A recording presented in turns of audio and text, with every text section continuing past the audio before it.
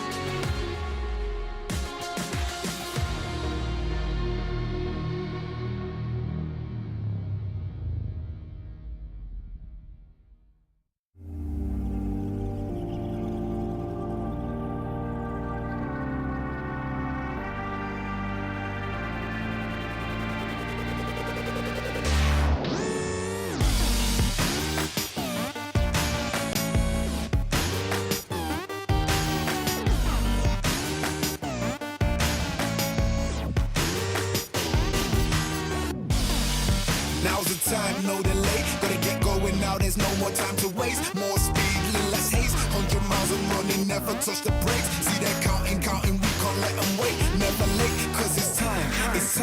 We eat the beat and heat the street. Gotta keep moving, zooming down that winning road, avoid defeat. Cause it's time. Wanna move quick, gotta move faster. Wanna speed up, gotta move faster. Time is time, it has no master.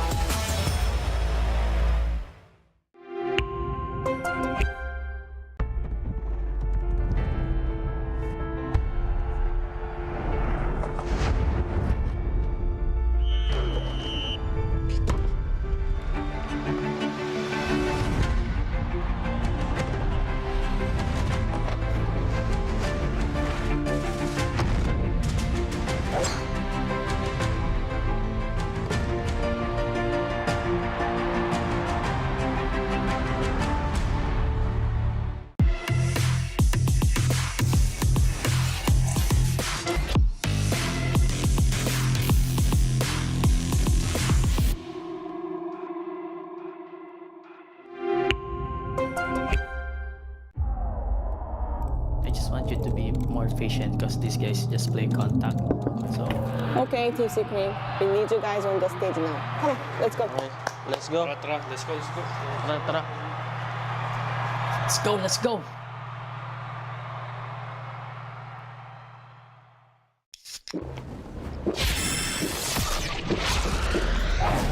Red Bull gives you wings.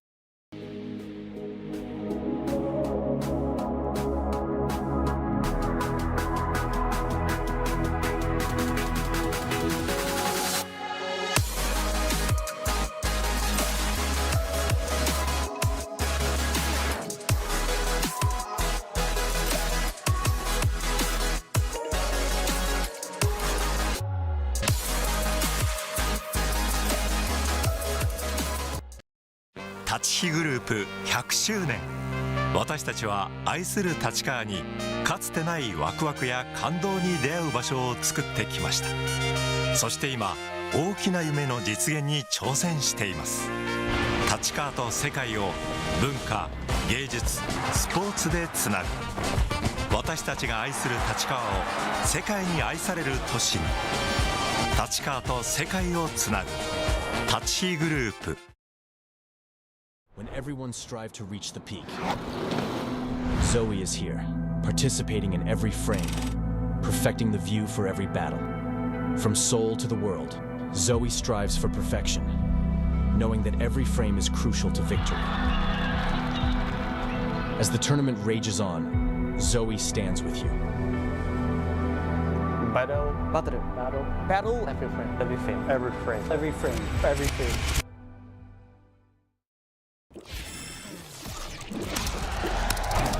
Red Bull gives you wings. Today no Mahou Shoujo to bless you all. What? I need JJ to bless. Yeah, I need JJ to bless. Hey everyone, bless Abang, bless Nia, bless Ron, Bless me, bang. bless Santi. Do nobody bless me, man? Come on.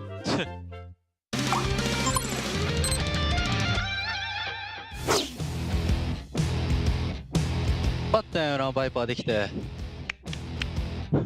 イェイ嬉しい。おめでとう。嬉しいです。嬉しい。唐揚げ食べれるぐらい。Mas malakas yung sigaw. Secret. Fighting! Secret fighting. Why do I feel so good, bro? Because you're gonna win, bro. Because we're gonna win, bro! Yeah, man. Let's go. Let's go. Let's go. Let's go, go. let's Let's go. go. Hey, can we hold here together? Okay. Oh, if you want that for us, how? Okay, I stay here like this. You want that for us, you just good, ah. Yeah. And you crouch there. If not, like bot cannot see. Okay, we go like this. 또이 조용 얘들아. 얘 아무것도 안 한다. I recon. Revealing area. 나 들켰다. 깊이 탈 준비해. 드랍해줘 걸. 들어갈게. A 리콘 올리. A 리콘 올리. 소바 리콘 올리. I'm holding here. I'm holding left. I hold left. 야 볼. 야 볼. 시 뛴다. Let's go. DP야. I go C. I play B. I watching left. One more. Nice. 싸워. 하더. 앞에. 종 먹고 해 천천히 해. I'm so far out there. No info. One close. Can you stand or something? No, he walked up. Left side. I recon. Nice. Good job, guys. Good job, guys. Nice. Love you.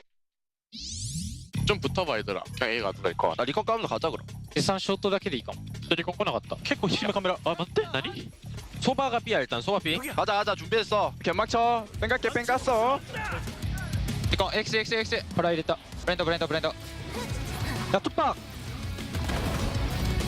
나 쇼케요. 내려와. 크라시네. 아요. 잡아줄게. 잡았어. 나이스. 미터 사이퍼. 안다 제또. 춤은 안 깨져 있어. 야 헤븐 나온 거 조심해라.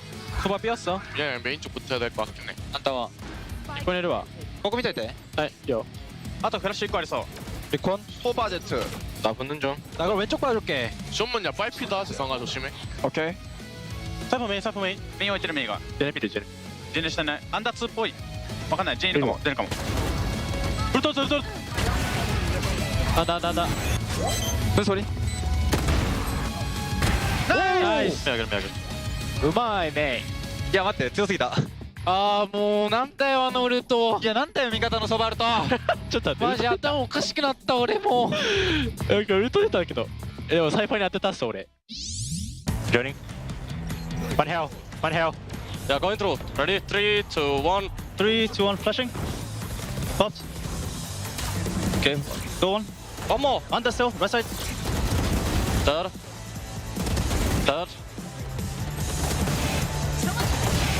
언더. 젠들.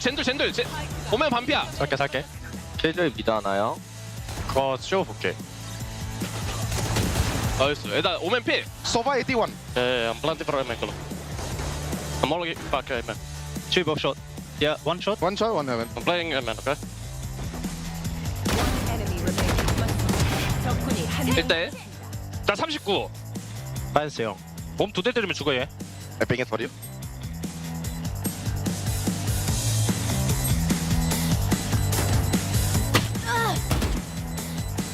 Nice! Go Bobby. Sick bro. The fake flush bro. Let's go. Yay! We got a round! 백제 보니까. 계속해요 네요. 백제. 사니. 네, 그래. One, understand outside. I got the shin. Can you flash? Oh, it's okay. I will. The inside. Flash backside. Just. Hit. Can be drop, yeah? Can you watch my drop? Nice, one drop. Nice, guys. Can we flank? Is someone flank? I'll watch after this. I'll be in the drop, right? No.フェードもサイト。どうやなそれ。ゲット55かったね。Wait, chill. I pick a few. Only sheriff. You don't have handle. Yeah, good damage. これ止まるよ。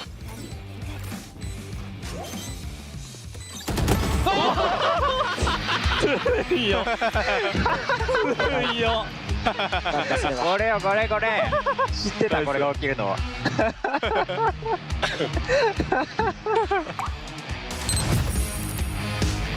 Two way main, okay? That's right, counting after this. Just but. Yeah, they just search. Got Dutch close. Right side, pistol. Nice, kiss up. Wow. 2B. Can be having careful. They have one Vandal, one Guardian, okay? Recon up, okay? You guys can't see the bomb, okay? Yeah, you guys cannot see the bomb later, okay? Recon up, okay? Take shot. Oh, we are, the jet is in front of the box. Okay, kill him. Oh my god! Nice! Whoa! Oh my god, I love you, kiss up. Oh my god. 카텍 좀만 더 할게 형. 나 플래시 까줄게, 나랑. 까줘. 플래시. 나 소매 있다 준비돼. 없으면 대시 막을만해. 나이스. 나 언더설 할게. 아, 설해? 문 안 닫을게. 나가 해본만 봐, 설하고. 확인이요. 태호 형 슛 없어. 에이스야? 에이스야. 리키랑 매치. 에이스?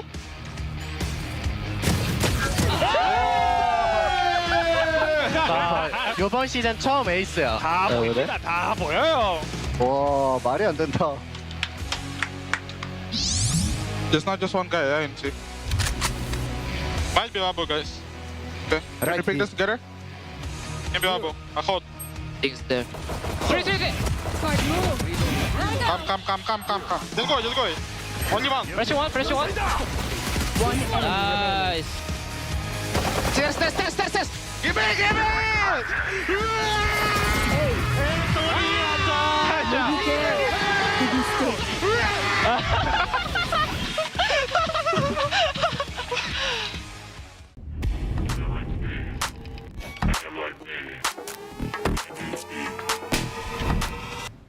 To try to slow things down, Gravnet to just jump onto Lamps. The pit is gonna go up, and again, can't land the shots. Meteor just traces him as he comes through. Meteor popping out as well. Because it's been Dan for the most part who's been playing the ISO as well. Governor is not having a good time in mid nor Jit boys. Plenty of noise being made. Grappler gets the catch on the one. The swing out. No, first shot not going to connect. The second attempt does. As Buzz on for an ace with the mark. Can't quite find it. Ban will deny it away from him.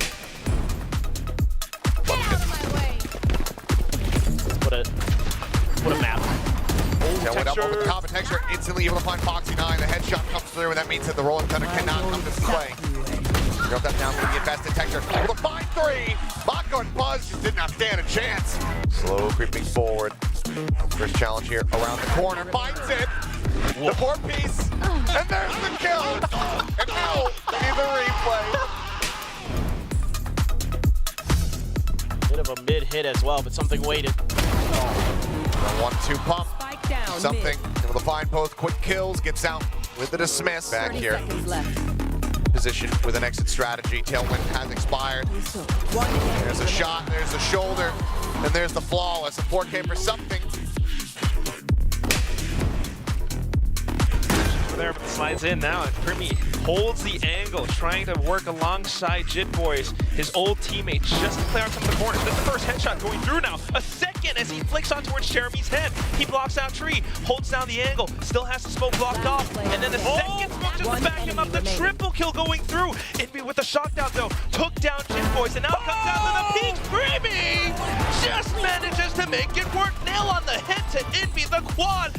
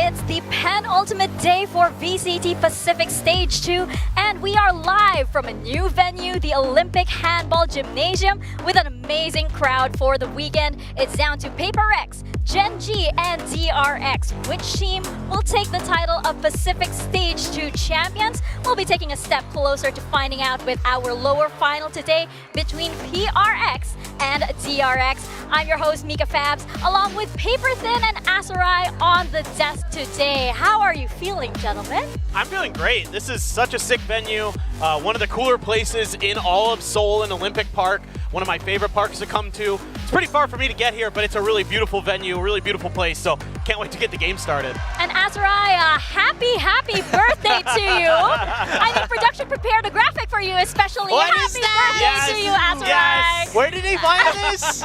This was very long ago. I have no idea This- how they would okay. find that. TLDR, that was a New Year's stream that I did for my chat before. That's all. You don't have to explain. You don't have to explain. It's Thank you, fine. broadcast. It's fine. Thank you, production, rather. We accept you. We accept you. Yeah, I have no idea how production would have gotten that. I don't know.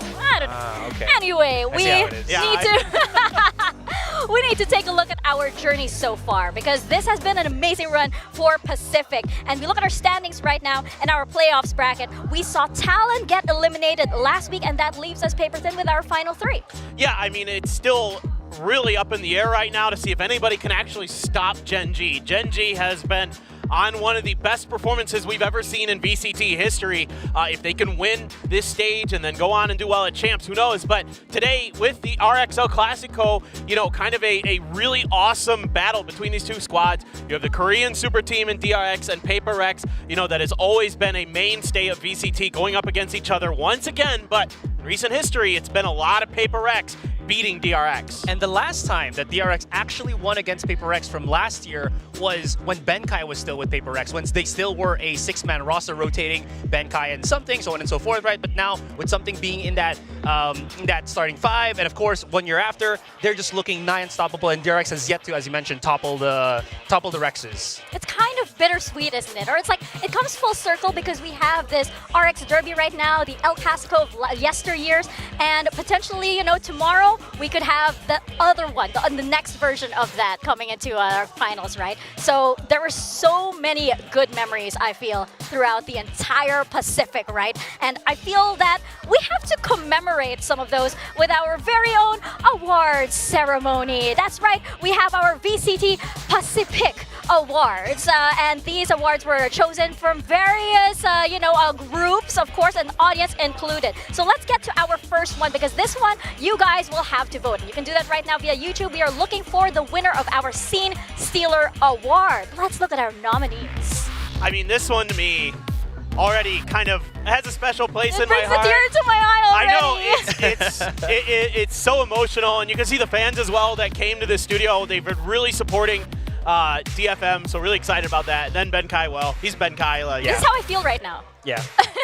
That's me inside. It gives a big nostalgic holler back to his amazing and amazing stage entries. Another birthday celebrant on your screens right now, Texture, Yeah. also has celebrating a birthday today. And how could we forget that amazing roar? I feel like I should make that my alarm clock, like That's my my alarm tone. I mean, that's one way to wake up. Yeah. Is that how you wake up and roar? Yeah, I mean, if it works for you, then yeah, go for it. Why not, right? So we are looking for you guys out there to vote. So head on over to YouTube to cast your votes for that. We will announce the winner in just a bit, but let's move on to our next awards while we are waiting for the results for that. We have our Pacific Meme Award. So which one do you guys think is best? I don't know. I kind of like Divide here. I'm kind of Love with it you. here. Foxy9 is also kind of hilarious, just like the Robot Bro. Like, I don't know. I feel like Monyet's gonna win back-to-back. The Yeah. two of Yeah? the Oh. Pacific Awards. Oh. Yeah, the one Okay. with the roar and one with the wingman. All right. Gotta love it. Azrael Gaib trying to predict over here. But yes, let's bring out the award, or the winner rather, for the Pacific Meme Award. These were so creative, by the way. It is gonna be Monyet. Oh, on the right track there. I feel though that, you know, for this, there should be a special award for production for doing those memes, because they were so good. Yes. Yes, they were so funny. They were so entertaining. Yeah, really good. I feel like it's unfair though to get Wingman in your picture. Like that's just like True. an instant win, you isn't it? already win. Yeah, You already exactly. win. Yeah. Let's move on to our next award. It is the Best Couple Award, the most memorable tandem in Pacific. Which one do you think it's going to be? This is tough, actually. I mean, definitely the elevator bit has a special place in my heart. Oh, but yeah. Alex in the desk is... It's classic. It's the classic meme now. It's iconic, yeah. I do like the I know Victoria likes the twerking. the Gluteus Maximus show. Yeah, the showdown. Showcase, the showdown. I love that Cruising too. Governor. I feel that's a unique one as well. Yeah, but isn't that gonna mean that Alex has already broken up with the desk because he already has Bulb with him? Oh, well, that's the next chapter, right? But the winner for this one is, let's bring it onto your screens, Alex and the Desk. A classic. Okay. I feel like, you bring up that couple, it's like, absolutely. it's gold, right? Match made in heaven. Now, next up, we have our Super Rookie Award. And this one's a little special because this was, the votes for this were cast by the youngest members in our production. So the rookies were voting for the rookies. And I feel like there's a very obvious choice here, but because this year was had such amazing rookies and amazing performances from them as well, Paper Thin. Yeah, I think this is pretty much about how I would have lined it up. I mean, like, Karan, I think it's undeniable. He's already got 1,000 kills in 1 year. It took everybody else more than 1 year to do that. I mean, to be fair, Genji's also played a ton of games, which has been part of their MO, but Mei is a superstar in the making, certainly a player that everybody is going to be thinking about and talking about coming into 2025 next year. So, and Flashback has been really good. We're going to get to see him again today. I'm really excited. Yeah, absolutely. For me, Waldorio, obviously the Filipino pick right there. I think even though he has just a short span in this stage 2, he still has done so much for Team Secret to create a good team that, again, with Team Secrets with changes on the roster, he still performed as good as he can. Let's bring up the winner of the Super Rookie Award onto your screens. And of course, we have Karen. I mean, it's undeniable. Yeah. It's pretty undeniable when you have, you have runner-up to Masters Madrid, and then you have Masters Shanghai under your belt. You have 1,000 kills already. And by the way, if any of you guys were looking for Primi, perhaps, he was actually excluded due to the lack of matches. So he is too rookie for the Rookie Award at the moment. Perhaps maybe a couple more matches. He's a super duper rookie. Yeah. Well, we might, get in a category for that, a super duper rookie award. Wow. Isn't that a Green Day album? Like Dookie? Sounds like it. Now, on to our Ace of Aces award. And these were for some of the most incredible plays that we've seen throughout Pacific. We've had a lot, but these 4, I think, stand out to us, Paper Thin. Yeah, we've had some really amazing ones. And what's so funny about this to me is Texture's had so many almost aces that got cut short, and he has phenomenal reactions. His reaction should be the Ace of Aces I know, award, just right? have him, like, that should be its own clip of just him reacting when he gets his ace taken away from him.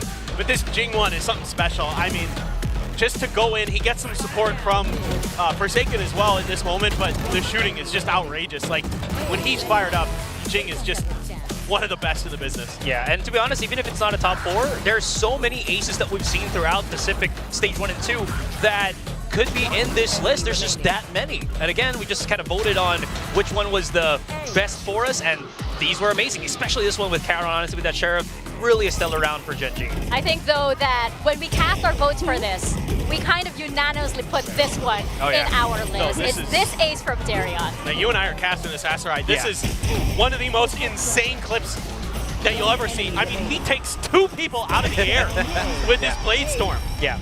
That's bananas. And that second Blade Storm kill, while he's in the air as well, and he only has that short amount of time to see through that window, disgusting. Yeah, just absolutely. Absolutely disgusting. Yeah, if you had like multiple categories on how to pick a best ace, you had everything was like checked out by Durian there. Great reaction, great repositioning, amazing control, amazing aim. So really good job here for Durian. It was like full utilization as well of like Jet in all her glory, right? Just standing right there on our desk. So yes, Darion takes that award.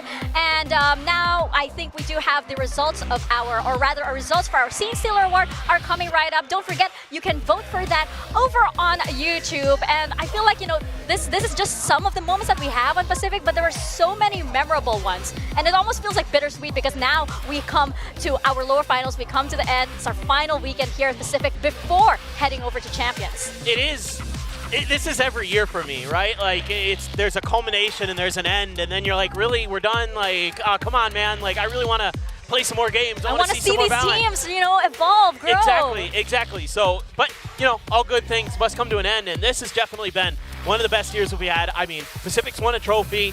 All the teams look super competitive in our region. Like, everybody got a win this year, so this was definitely a year to remember. Yeah, absolutely. And again, the amount of, I think, this is also my first year, so I'm happy to be here as well. And it just feels like there's so much that happened in terms of like the roster shuffles and like the performances. Again, the amount of rookies that came in here that are already super competitive. So if you're looking at, again, probably best year for Pacific, this definitely has to be it. Yeah, it's been so great, and I love that all these teams, like, they make me even more excited for what's to come, especially with what they've shown the last 2 weeks. But now I believe the results are in for our Scene Stealer Award, and the winner is Texture!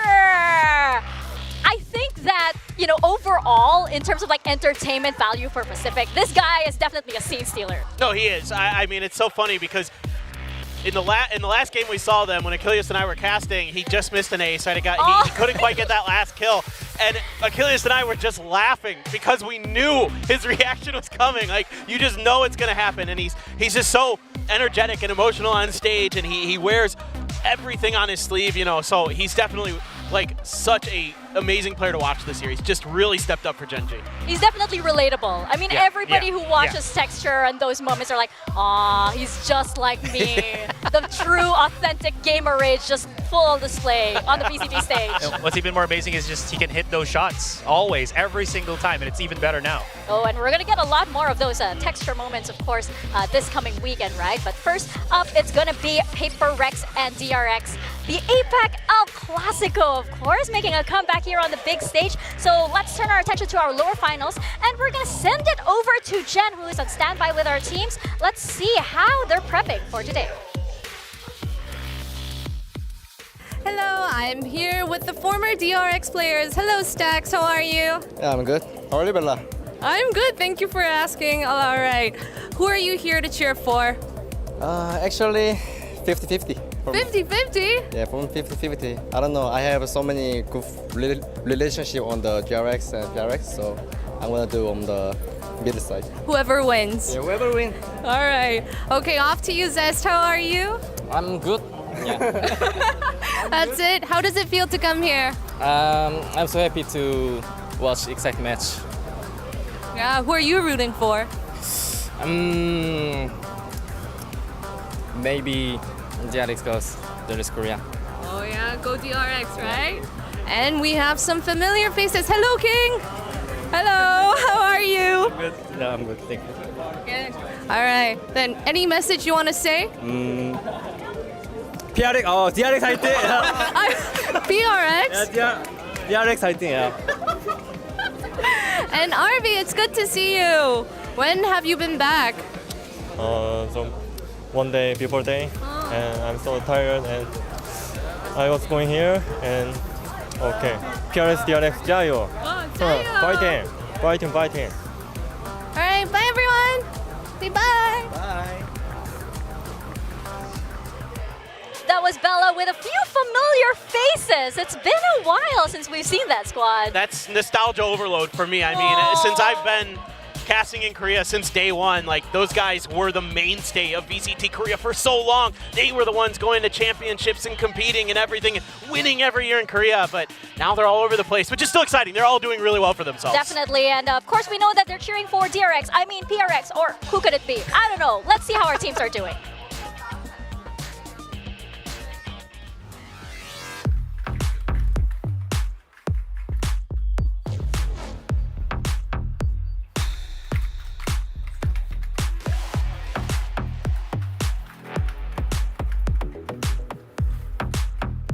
Hello everyone. Ta-da! Now flashback, this just in. Karon won the Super Rookie Award of 2020 for Pacific. Rub it in his face, Bella. Oh. Prove them wrong today. Okay, you are the real Super Rookie. Prove them wrong today.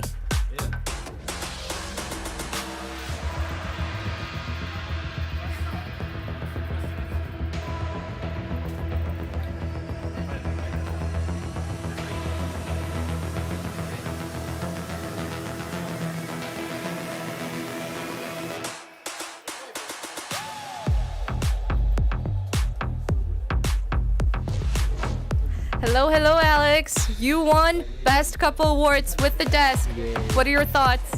Man, I don't know how I beat these guys and these guys, but I'm happy to have won, I guess. Anything you want to add? I mean, I try not to do anything funky to the desk today. Alex and Des. Yeah. Going strong. Going strong. Those were accepting speeches for the awards. I mean, it's definitely nice to see that, you know, Alex is probably going to hold himself back just a little bit because, of course, he has an assistant coach now, and perhaps that's also why PRX looks a little different, but there's no denying that this is probably the biggest change that DRX has undergone so far. Yeah, for sure. I mean, it's such an interesting storyline. You know, last year coming into the grand finals for VCT Pacific, it was like, okay, these two teams have been together for so long, for the most part, other than something coming in for PRX.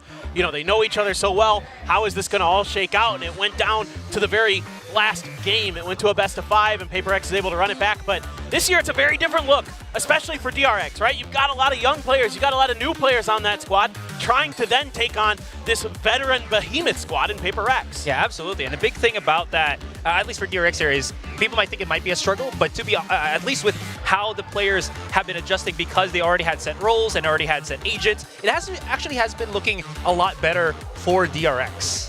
I think that, you know, the last time these teams faced off against each other, right, it was that new DRX getting their bearings still. This rematch is exciting because Mako's journey as an IGL has definitely been one of the biggest character development arcs in Pacific. So his first match against PRX was his second match as an IGL, right? And even PRX said that they could kind of feel a little bit of that, you know, he's still kind of learning to walk, but now they're up against a Mako who is ready to run here as an IGL. So as we go into our map picks, I'm really, really curious if we're going to see those compositions that we once saw in their previous matchup way back when, like a month ago.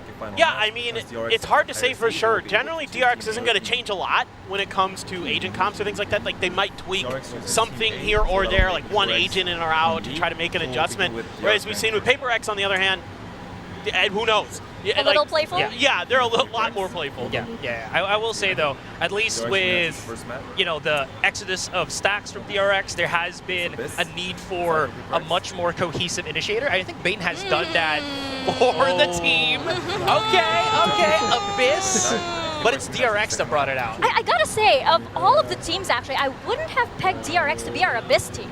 I would have thought, like, sure, maybe Talon, PRX, I thought would be that team. Well, and I think you're seeing Termi and company learn from previous mistakes. We've talked about it a lot, that they hid their fracture for so long a couple years ago and just were like, yeah, we're going to debut it and it's going to be amazing. And they got absolutely stomped on it. So I think it's important for all of these teams to get experience on these maps, to get practice on stage, because the scrims are one thing, but there is no better practice than an actual game.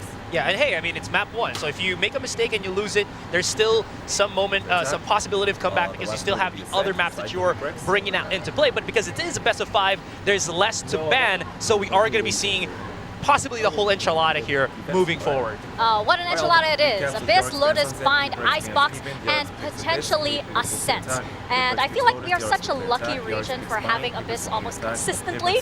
Like, I think we've been seeing it since it was, you know, eligible for play. We've been seeing it almost every day. Yeah, we've been getting it quite often, which is super exciting. It's an interesting map. You're seeing some cool ideas. By the way, if nobody saw Smoggy's play on Abyss yesterday. Oh, that was a good one. Cool. That was risky. Everybody now has to be aware in attacker spawn it's possible that a jet can jump all the way over the blade storm. Look up in the sky. It's a bird. Is it a bird? It's a plane. No, it's a knife to the face. All right.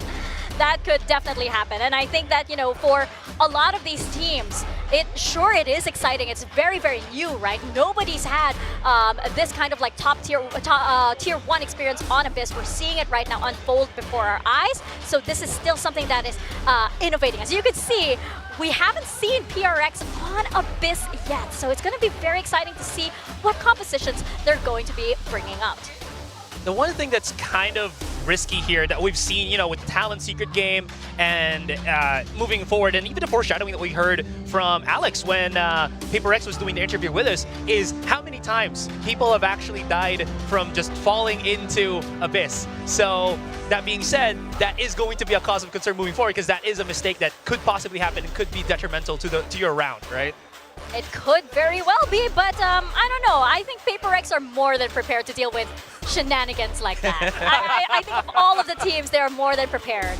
And, you know, I do think that, you know, the last time we saw these teams, I believe we saw them on Split, we saw them on Haven, we saw them on Icebox as well. It was very, very, very close. It was a very, very competitive match. So I think this best of 5 is going to be even, you know, even more exciting than we saw them, of course, at the top of stage 1. Yeah. But I do believe we have a special guest joining us, so all of our PRX questions can be answered because we do have Coach Paul joining us on the desk. So welcome. I believe it's your first time here? Yeah, it's my first time here. Yeah, don't worry. We'll make you feel very comfortable. Thank you. So we have a few questions for you. I do have one. So the first time we saw you, we saw that Coach Alex was like kind of introducing you to the desk, teaching you how to slam it properly and everything. So I'm wondering what your initiation was like into PRX. What did he teach you? How did, you know, was there a warm-up for slamming the desk? What was it like? I would say like he would show me, and then I'll be like, okay, do I have to do it? Do you feel the rage inside you, as same as like Alex when they make like mistakes and he wants to do that? You also want to do it? Nah. I'm more like a calming sort of player. He balances everything. Okay. He brings balance to the desk. Maybe that's why, you know, it's a healthier Alex-desk relationship now. Yes, the yin and yang, right? Yeah. I'm more smiles, you know, like I like to be happy, so I try to get the players to be happy. Yeah, maybe you're like cooling him down, right? Yeah, It's like you're smiling right beside him, doesn't want to be too angry anymore. I wanted to ask real quick here. You know, it's your first time coming into Pacific as, you know, the assistant coach, and this is like your first big tournament, going into Champions as well. How's the experience been so far? Because this is the first time we're seeing you on desk, so happy to get that information from you. I mean, it's kind of nice to be like on stage and stuff like that, but I sort of like had experience on stages before, so I don't feel like any pressure or anything. So yeah. Yeah. Okay. Yeah. Okay, that's good. I wanted to actually ask about like the preparation for today. What do you see as like DRX's in their current form, like biggest strengths and biggest weaknesses going into today's match? Without giving too much away, but. I would say like they didn't really change that much from stage 1. So although the players have changed, but the general playstyle is like probably stems down from the coach. So we take a look at it and yeah, we sort of like just try to yeah, we sort of like know what they're gonna do. So it's somewhat familiar, right? Yeah. I do think that Alex did note that DRX under Stack's IGLing felt very different compared to Mako IGLing. Would you be able to share like what the biggest difference was between those two rosters? They're actually a little bit more loose now. So I think the players actually try to take more individual responsibility for what they're gonna do in the game. Last time when Stacks was playing, we felt like it was more like a collective unit, but now it's more of like individuals coming together. If you get what I mean. Absolutely. If I can just like ask this as a question, what's the difference, you know, or like what you know, Alex has his own coaching style with PRX. What's been the other thing that you're able to do for PRX as the assistant coach? You know, if there's any like difference or yeah. For me, because I've known Alex for quite a while already, and like even back then, our philosophy, like looking at the game, is sort of like similar. So I wouldn't say I bring too much like different things into the table, but I've been trying to polish him up with their communications and stuff like that. Because yeah, it's awesome. What are like in the communications, maybe to help the fans at home or just people who are curious, like could you maybe give a little bit more detail on what teams look to polish? Like what kind of things can go wrong, maybe is the better way to describe it, and things that players and teams can improve on in their communications? It's more of like communications where like in certain situations, for example, like 3v1s, like 3v2s, you want to generally get information and then you take fights together and stuff like that. So we're trying to tighten up our game, and that would help a lot, for sure. I have one final question for you, and I did see that in your most recent PRX video, Alex was asked who has the messiest room, and he said that your room is the messiest out of all of PRX, like even the players and staff all together. This is on their YouTube channel, by the way. So I'm wondering if what do you have to say to that? Do you have a comeback to that? That was true in the past. Not anymore. Oh, Not anymore. he's a changed Yes. man. He's a changed man. Was it the video that made you want to change? Or? Ah, okay. It's his I'm own. a change man. It's his own initiative. It's his own initiative. Yes, being here at Pacific has changed it for the better. Well, Coach Bob, thank you so much for joining us. Thank you We're for gonna let having you me. go because obviously you have a big day ahead of you guys. Thank you guys. Good luck today. All right. Best of luck to you. Best of luck. All right, I think we got a lot of insight, of course, as to how PRX is shaping up for this match, especially since it's a bit of a different look for both of these teams. Yeah, no doubt about it. And I really wanted to look at these two players today because I think they've been really key to when the teams are having success.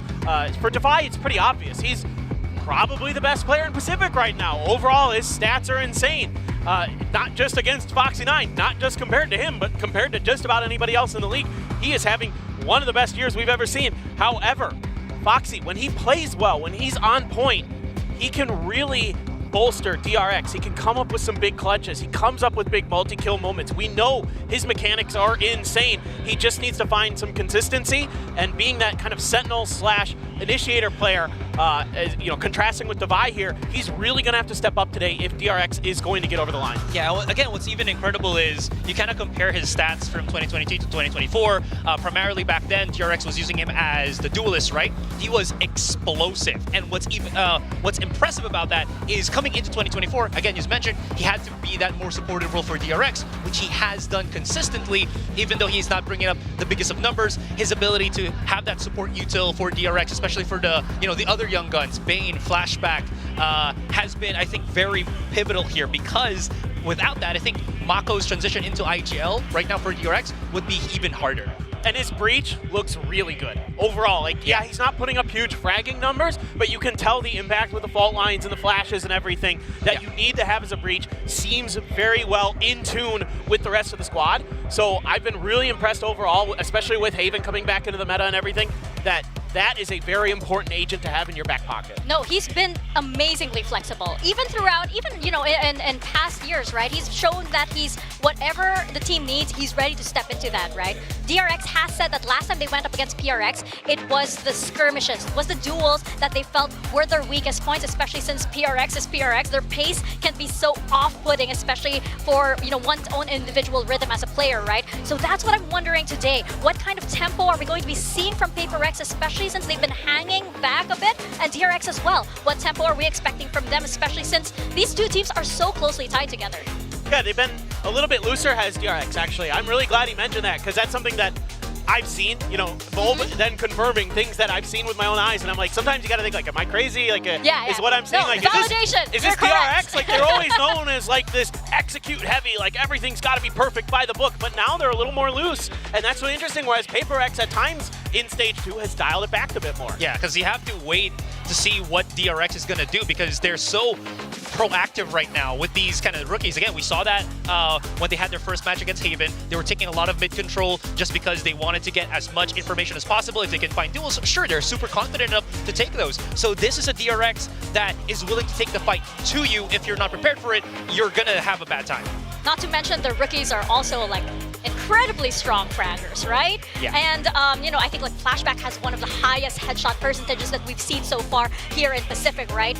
So it's going to be very, very exciting. Not to mention that it's also really sweet that PRX still refers to DRX as oh, they're still our big brother. At the end of the day, I was like, aww, their connection is still there. Yeah, it's really cool to see the way that these two teams interact with each other. They're really just friendly in general, people, but also they've been playing together so long, scrimming together for so long. All these teams knew that they were really, really strong cooperatively from the very beginning of VALORANT, and so they've been kind of working together when they were different regions, and now they've come together, and now they have to play each other a lot. So kind of sad in a way, but also really exciting for us as fans. Yeah, and now, just a quick thing is whoever wins the series is going to go up against Genji. Simple as that. It's going to be very, very exciting indeed, but now it is finally time to kick off our lower finals for VCT Pacific Stage 2. It's going to be an exciting weekend, and we have a massive crowd here at the Olympic Handball Gymnasium all ready to cheer for PRX and DRX, as well as everybody here. All of us are all excited, so let's send it to the stage for our lower finals.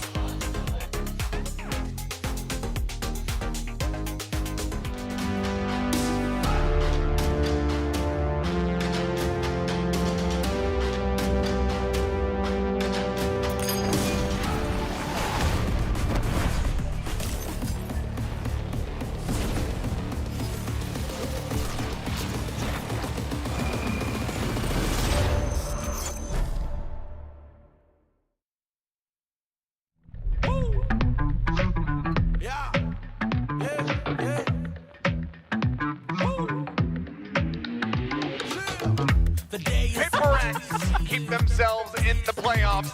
Strange, I guess. I mean, usually we go through from the upper bracket, right? Maybe this is a good time to lose. Time to wake up and fix those mistakes, you know. Gen G will punch their ticket into another grand final. 5번째 결승전인데 좀 그냥 재밌을 것 같아요. 뭔가 좀 이상하게 이제 퍼시픽을 우승하기 전에 마스터즈를 먼저 우승을 해가지고 우승을 따내고 그 찝찝함을 좀 씻어내고 싶습니다. 현재 DRX는 조금 도전자의 입장으로서 많이 경기에 임하는 것 같고 이 과정들이 저희가 더 강해지기 위한 과정인 것을 증명해야 되는 시간이지 않나 싶습니다. Solid effort from DRX to try to get themselves back into this game. 꼭 그랜드 파이널에서 우승이라는 짜릿함을 느끼고 싶어요. I saw the trophy and I think it's very nice. And I think it's even nicer if we could have it. They will be advancing to play against DRX next week.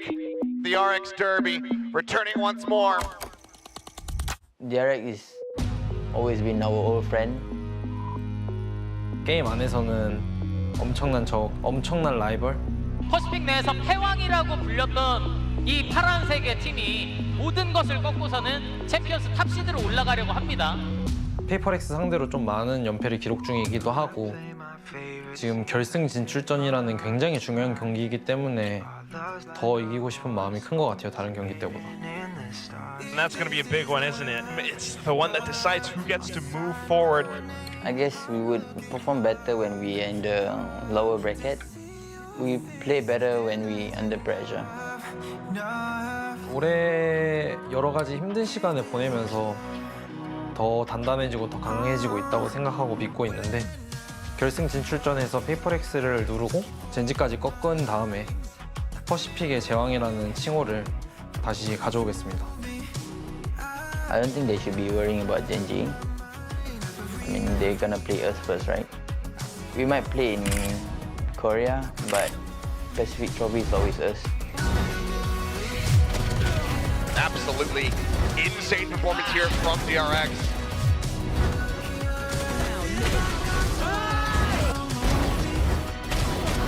That PRX's tempo is very different. 페이퍼렉스, 우리가 너네 정신을 번쩍 들게 만들어줄게.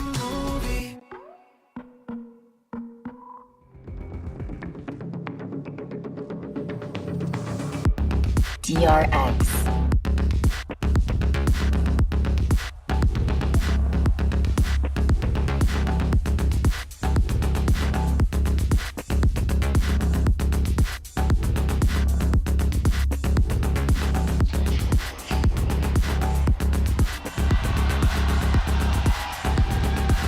PRX versus DRX, the Pacific El Clasico of the good old days, now in another form as both teams enter a new chapter. DRX now has Mako at the helm. It's a DRX without their veterans, and so their young players have had to step up quickly, but they've shown that they are up to the challenge, even though they are known as the uncrowned kings of Pacific.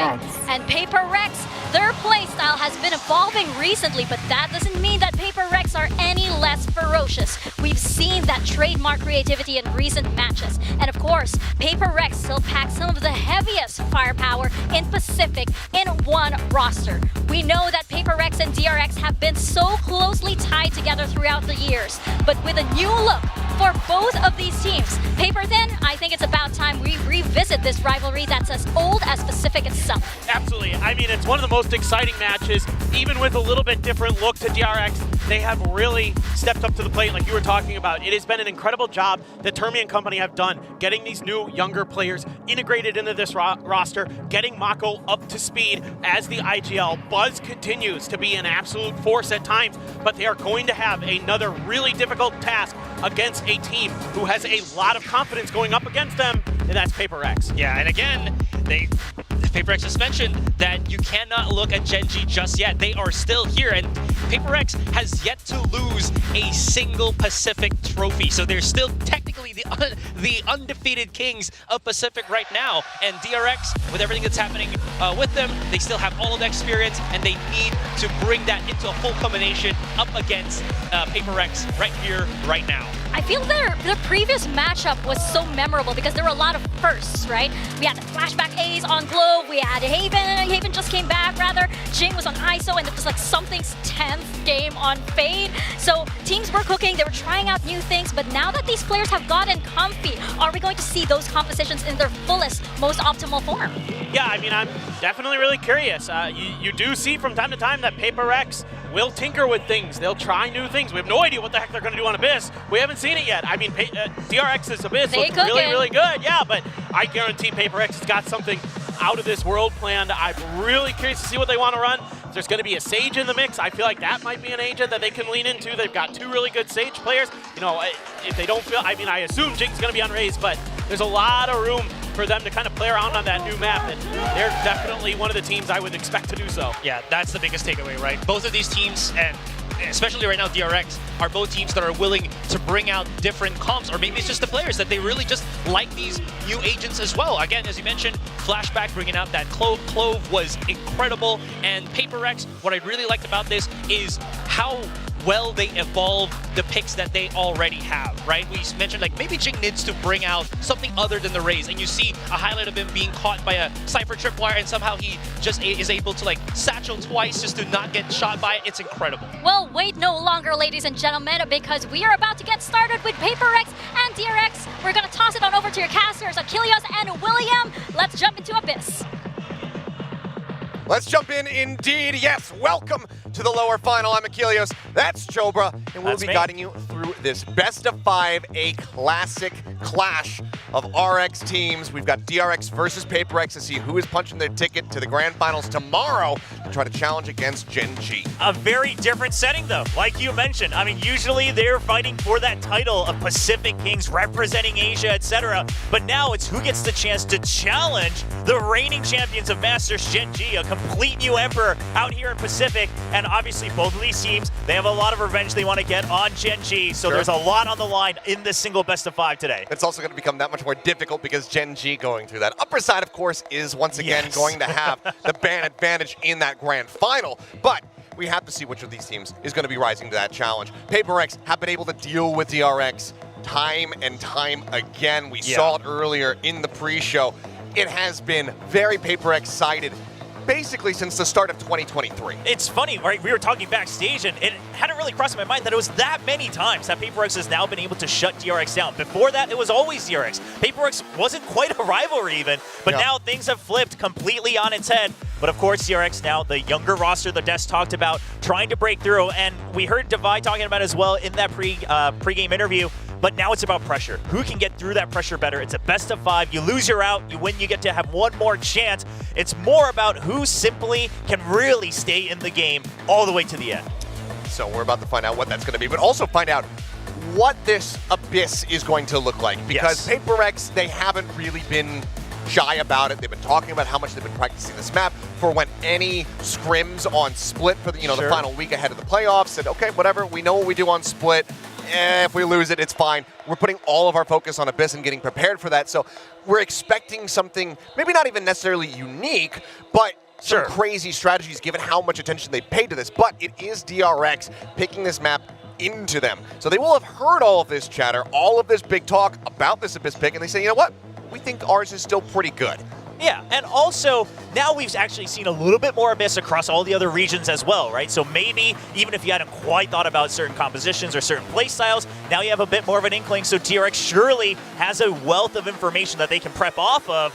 But PaperX, I mean, they seemed confident that whatever they've been prepping is worth it, right? To hide it all the way into this best of 5. DRX used to be the team that did that in the past. It never quite worked out for them, so now they're testing their comps early. We'll see if that pays off, or have you already shown too much of your hand? Yeah, I'm really curious to see what this ends up looking like. What is Jing in particular going to be playing? Desk was just talking about it. Do we see him continue to expand his role? Sage is something that could be quite applicable on Abyss, but also that Clove could come into play. So I'm curious if he's going to be leaning onto either of those picks or if he has something a little bit newer for us, maybe even the ISO, because we've seen that crop up from time to time, the few times that we have seen this map. Listen, if he picks an entirely new agent that we haven't seen him play, then that, I think, is already a victory for a lot of PRX fans. Brings back the Phoenix. There you Pearl's go. out, but Phoenix is in. I'm down with that. Because that would really make them so much more versatile, make them so much more scary going into Champions. But of course, all the things that you mentioned, the Des mentioned, even the Raze, I think, especially if it's a caliber of Jinx, you can pilot it pretty well around this map despite some of those nerfs on the blastbacks. So I'm curious to see what they're going to pick up, because if it's the Raze, you still have the Jet, then your double duelist, then you have no Sentinel on this map where it's very, very long forward and backwards. So we'll have to wait and see. Of course, DRX, last time that they piloted this against Talon, it was that Ascent composition with the Cypher slotted in, the KO Sova coming in, and not too many crazy lineups or anything like that. Fairly default heavy, but they showed that they had really good timings around the map. All right, wow. This fan accidentally bought the DRX bundle, but now they're a fan because of it. I don't know who you were going for if you misclicked DRX, but I mean, some people say sunk cost fallacy, but sometimes you just dive in. You say, okay, you know what? I bought this thing. I'm going to enjoy it, and enjoy it. It seems they are. Also got the tickets here today, of course, which has been fantastic. Wasn't sure what to expect. Been in this venue in the past, many, many moons ago, but came in here and we gave it a bit of a facelift with the stage setup. Yeah, no, I love what they did with the stage, and of course we've got a full house slotting in today. Still people filing in. Of course, tomorrow the grand finals were pretty much sold out almost instantly, and then continuing to sell out extra waves of tickets. So we'll see. We've got a lot of fans in Korea for PRX as well. Obviously, fans coming in from abroad, but actually right next to our desk, I see a bunch of Korean fans. And right amongst all the DRX jerseys, there's like a pocket of PRX jerseys as well. So it's a pretty even crowd out here today. Yeah, brief glimpse of our other desk host, Victoria, talking to Jake Shin, head of VCT Pacific. Catching up as we wait for the games to begin here. We should just be moments away from getting things underway and seeing what these agent picks are going to look like between the squads. Because, I mean, I'm also curious for DRX, how many compositions have they cooked up on this map? Have they shown their full hand? Are they going to be running the same thing? Or do they have something else to prepare for today?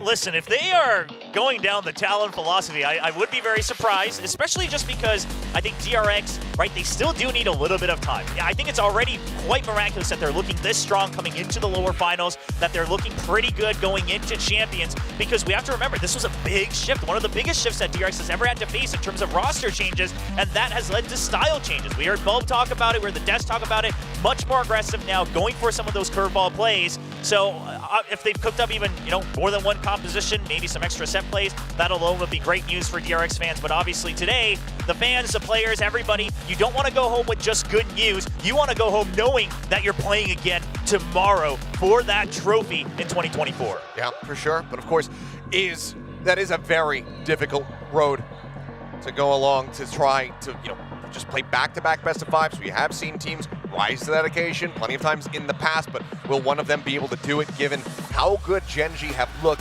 That is a completely different question, but being able to get over the first step, that's going to be the main thing. I think, ultimately, being able to secure yourself a second place spot, that'll feel okay. Sure. But you want that trophy, you want that prize money that we do have on the line here in Pacific. We'll see who's going to be able to get done. Obviously, we have a little bit of a delay here on stage. Admins making sure that we can get through everything and get things underway as quickly as humanly possible, so we appreciate you guys bearing with us.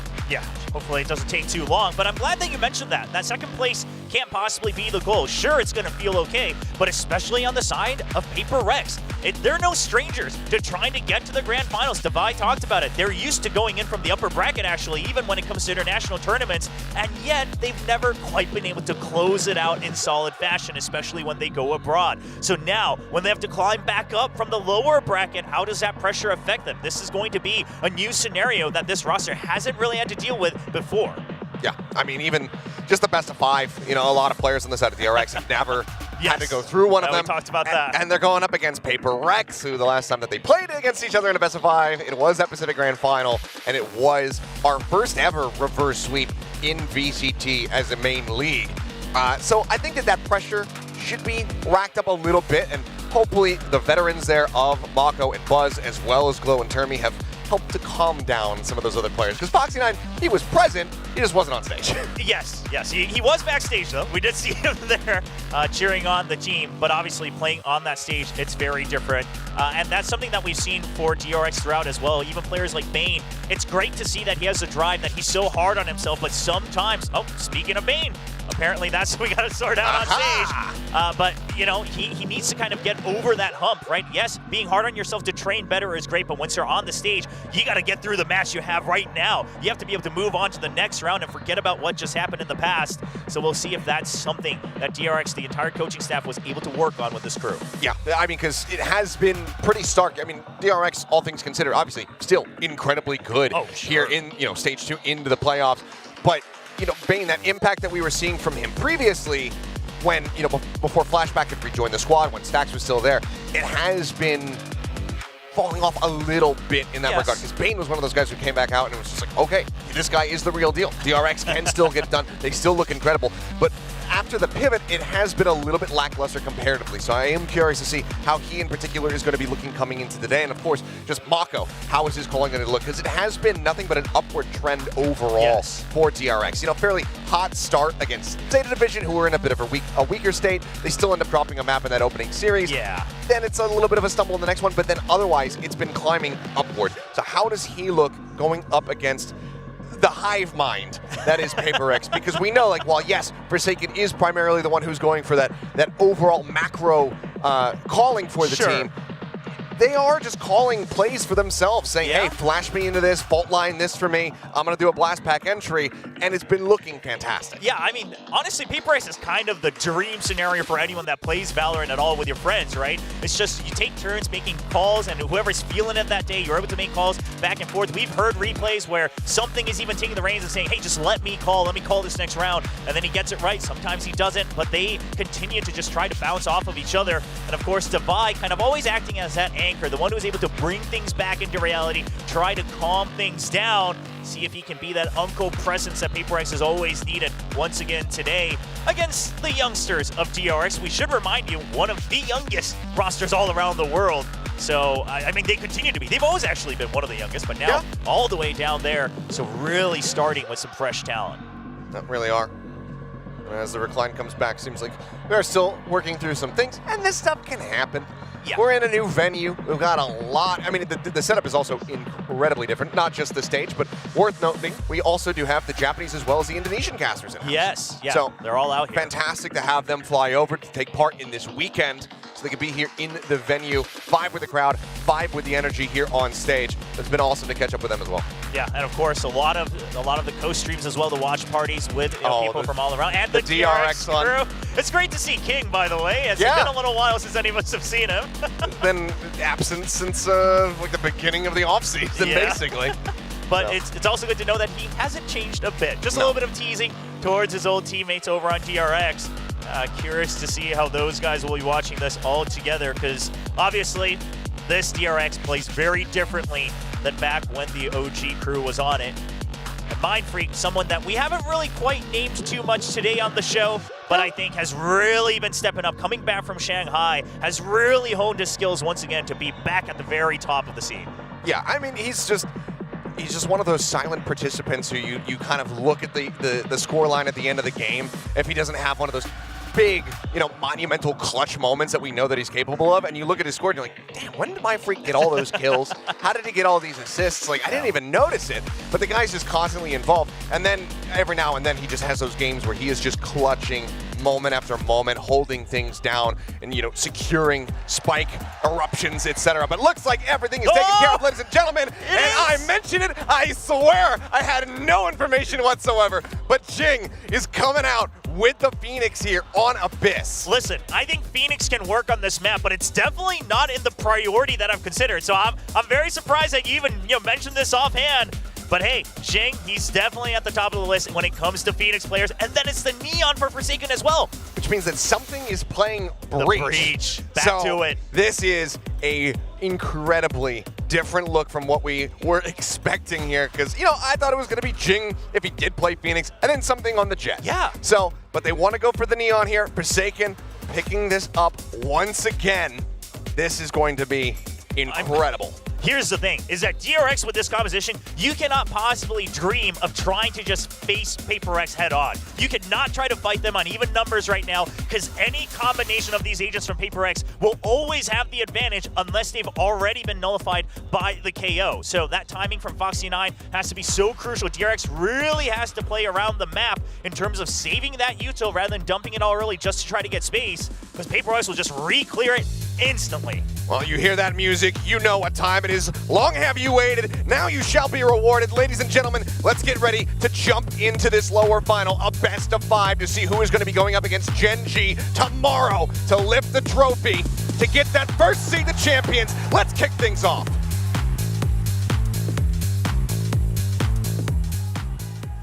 All right, talking about the composition a little bit, we'll have to take a look, of course, because we haven't seen it from PRX, but A main control, that's something that PRX, just even existing with this composition, can really threaten against DRX. So I wouldn't be surprised if DRX just tries to feel it out the first couple rounds, see if PRX even wants to fight for this, or can we also try to counteract that and start to shift our weight towards B a little bit heavier. Before the time being, PRX just looking to start on a default, also trying to gain information from DRX. I should note that with the Neon coming back in strong across the world, people have been asking to see Forsaken's Neon once again, and man, to see it here on Abyss for the first time in a long time is impressive as the barriers go down, and 0 Point finds the 2 duelists. This is going to make DRX think that this is leaning very heavy towards B. Oh, wow, Bane. We're talking about him wanting to see that step up, that resurgence, and he's going to be able to find the first kill. As Mind Freak does get taken down, and considering that you're just running solo smokes here on this map on both sides, that Omen, that lack of smokes, that paranoia gone, that hurts quite a bit when you're on the attacking side in particular. Yeah, that recon over on B just now is going to let DRX know that, okay, this was still a split default. Now you have even more information, but a great pick over on the site by Buzz. He was all alone. Mako has to stay alive, but it's just too many angles to look at. He cannot get the spike. Got the push in there from Forsaken coming through. Spike that door planted. at the perfect opportunity. Bails out his teammate, keeps him alive. Bane here with 33. Going to be looking for the headshot. Does get a tag. Knocks Forsaken down to 45. Several players here on the side of PRX whittled away at. 2 healthy ones on the side of DRX. Forsaken trying to hold from behind. Foxy now going to be noted. Must have been out there, yeah. Jing with the curveball, able to blind up Bane. Didn't know which way it was coming from. Now Foxy going to be taken down. It's all on flashback. Everybody low on HP. Needs to isolate. Might have caught a glimpse of the first one, but comes down here off the rope, and Jing able to catch him off guard, finds a timing hit, and that is going to be PRX picking up the pistol. Yeah, Buzz falling all on his lonesome all the way at the very start of the round. That's the unfortunate part, because DRX, they were just about to start shifting over. If Buzz hadn't gotten picked off, you probably would have had backup in time, but he's standing on top of the box, so it's showing a bit too much. I mean, bold of you to challenge someone like something all the way out there. He falls, and at that point, everyone's already in a bad position. PRX, Come on, guys. Easy, guys. very well aware. Forsaken. I mean, I don't know if Mind Freak's going to feel good hearing that you didn't need the smokes, but either way, you'll take the round win. Well, maybe looking to up the pace a little bit here. A couple Guardians, goes Sheriff and a Bulldog, just classics about here for DRX. As the site, a gamble over on A. Now going to know that they have gambled incorrectly. And we'll look to try to go for this 5v5 retake as a spike gets planted. Still going for the flank as well, so trying to just make sure they do as much damage. They already got the ult orb for Bane as well, but flashback caught out, and this should be the signal for PRX that there should be a heavy force coming in through the flank. Neon. Where is he at?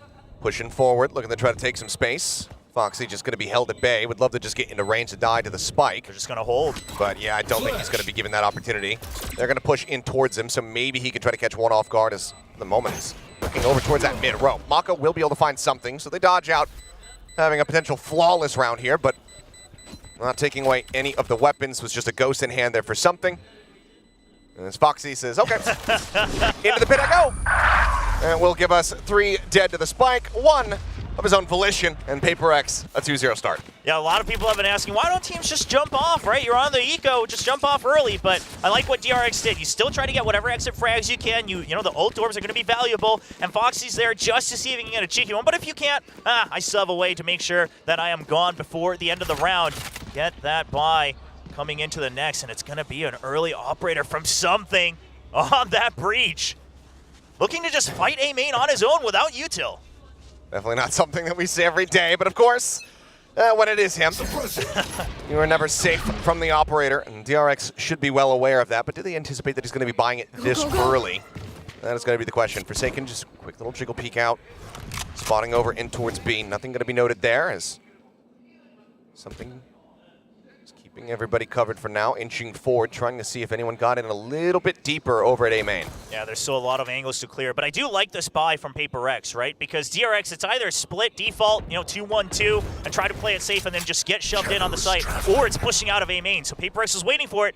Now they've regrouped, and Forsaken just trying to draw people out into mid, trying to buy time and get some information. Also creeping forward, another smoke ready to be cycled out. Buzz, only player over on this B site for now. The flashback not too far away.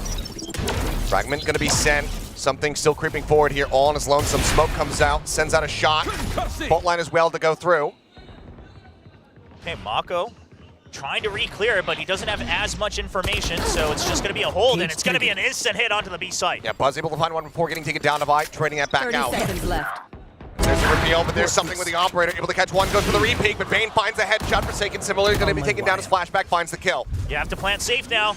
You just have to hold, and Flashback, is he going to wait for a teammates? He is. The Paranoid comes in. Doesn't it divide, though? Does not, but Maka will. Right into the head of Flashback, swoops around from behind. Kill's going to be found, only 2 players lost overall. Not too bad of a bonus here for the side of PRX, but DRX will be able to get themselves on the board, and they say, oh, hey, thank you for the operator donation. Maka will scoop that up to hand over to Buzz. And DRX will get themselves around a win. And this is a big turnaround on that econ, giving over a free operator to the defenders. PRX, I mean, you're going to have to dump a lot of your util to try to counter this one out and try to drop it as soon as possible, because once Buzz gets rolling, once DRX is able to set him into position, it's going to be a tough road ahead. Love Flashback just waiting for all the flashes to come in first. Then he sneaks in. Great wraparounds, great patience from the rookie of DRX. Oh, now a bit more parity here between the teams. And of course, ultimate online for Jing.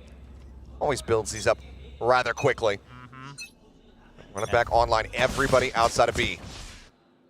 The run it back should help a lot against this operator as well. Joke's over! You're dead! There's the pop. Wall going to be coming up.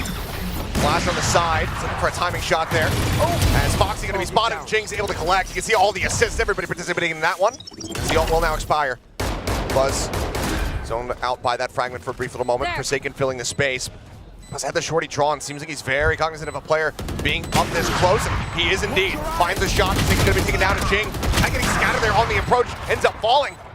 As Buzz collects himself a third, now Devi's the last man standing. I mean, it's Device who will have to wait and see, but he's not able to get the first shot. He's just cornered. Down to 60. Buzz going to be looking for the 4-piece, and he's got it. DRX will tie things up at 2-2 as they break the economy here on the side of PRX, at least for a couple players.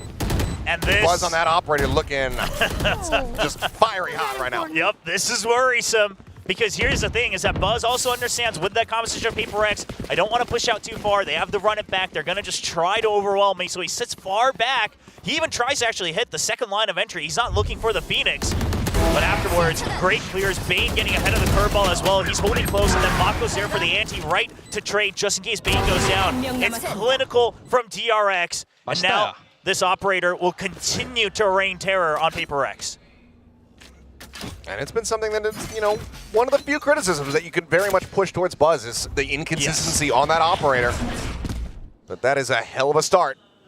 Because when he's on, he is on. The reaction time can be absolutely disgusting to watch. Once again, though, PRX gathered up outside of B. Buzz on a much more narrow angle, trying to see if the push forward gets the leg shot off on the Divide, but cannot confirm the kill. He's down to 5 HP. Now PRX, they already heard an extra Vandal as well, so they know there's minimum 2 people here. Wraparound already in motion by Mako. See if PRX is going to be ready for that. The tempo is going to be a lot quicker than they're used to. Going to try to check TP up top. Mind Freak getting into that harder position as Buzz nearly gets the peek there on to Forsaken. He's eaten quite a bit of damage. He himself now down to 39. Now Mako arriving from behind, but whiffs the opening shots. Foxy will find Mind Freak, however, breaking things open as Buzz pulls out the knife, finds Jing. Mako repositioning. There's something now trying to track this Omen in from behind. Forsaken finished off by the fragment. Now it is all on something, and he's going to be completely and utterly surrounded. Does manage to realign that headshot, but he cannot stop this defuse.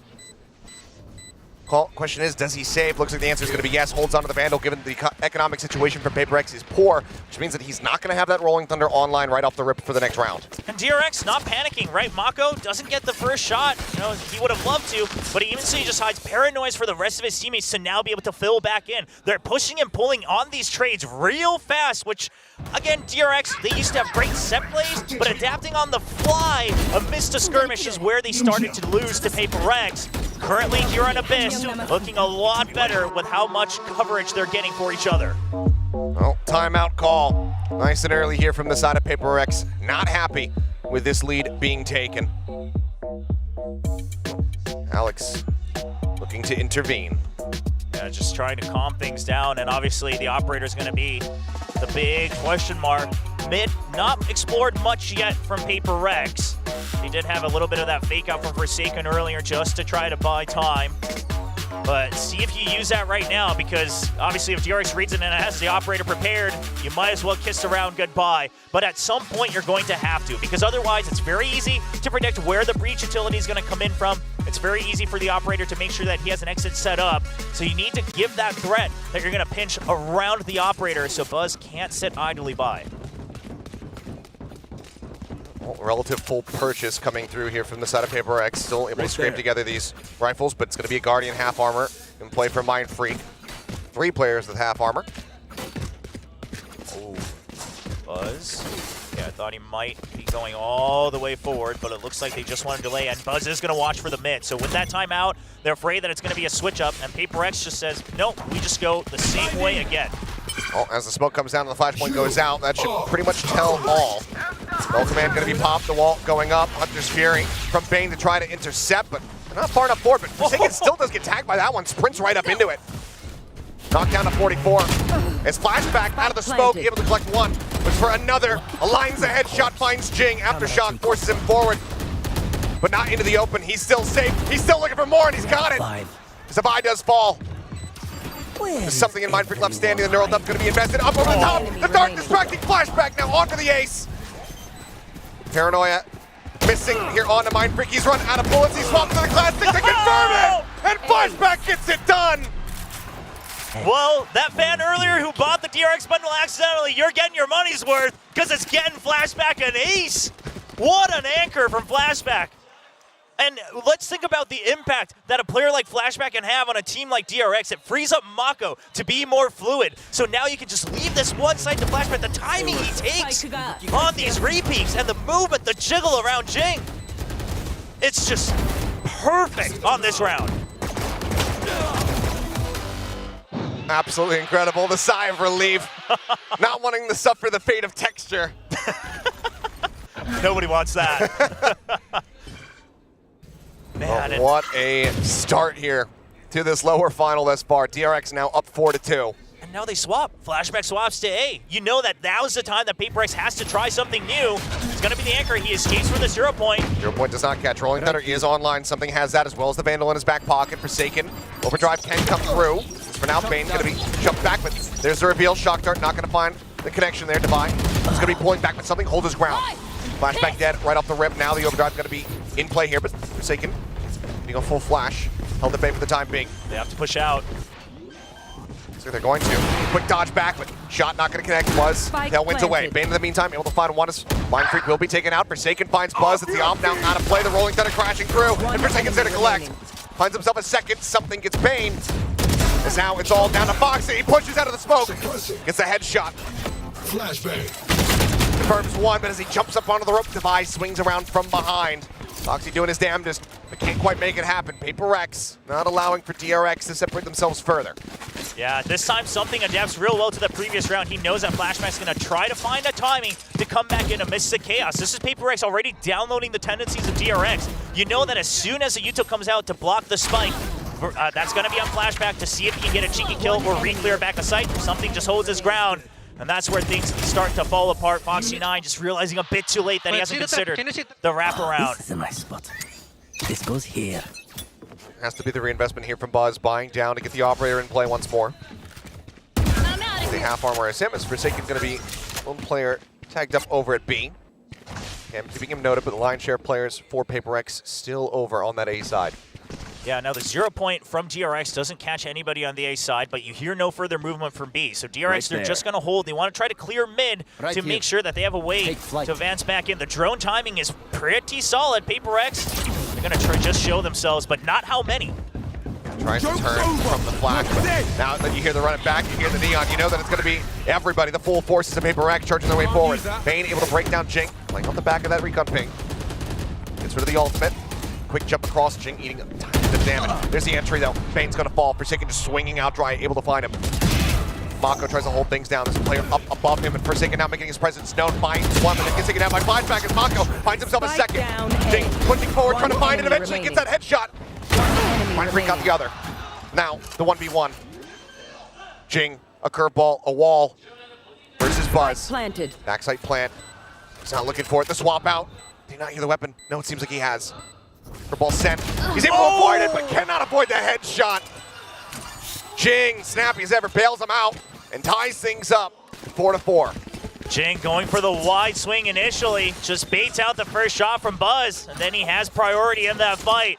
What a 1v1.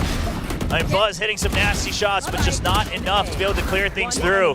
And this time, I mean, I think DRX played it pretty well in terms of just trying to hold on to the site. They actually stopped the initial advance, and I thought PRX was in trouble at that point, but the flood back in, not enough util to hold that at bay. Jet, fly safe.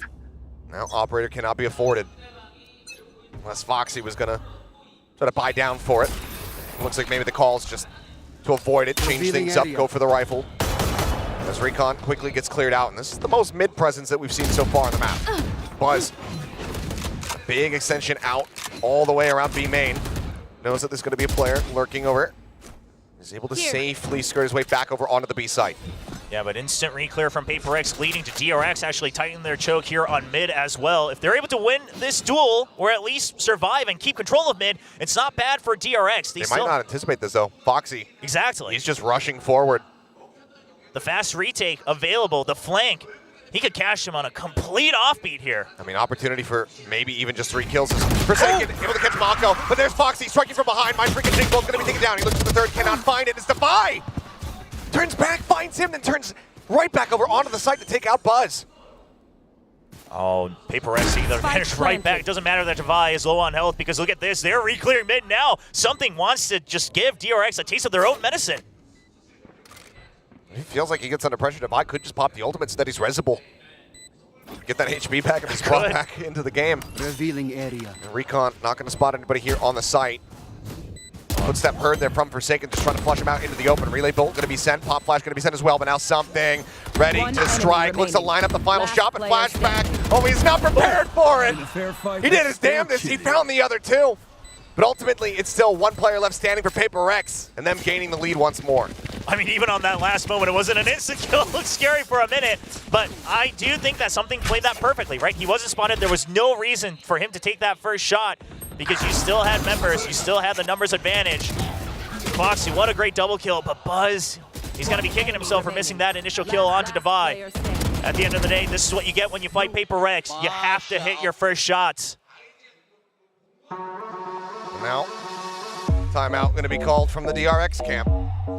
Both teams just not liking when the lead is taken away from them. Yeah, just one round. They're like, no, we have to be in the lead the whole time. But I like this timing from DRX because you had the operators for the early couple rounds, and now you went for an aggressive push out. Overall, the start to the round, the read to the very beginning of the round, pretty good from DRX, but then a bit of that faltering, even that adjustment going all the way through mid. Again, good ideas, but if you're not able to really close out the entire execution, timeout, cool off, kind of go through what further ideas you have to make sure that the players can stay fresh. And now the question goes over to PRX on what they expect to be coming out from the defensive side. It's DRX, these couple losses starting to really drain their econ just a bit. Yep, things getting a bit dire. Of course, Buzz had previously popped the knives, so still working towards that second cycle of the ultimate. Don't have that crucial tool. Still will be buying up the Vandal. 3 Sheriffs and a Guardian. It's going to be a push up mid from Buzz, just sticking right under, trying to get ahead of things. He needs to win it, and that's the Vandal gone. Hero rifle alongside the Guardian on the floor there in mid. Looks like maybe DRX can trying to make a play to recover that for themselves, but this is where Jing just used his ultimate not too long ago. Is going to be instantly dealt with. This flashback does shut that down. My camera is forward. destroyed. Camera, wire, all getting cleared out. Couple stray shots. He does manage to make connection there on the device. Chest knocks him down to 60, but now Jing could just go ahead and flash out of the smoke, and he's going to be able to catch and kill on the Mako. One enemy remaining. Throws out in the hot hands, gets himself healed up as something collects the final two, and that's going to be PRX not allowing for any kind of thrifty scenarios here in the back. Yep, flip it upside down. There you go. Now this is just PRX again. Taking one round at a time. You saw it this time. You saw Flashback go in, take out the Phoenix ultimate, and instantly on the next plant, they're all watching here. There's 3 members at different elevations and angles watching just to spam him down, and Flashback goes for another cheeky shot. Flashback not able to get away with his own life on that one. Break's over. Operator comes back online though. Buzz, he needs to find some value again because this is what helped snowball the early couple rounds. Go, go, go! Forsaken just with a quick little peek, making sure there's no aggressive push out. He's going to hold back, but once again, PRX collected over here towards this A site. Fault line to try to get a catch. Nothing going to be spotted. Or it could be taken by Jing once again. He's already going to be at the halfway point to the next run it back. And Forsaken is still hanging around in mid. They still want to have an option to rotate back, or at the very least, have Forsaken throw a huge fake onto B. Because all the signs, you can see it on the minimap. DRX is starting to think, maybe it is a fake. There's still a minute left. Now the door's broken. We're not quite sure where this is coming from. Flash over here, that a heaven position. Right here. Double push potentially down in mid. Foxy trying to watch that spot, but they're already through the door, and Bane has to evacuate. Pulls quite far back as Foxy on the challenge. He's able to take down Mindfreak. Forsaken getting ready to re-swing as Flashback's got the covering fire across the way, takes him down. And it looks like, yep, PRX will be able to find a flawless to close the gap. Down to just 1 round separating. We very well could be poised for a 6-6 half. Really well played by Mako on the site on this round. As soon as Bane understands that he has to ditch it, because otherwise he might get overwhelmed once he's up on heaven, he backs out and Mako pushes back into the site, because otherwise you're just giving the site for free. You're giving heaven. The retake's going to be abysmal. So you say, I have to find a timing. I have to go out. I have to actually re-clear the site, and then Flashback comes in for support. The rotation timings are good from DRX this time. Looks like call from Forsaken. It's going to be the overdrive. He's got a shorty in hand as well. Things could get very scrappy very quickly here. Waiting for the 0 point. And Foxy90 realizes, I haven't tagged anyone in a while. Just managed to connect onto him, so can't use that overdrive quite just yet. Yeah, but this actually might work in PRX's favor. Right there. Forsaken was the one going for the fakes. Something not going to be the one going for that Rolling Thunder. For now, they want to run it back. Run it back again. As there's the slide in, Bane able to find one, but Jing breaks things open, finds Foxy9. The ult instantly going to be dealt with as Mako. Shuts that down. Bane finding another, finding a third. As there's a push out of the smoke. He cannot confirm the kill on a Mindfreak, but it's still going to be a 2v1. Buzz rotating over. Neural Depth online, and there is a plethora of corpses over here at A main that Flashback could choose from. Just going to wait to group up. There's the From the Shadows as well, so DRX not in any rush. They're willing to give the spike plant, especially with Buzz on the operator. Don't want to make it into a risky 1v1. Mindfreak trying to wait, trying to bait them in, but they're not falling for it. I'm more than happy to just play this out side by side. Mindfreak says, well, I've got 35 more seconds. Yeah, I mean, we'll just sit here. Yeah, nothing to lose for Mindfreak either. We don't actually see plays like this very often, but patience on both sides. Mindfreak says, all right, I've waited long enough. Might as well go for it. Spike planted. Backside plant. Shadows traveling. Wants to clear out at least one side early. Smokes off both, but Neural Theft. Where is He said it. Yep, there it is. Mindfreak now going to be revealed. Just the one TP to try to play with as well as the ultimate. Here's the dash entry. There's the re-ping. Challenges over to the right. Finds the headshot. Can he do it again? The swing out? No. Buzz will deny it away. Finds the kill.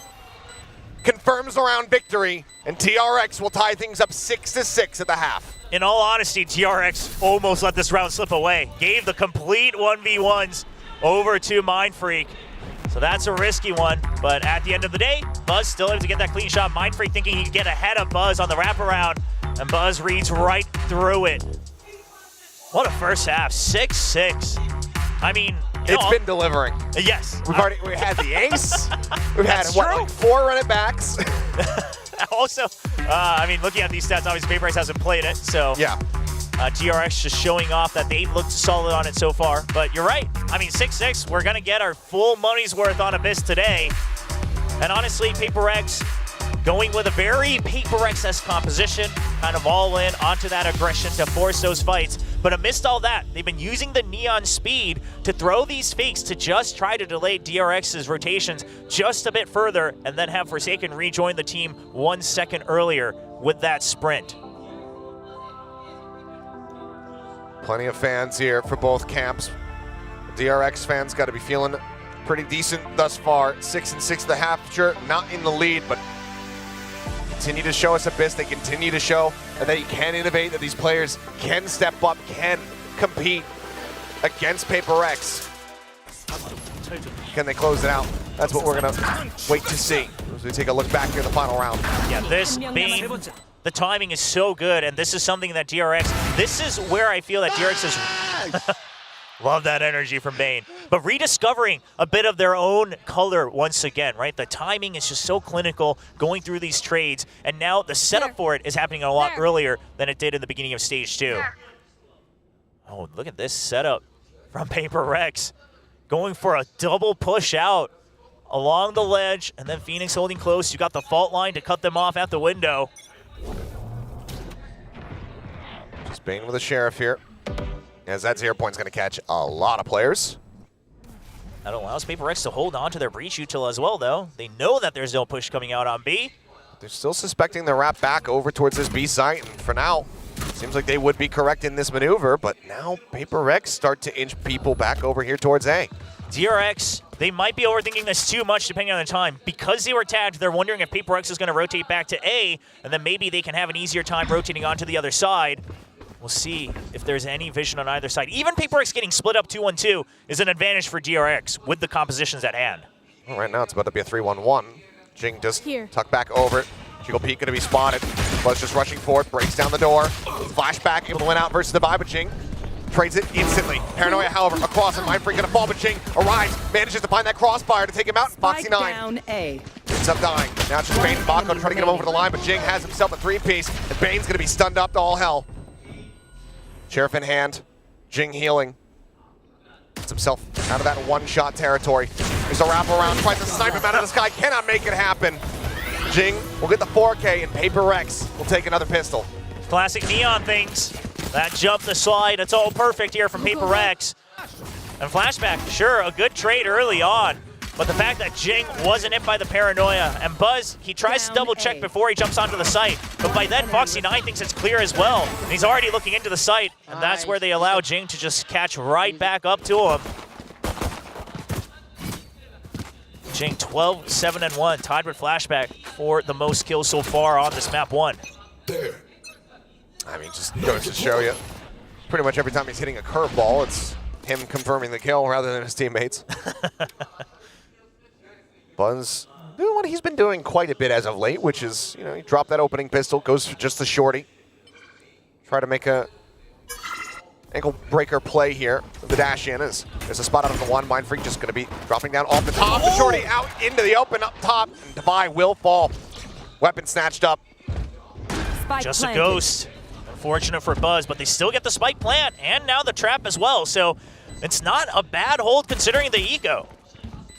Foxy going to be spotted. Fragment the try to force them back. Aftershock similarly traded to try to push him back into the open where they can collect the kill. Cyber Cage for now, holding them at bay, but there comes the entry power. Something Mindfreaker taking one a pop. Flashback will go ahead and deliver a second elimination for the side of DRX, but they cannot win the round. They get that money, they get a little bit of damage dealt. But the lion's share of the weapons are going to be carried over here from PRX as they move into the bonus. Yeah, if it wasn't an eco, right? If you're willing to spend more of your util, if you had weaponry, surely DRX holds on to heaven there over on the A site, because just trying to fill it, especially with pistols, just within the site, it's not great. But the reason I said it's not bad, considering their situation is, okay, you were still setting up a trap, you were looking for a timing to push out, you had options, and you got the spike plant.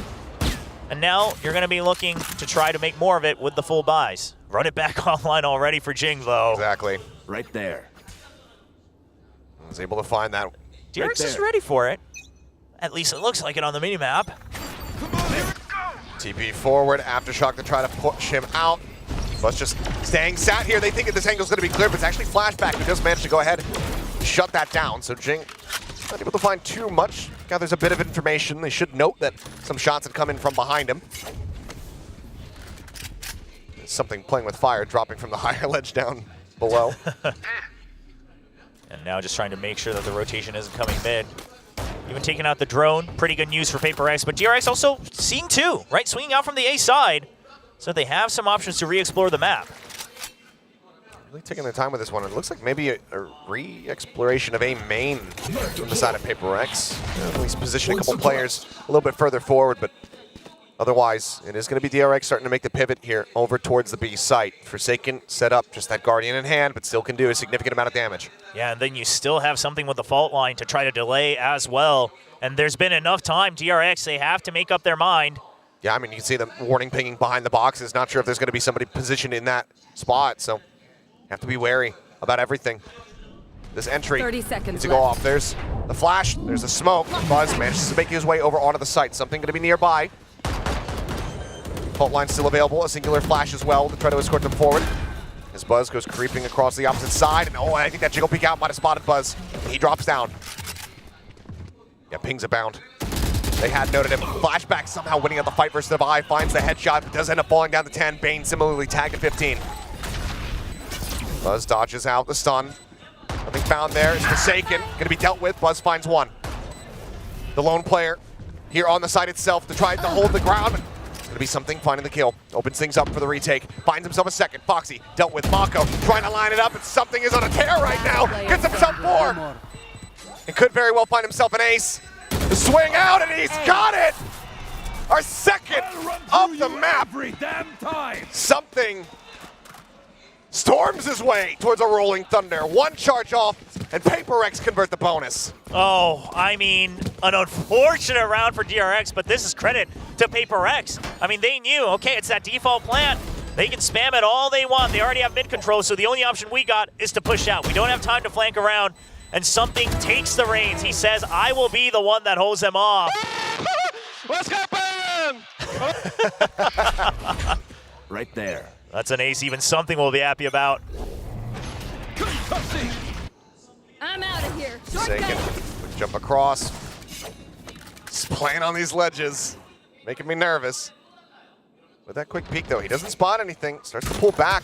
I must wait. DRX slowly creep up to fill the space that he's vacating, but as Forsaken re-peeks back in, he finds Buzz, takes his head off, and the relay bolt slows him up. Cannot turn from the flashing in time. Flashback going to be caught off guard as Devi looking for a little bit more. Finds himself a second Bane will fall as Devi collects a 3-piece, and it's going to be a flawless for PRX to get themselves up to double digits.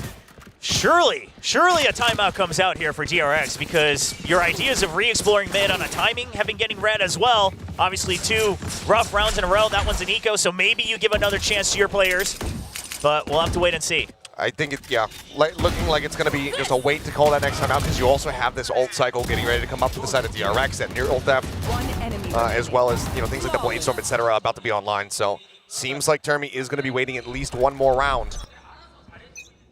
Right there. But that could still be PRX getting themselves up to 11.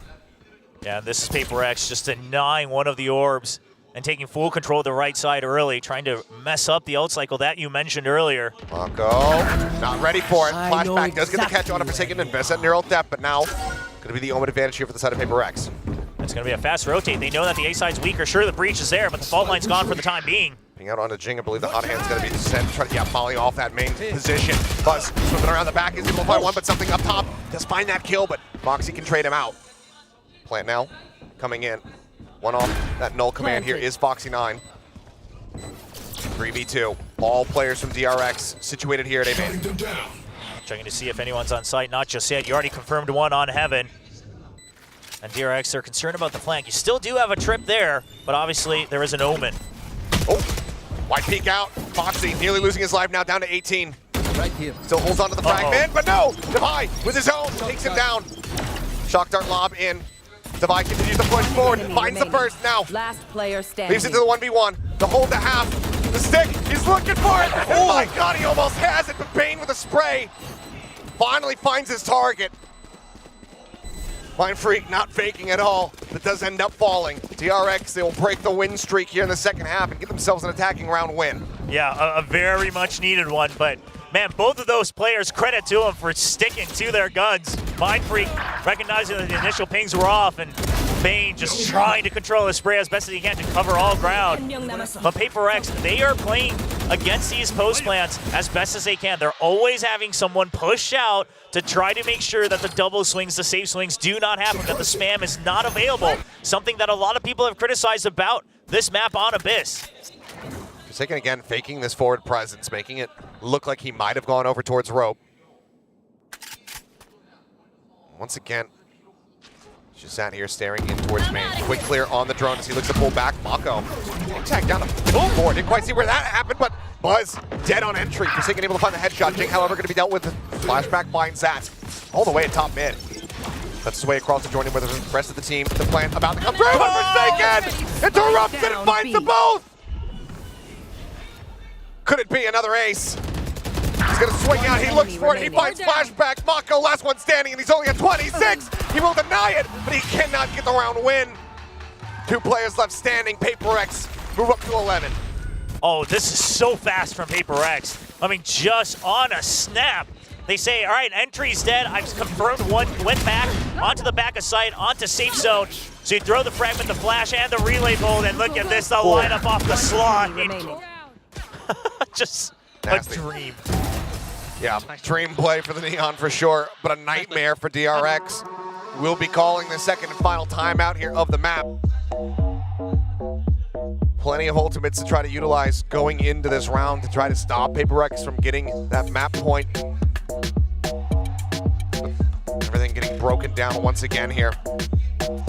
Yeah, on this timeout, wouldn't be surprised if PRX just tries to fight strong in mid early on, because again, that's not something that DRX was able to explore much here on the attacking side. It's much tougher for them to do it right off the bat, considering the composition is just in case that PRX is watching.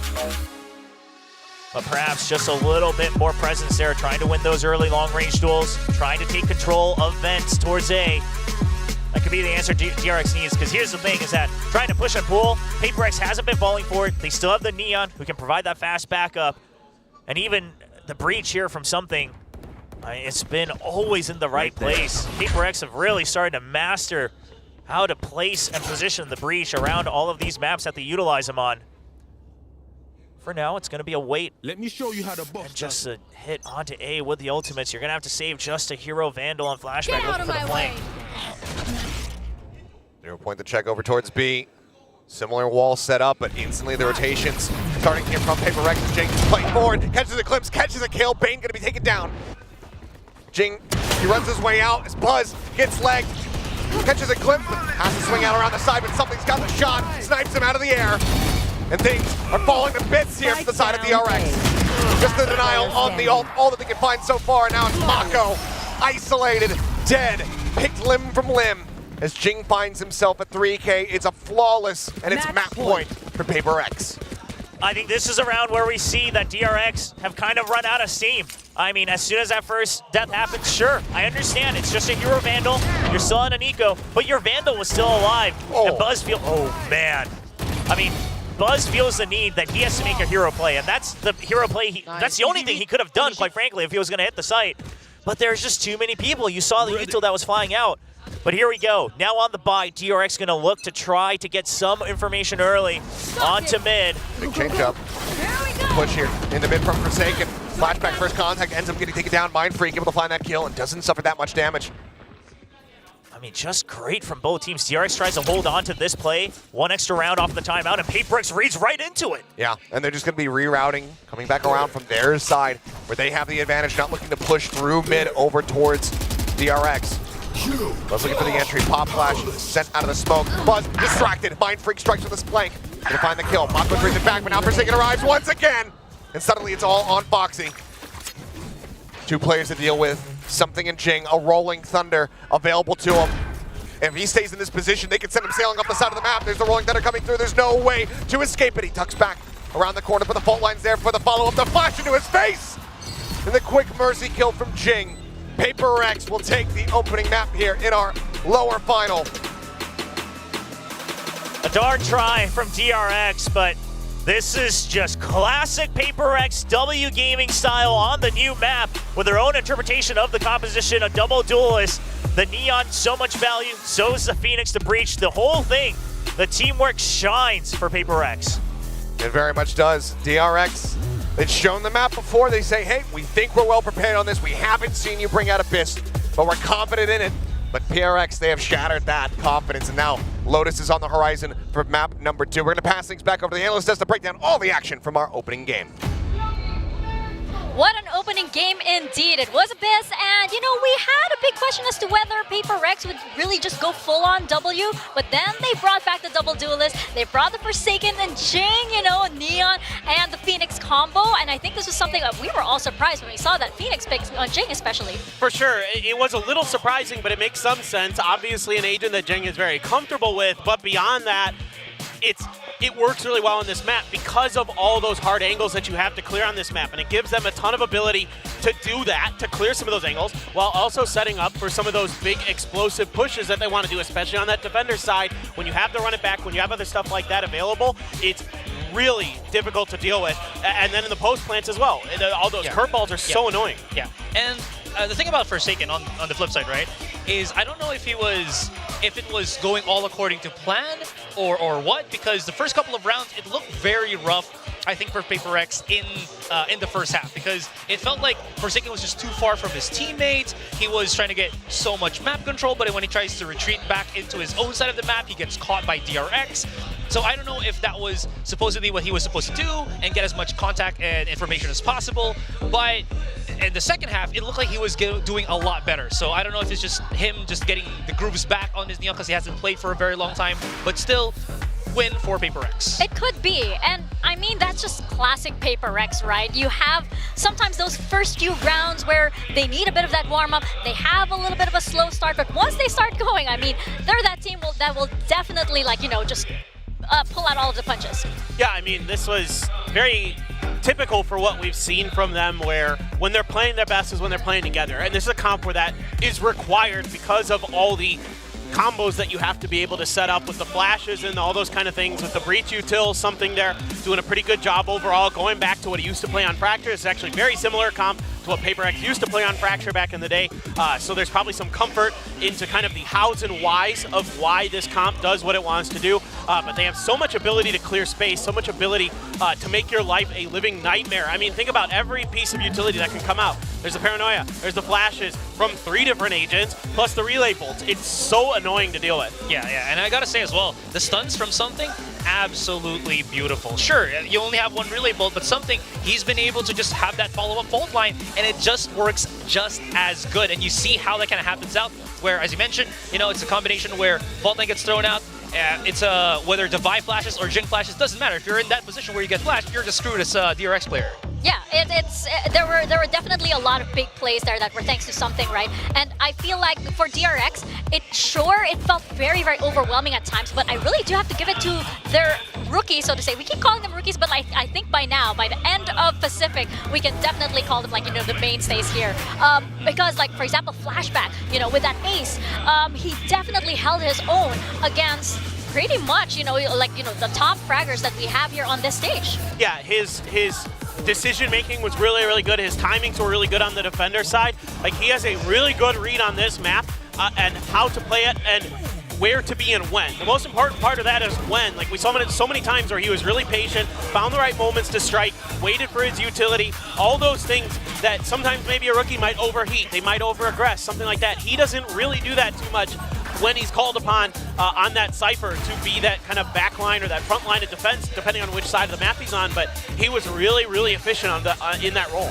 Yeah, and that was a big reason as to why it felt PRX just couldn't really find any groove, because again, the tempo for them for that first part was, okay, we're going to see how far we can push our map control, but then because of how well, you know, the players at DRX was able to keep them at bay, they had to retreat again and regroup, but then at that point, it was just, as we saw in some of the highlights here, it was just DRX punishing, getting kills, separating the two parts of PRX, the part that planted the spike and the part that was playing for the post plant, and they just couldn't really do as well. But DRX on the flip side, at that point when they were the ones playing on the offensive here, the amount of flashes, the amount of crowd controls, the placements that PRX was able to do was definitely staggering, and they couldn't really react, or even if they tried to react, of course they were stunned, so they couldn't, you know, shoot back well enough. Yeah, I also have to say that, like, you know, I'm a little bit relieved, but as an audience member, a little bit like, aw, because we didn't have as many, like, you know, casualties for the Abyss itself, right? Not as many, you know, like, tumbles down over there. No, I think just the one, and it was intentional, right? Yeah, exactly, exactly. I thought PRX would at least, like,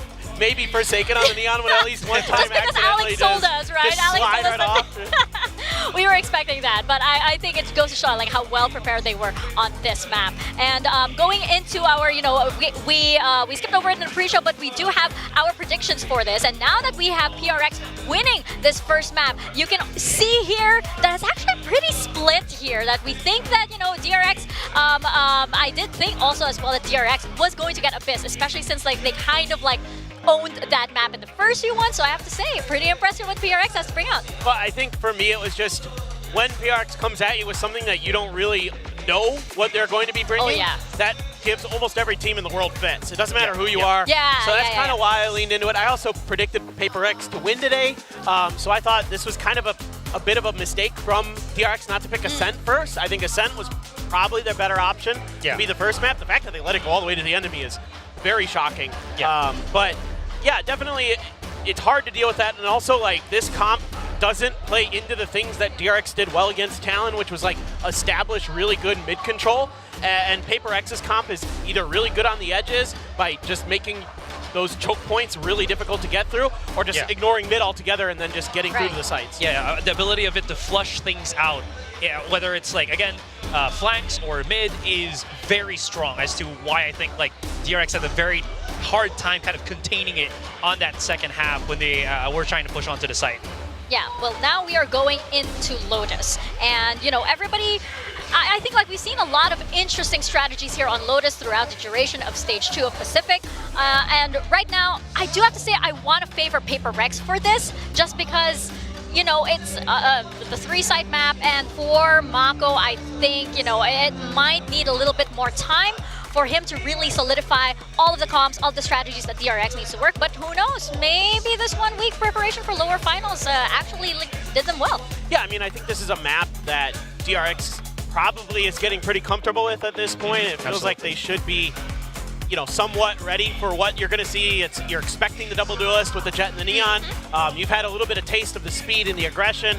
That is already being brought to you by PRX today. You know, now you've kind of understood what are some of your win conditions. Like, I think their better rounds for DRX were when they were patient, when they don't kind of run into the death ball of PRX. They took the game into their own hands. They created those flank angles, doing a really nice job of that. That's something they're absolutely going to need to do here on Lotus as well. Yeah, one of the things that, another thing that they have to be very, very careful about is the pistol round setups that PRX has, which is just kind of rushing out of the doorway, you know, as Mind Freak kind of sets up the paranoia, very strong on mount. We haven't seen too many teams be able to really counter that out, so just something to kind of, you know, watch out here for DRX. Well, let's see, gentlemen. Bring out, you have your little props over here. We have to predict and see which team will win map number 2, which will be Lotus. I need one too. Yeah. I need, okay. This is consistent with my initial prediction. All right, ready, reveal. 3, 2, 1.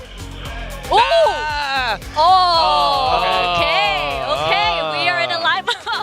I feel like that is not a good sign when you see everybody kind of leaning in one. Even the AI You know, a planetary alignment is not a good thing. The AI is like here to anti-curse, the caster curse, I guess. Oh no, well, you guys are in on it too, so we're all gonna go down together. But yes, we are heading into Lotus, which will be map number 2. DRX had a lot of surprises for us in the first map. I wonder what else could be in store as we step into Lotus. So let's see what compositions we could possibly be heading into as we continue on with this lower finals. I mean, I don't expect any big changes, but I'm completely wrong. What? Ooh. What? Okay. Neon very, very popular today, isn't she? The chamber for flashback? The chamber?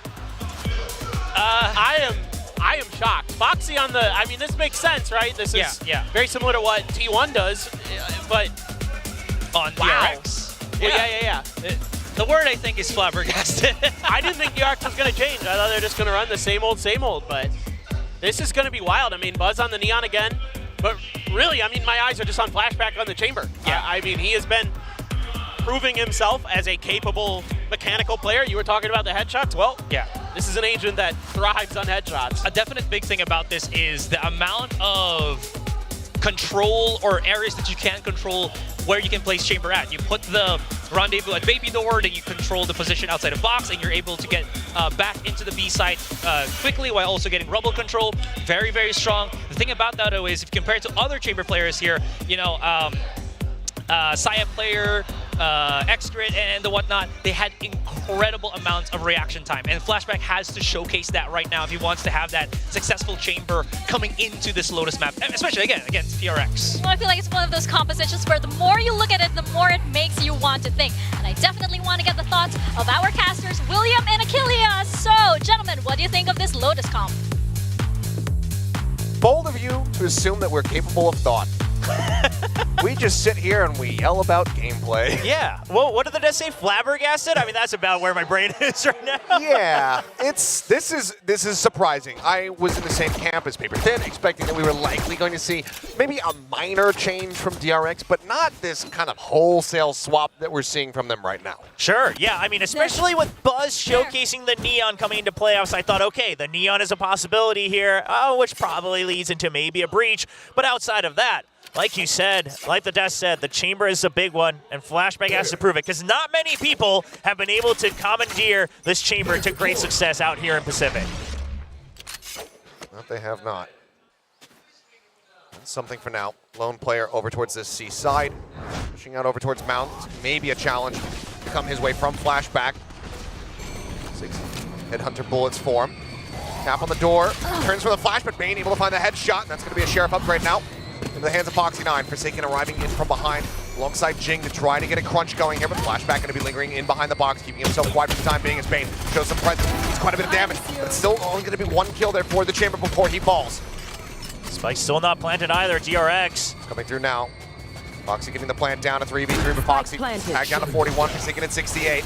Jing sliding forward, doesn't manage to find the shot, but Buzz trades it right back out. Headshot going to be found.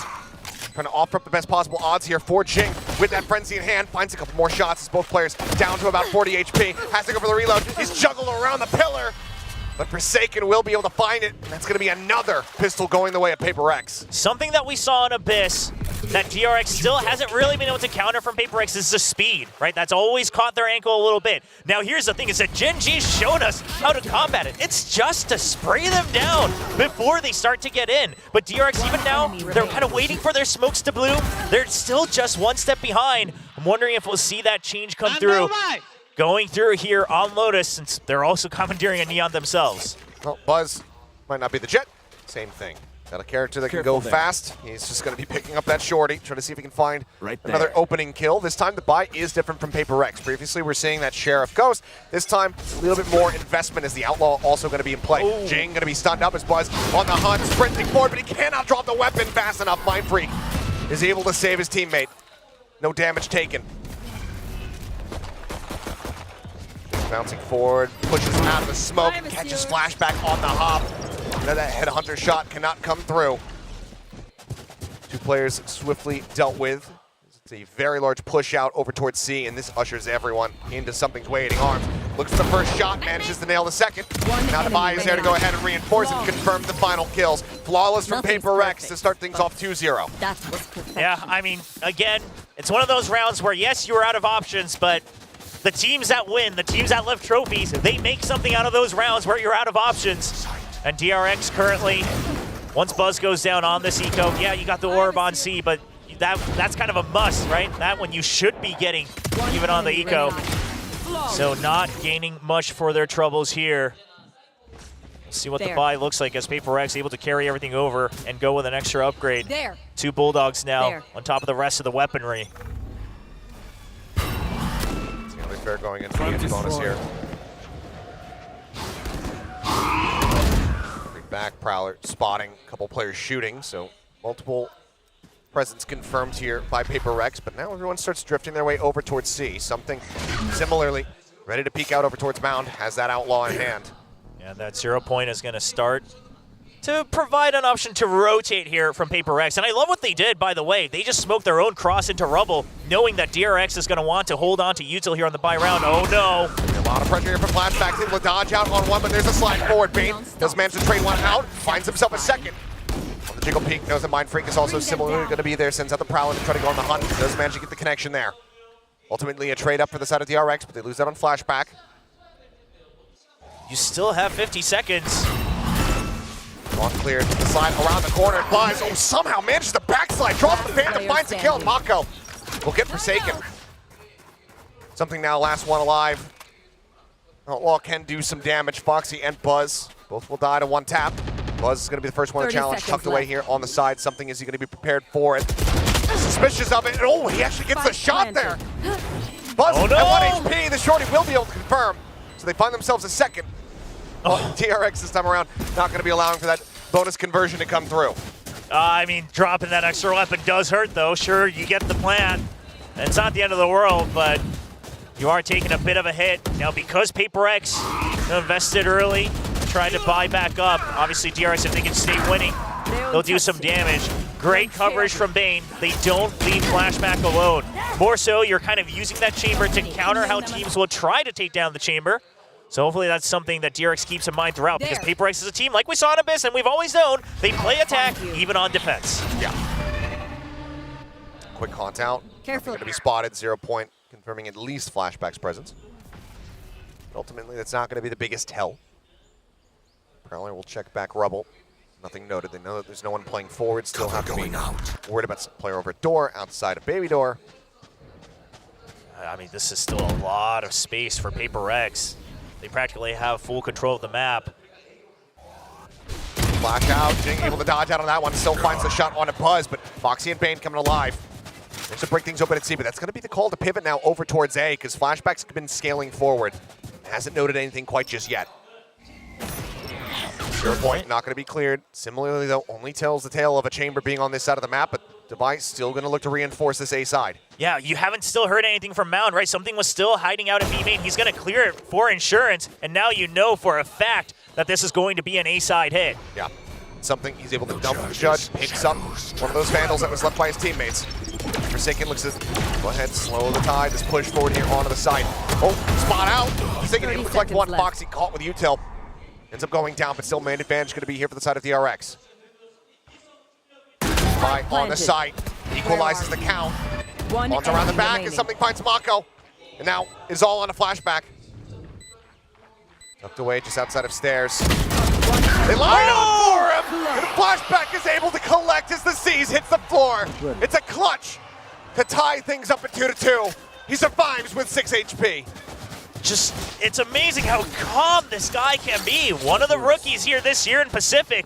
As soon as he sees that C's come out, he knows if I swing too wide out, I'm going to be caught off guard. I just have to stand my ground and take the shot. Goes for the spray, knowing that it should be a double swing. And once again, that patience pays off. Look at him, laser focus. It kills him right as the HP bar hits one.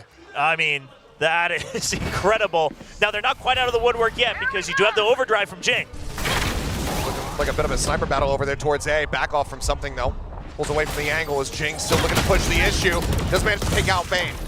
Puts him down. A little bit of damage suffered there from Foxy 9. Mind Freak just lingering within the smoke. Maka, however, able to find one. The smoke dissipates and Mind Freak will fall. It's PRX trying to just go for this crunch play, catch him off guard. DRX widely stand their ground. Yeah, now, no matter where. Anticipating this. Yeah, he is. Oh, but so too is Devi. Wins out the fight out range with a Phantom. And suddenly, this does become a lot more doable for the side of PRX. I mean, they have the Nightfall as well. If something gets a kill here on the entry, they might just send this ultimate on the retake. Given the circumstances, I mean, one away from this Rolling Thunder. I'm curious if Foxy, he builds it up. Do you have to use it? I mean, listen, I think if you're DRX, you want to take this round for sure. Massive one to win out. Something unable to avoid that fault line, but does dodge line of sight. Keeps himself tucked away for now. Waits for Devi on the approach. Plans come through. Nightfall, yeah, it's going to be used. Rolling Thunder is available from Foxy 9. Still going to be tucked away here on the side. Rolling Thunder not being committed to quite just yet. Push up onto the half wall there. And it's going to be something taken down as Flashback also finds a headshot onto Divide. 3 players left standing for DRX. They will gain the lead now 3-2. It just goes to show the confidence that PRX has, though. What a play that they just had with the Nightfall, and then you jump onto the ledge here, use the decay to your advantage. But this is one of those moments where anybody who's watched, just a couple games from PRX knows what's coming. As soon as you hear that overdrive, you know it's going to be Jing, but you know it just does not end there. Mako even waiting for the Divide peak. Sure, he loses the duel, but it just goes to show that when their head's in the right space, DRX, they're able to read ahead of it. Lots of ultimates on their side, and the operator. Yeah, off potentially here. As Flashback, he's got himself out of lobby. He's anticipating this aggressive push from something, and he will be rewarded for his patience. The headshot comes through, and instantly the call to pivot over towards A, sounded by DRX. I love the speed too, because again, on this 3-site map, if that was the op pushing out that far forward, it has to be the weaker side. If we don't give them time to breathe, we should be able to overwhelm. Lions looks for the time being. The Rolling Thunder going to be coming through. Makes it over to the rope, tries to escape, but Buzz, hot on his heels, hounds him down, denies the exit. Spike. No command online, but surely not using it on this retake. Go, go, go. Relay bolt would get to the hedge. Buzz just opting to go ahead and pull back off the angle. But ultimately here for PRX, the retake just seems nigh impossible. They make the judgment, they make the assessment. They will just back away and allow for DRX to stretch this lead further. Yeah, if DRX was also low on econ, this is one of those rounds where maybe PRX goes for it, but already the gap is just too wide. The snowball has begun going downhill. PRX, they're gonna make sure that they stay just completely objective. Keep the 3 rifles, you have the null command. You can work with something there in the next round. See what that changeup is. That op battle, by the way, I mean, something, whether it's advantage or disadvantage for him, he rarely loses those, especially out here in Pacific. But Flashback holding a great off angle right under that ledge. It's such a difficult one to break open, especially when you're just going completely unassisted. It looks like that might just be a timeout call here from the side of PRX. Take a look back at the previous round replay. I was going to say that, it's still Divide, so even if it's only 1 man on the site, you never know. But DRX not taking any chances, sends the Rolling Thunder, knows that they have the ult economy ahead as well. So starting that snowball nice and early. A good early timeout from Coach Alex. He's been favoring these throughout this year just to course correct as early as possible, not letting it get down to that pressure situation. It paid off on Abyss. See if he can turn things around once again here on Lotus. Post timeout win percentage. PRX, I think they're in the lead. Yes, in that I think regard. so. I think they still are. And obviously, listen, there's a lot of considerations, but I think any post-timeout win percentage over 50% is very impressive, right? Whether you're calling it an ecos or not, I mean, that's just a great success rate. To see if that percentage lands in their favor here on the 7th round. Still plenty of opportunity for PRX to get themselves back into the driver's seat, but for DRX, this is pretty much exactly where they want to be. Probably the first 2 rounds, but getting as much of an advantage on that attacking side as they possibly can. I mean, this is where it got stopped last time on Abyss, 4-2, and then immediately gave it all the way back up to a 4-5 in favor of PRX. No one to be concerned about. There's something. He's got the knives, pops those immediately as the hunt gets a reveal, and that shot gets the tag. Jing taken down to 31. Blade Storm, do you expect this? PRX does this a lot, but it's still hard. Oh! Prowler to scout him out. Can clear that with the classic fast enough before being denied the audio visual, but flash in, wall coming up. Trying to think that they're going in here. They bait out that fragment. Something still standing, still looking like he wants the challenge. He's gonna go for it. Flash connect. He was in. He manages to find one, but Mako shuts him down. Still needs an immense amount of damage. He's going to be down to 8 HP. As the Nightfall crashes across, and they're able to dodge this. Forsaken avoiding it. It's at the 0 point. Lets him know that he is going to be here. Too much time has passed. DRX, they've given way too much room for PRX to refill the site. 44 seconds remaining here in the round. So there's the push forward. There's Forsaken. Holding! And collecting 3 quick kills. Flashback now. The last one left standing. The Prowler eats the shot. He's trying to line up the Headhunter. but it's just a bit too unsteady, and Jing was coming in from behind to go ahead and take him down. The timeout will lead to the round of victory. The op will be carried over, and PRX will close the gap. Man, pushing out from both sides. Yeah, it's a classic maneuver here, but pushing right back out after you've been Prelude, after you've been quartered on the site. You don't expect that. And then the Nightfall used from DRX, but no movement off of it. You can just see the hesitancy. Because it doesn't tag anyone, they're starting to think, wait, did they just hide from it? Is this empty? What do we want to do? And during that time, PRX are already on the site, Forsaken holding a great angle. Of course, now in play here. Walt raised up as Buzz, getting blinded out. Paranoia goes across. He's looking to try to stave off. Mind Freak does manage to find the shot. Buzz going to be taken down. Tour de Force just not given the opportunity to be put to work here. If you're DRX, you got to spread back out here. You've lost your Neon. You still have a full minute and 20 seconds. Just trying to barrel through without the extra speed is going to be so tough. It's 4 players on this side. They know that the connector door has not been broken down, but there's 2 waiting inside tree. Devi tucked away over here at stairs. Flashback desperately pushing forward, trying to spot out anything, a pixel out of place that he can take advantage of. I mean, it's either this or just barreling through B. They're just going to full shove out. Tuck back here from Devi. Look for the moment to strike, but Mind Freak already has. 3 kills for him, and now it's just Mako, who cannot stand for much longer. They avoid a flawless. But that's about it. We are tied up at 4-4. PRX looking to repeat the script that we saw in Abyss. Yeah, it's right back into it. They get one more round, and maybe we see Termi call that timeout, trying to slow things down again.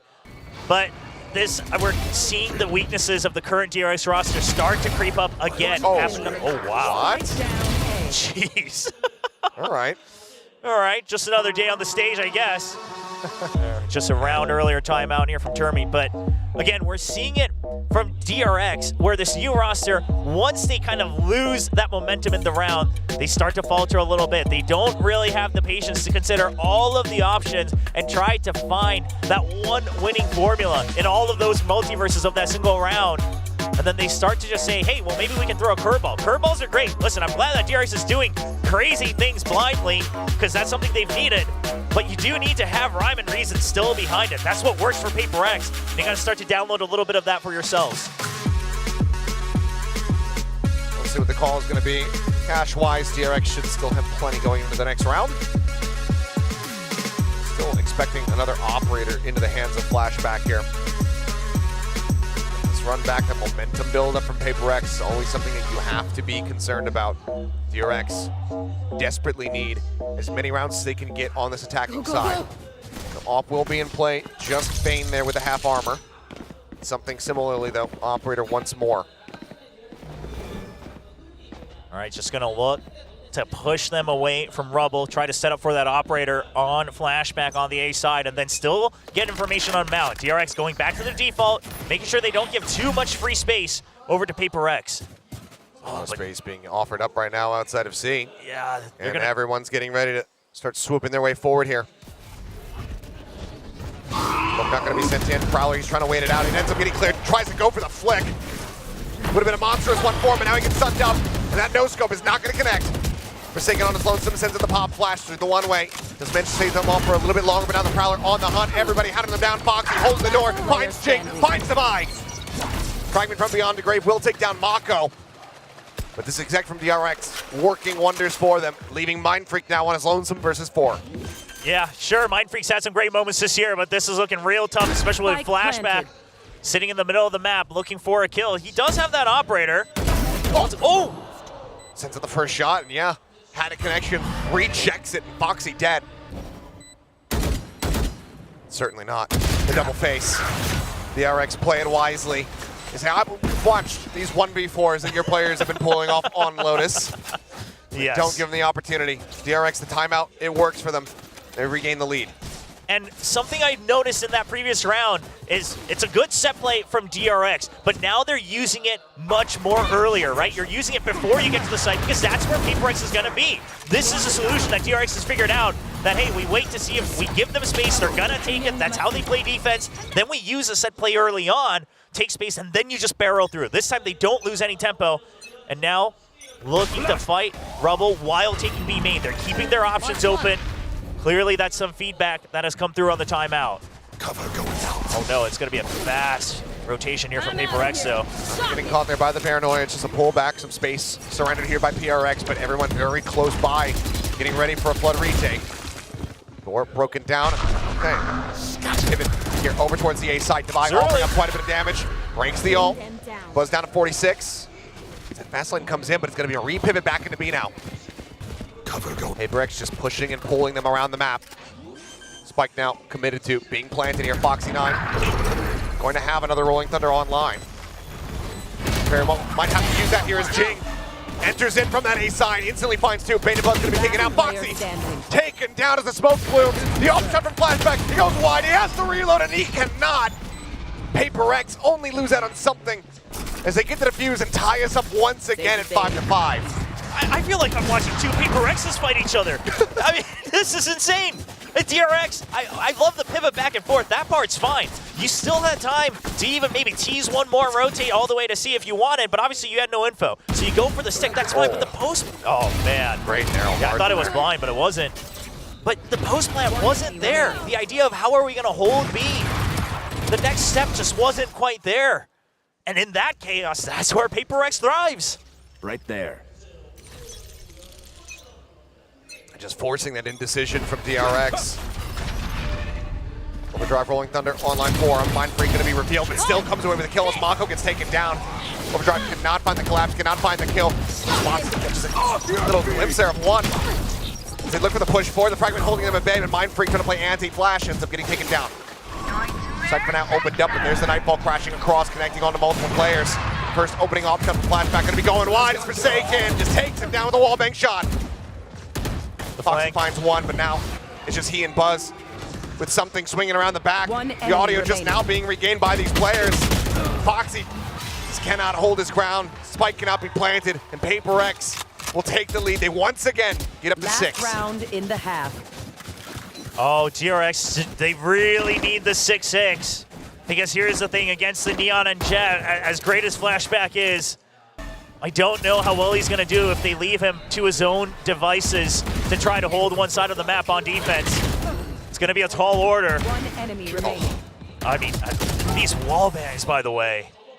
Dude, I killed. Just goes to show that Forsaken, he's been living on that seaside for a long time, back when he was playing the Cypher as well, so he knows the ins and outs of that one. Oh, well, another fast hit as Jing goes sliding forward. Takes Foxy's head off. PRX not wanting the 6-6 half. Oh, and then they back off, and then they pinch in. I mean, these are the new steps that PRX has shown, right? They don't just all in every time. Double wrap around. Mindfreak holding close. They're not seeing, not hearing anything, so they know that this is still a push forward here towards C. Taking a couple shots there. Jing dropping down off the box, but Forsaken collects two. Bane able to put down the buy, but now he's all in his lonesome to slide out the Stinger. He finds one. He tries to get that Guardian steadied. But Forsaken will claim a third, and PRX will get 7-5 at the half. It's not the best half that DRX has had here on this Lotus. But obviously, you know, things can get a little crazy out here in Pacific. You're both playing very aggressive composition, so we'll have to wait and see. But here's the difference, is that you have that chamber. You still want to be able to anchor one side, you know, with the headhunters, with those ops, and then start to play aggressively on the other side. And to do that, DRX, they got to get the pistol, they got to get that op online early, because if not, the entire plan around this composition starts to crumble. See, the statistics are backing up PRX here, 63%. The expectation for them to be able to take this map, which DRX desperately needs to avoid. A win here on Lotus for PRX. That's them, match point in this lower final. One map away from eliminating DRX here from the playoffs. And giving us another grand final of Gen G versus PRX. Yeah, the new rivalry for sure. And that one, we can call it rivalry so far. Obviously, we'll see if it happens again. Maybe the storyline starts to shift. But before that, DRX still trying to hold on, to try to go for that perfect resurrection back into their glory days. And to do that, they got to start bringing things back here on the second half. Here's the ultimate question. DRX, can they finally win a pistol in this series? Rough. It's been rough. Right 0-3 so far. They're looking to push out. It's not a frenzy, just a ghost, no half armor. So nothing fed into Buzz either. It's going to be a full send, it looks like. Mako at the ready as well. to help pinch in right on the pistol. And PRX, they're going for the same split. Things are about to get bloody. Taunt out over the top. Flash going to be sent. Jing sprinting forward, tries to back away there. Spots out Mako as the pop flash going to be sent in. He plays anti and he manages to find them both. Mind Freak in the meantime going to be taken out by the aftershock and Buzz. Fallen as something comes up with 3. Last player standing. Mako swooping out for B main, puts him down, finds himself a 3rd kill. His flashback making presence known. Will be able to win out versus Divide. DRX will in fact clash out towards the spawn. And they will find their first pistol win of the series. That's not how DRX usually wins pistols. I mean, individual heroics on both sides. Good lord. But Mako, great anti. Love the hold, love that he just backs up because he knows that the util they sent out over to C main has to have hit.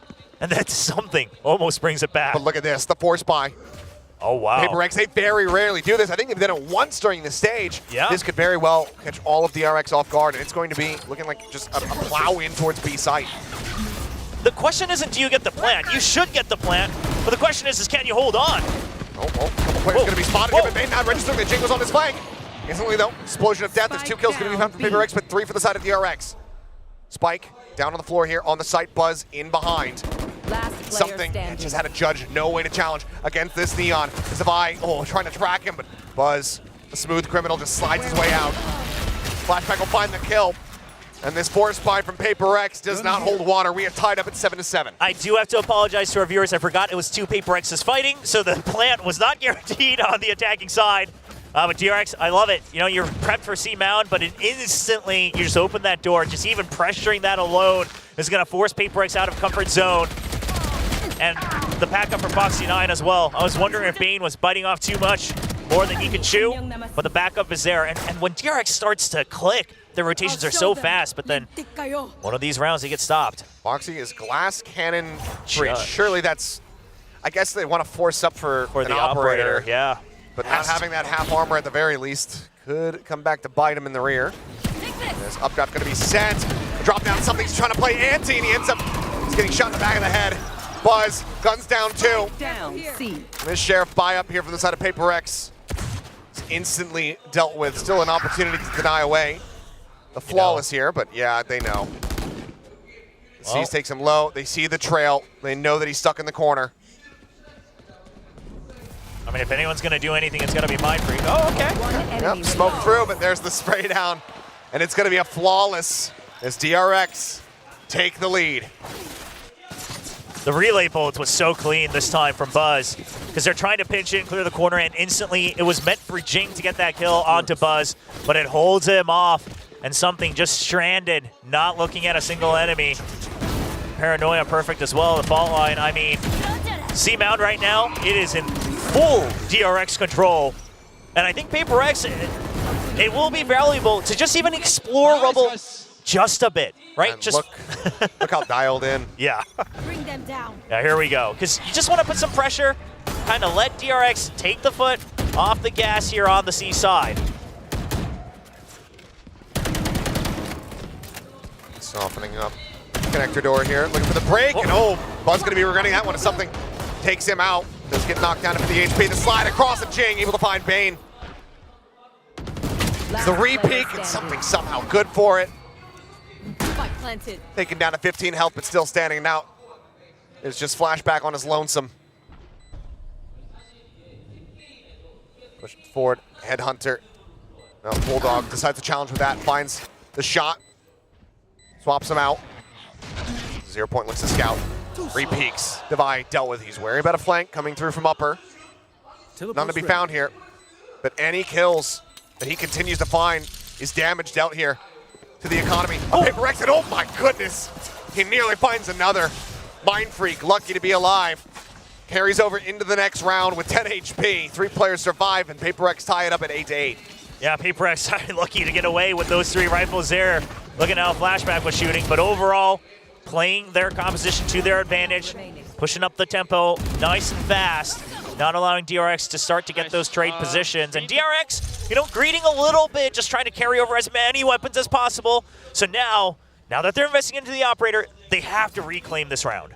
Yeah, do have a backup in case it's lost or unrecoverable. That tour de force basically going to be online no matter what. On reveal out onto one. Mind Freak having to TP his way out towards safety, and Buzz cannot collapse fast enough to try to find the punish. Everyone, though, getting pushed over. As the flash connects, and Jing, he spots him out. Shot, not quite going to connect. Jing keeps his life intact, continues to look for the opener here onto the site. Pushing forward, the Prowler now on the hunt, forcing him back. Flashback just not given the opportunity to get a clean shot off whatsoever. DRX nearby, something still on a linger. Swoops across in towards B with a quick little peek here, and he finds a headshot instantly on the Mako. Buzz will find one, but now the pivot onto the B side. PRX, they reroute. DRX, they try to fill the site. That was good. But something's just too sharp. Fault line across. Forsaken going to be taken down. Suddenly into a 3v3 with the spike being escorted over towards A. Jing going to be good for one. Takes out Foxy, but Buzz with a third. Keeps it very evened up, but look at something's position. Up top. Finds a headshot. The Knives delivering another kill. This flashback now in a dire situation. The 1v2, the Knives still there for this Jet. You have to go for it. But it's so tough. Split. He caught a glimpse. But so too maybe as something. He backs away. Time dwindling. Flashback on the push. Needs the challenge versus the Jet, but here comes the counter swing from behind. And Devi will soften him up so something can collect the kill, and PRX will once again gain the lead now, 9-8. Oh man, Flashback had to go for it, because here's the thing, you got the overdrive, you got the tour de force, so you still had some backup, but what was important was stopping the snowball getting too big over from PRX. But at the end of the day, tries to take the cheeky 1v1s right in the middle of the site, and something just jiggles it just far enough to get help from his teammates. What a sharp knife onto Mako. That just blows up the entire round. Tour de force now looking to get aggressive, all on his own. No utility. He's got a TP out before the 0 point connects, so just sends out one shot, loses one of those charges on the ultimate, is now the overdrive coming through, and they just hound him down. Jing instantly breaking open this A site. Still a bit of firepower here for the side of DRX, but they need to be Johnny on the spot. And already Mako going to be noted there as a shoulder. Gets spotted out. The relay bolt, the 2 quick kills. Jing looking for the fourth down, looking for the ace. Swoops it, and he's got it. Our third of the series. Big mistake. As PRX move up 10-8. Just incredible.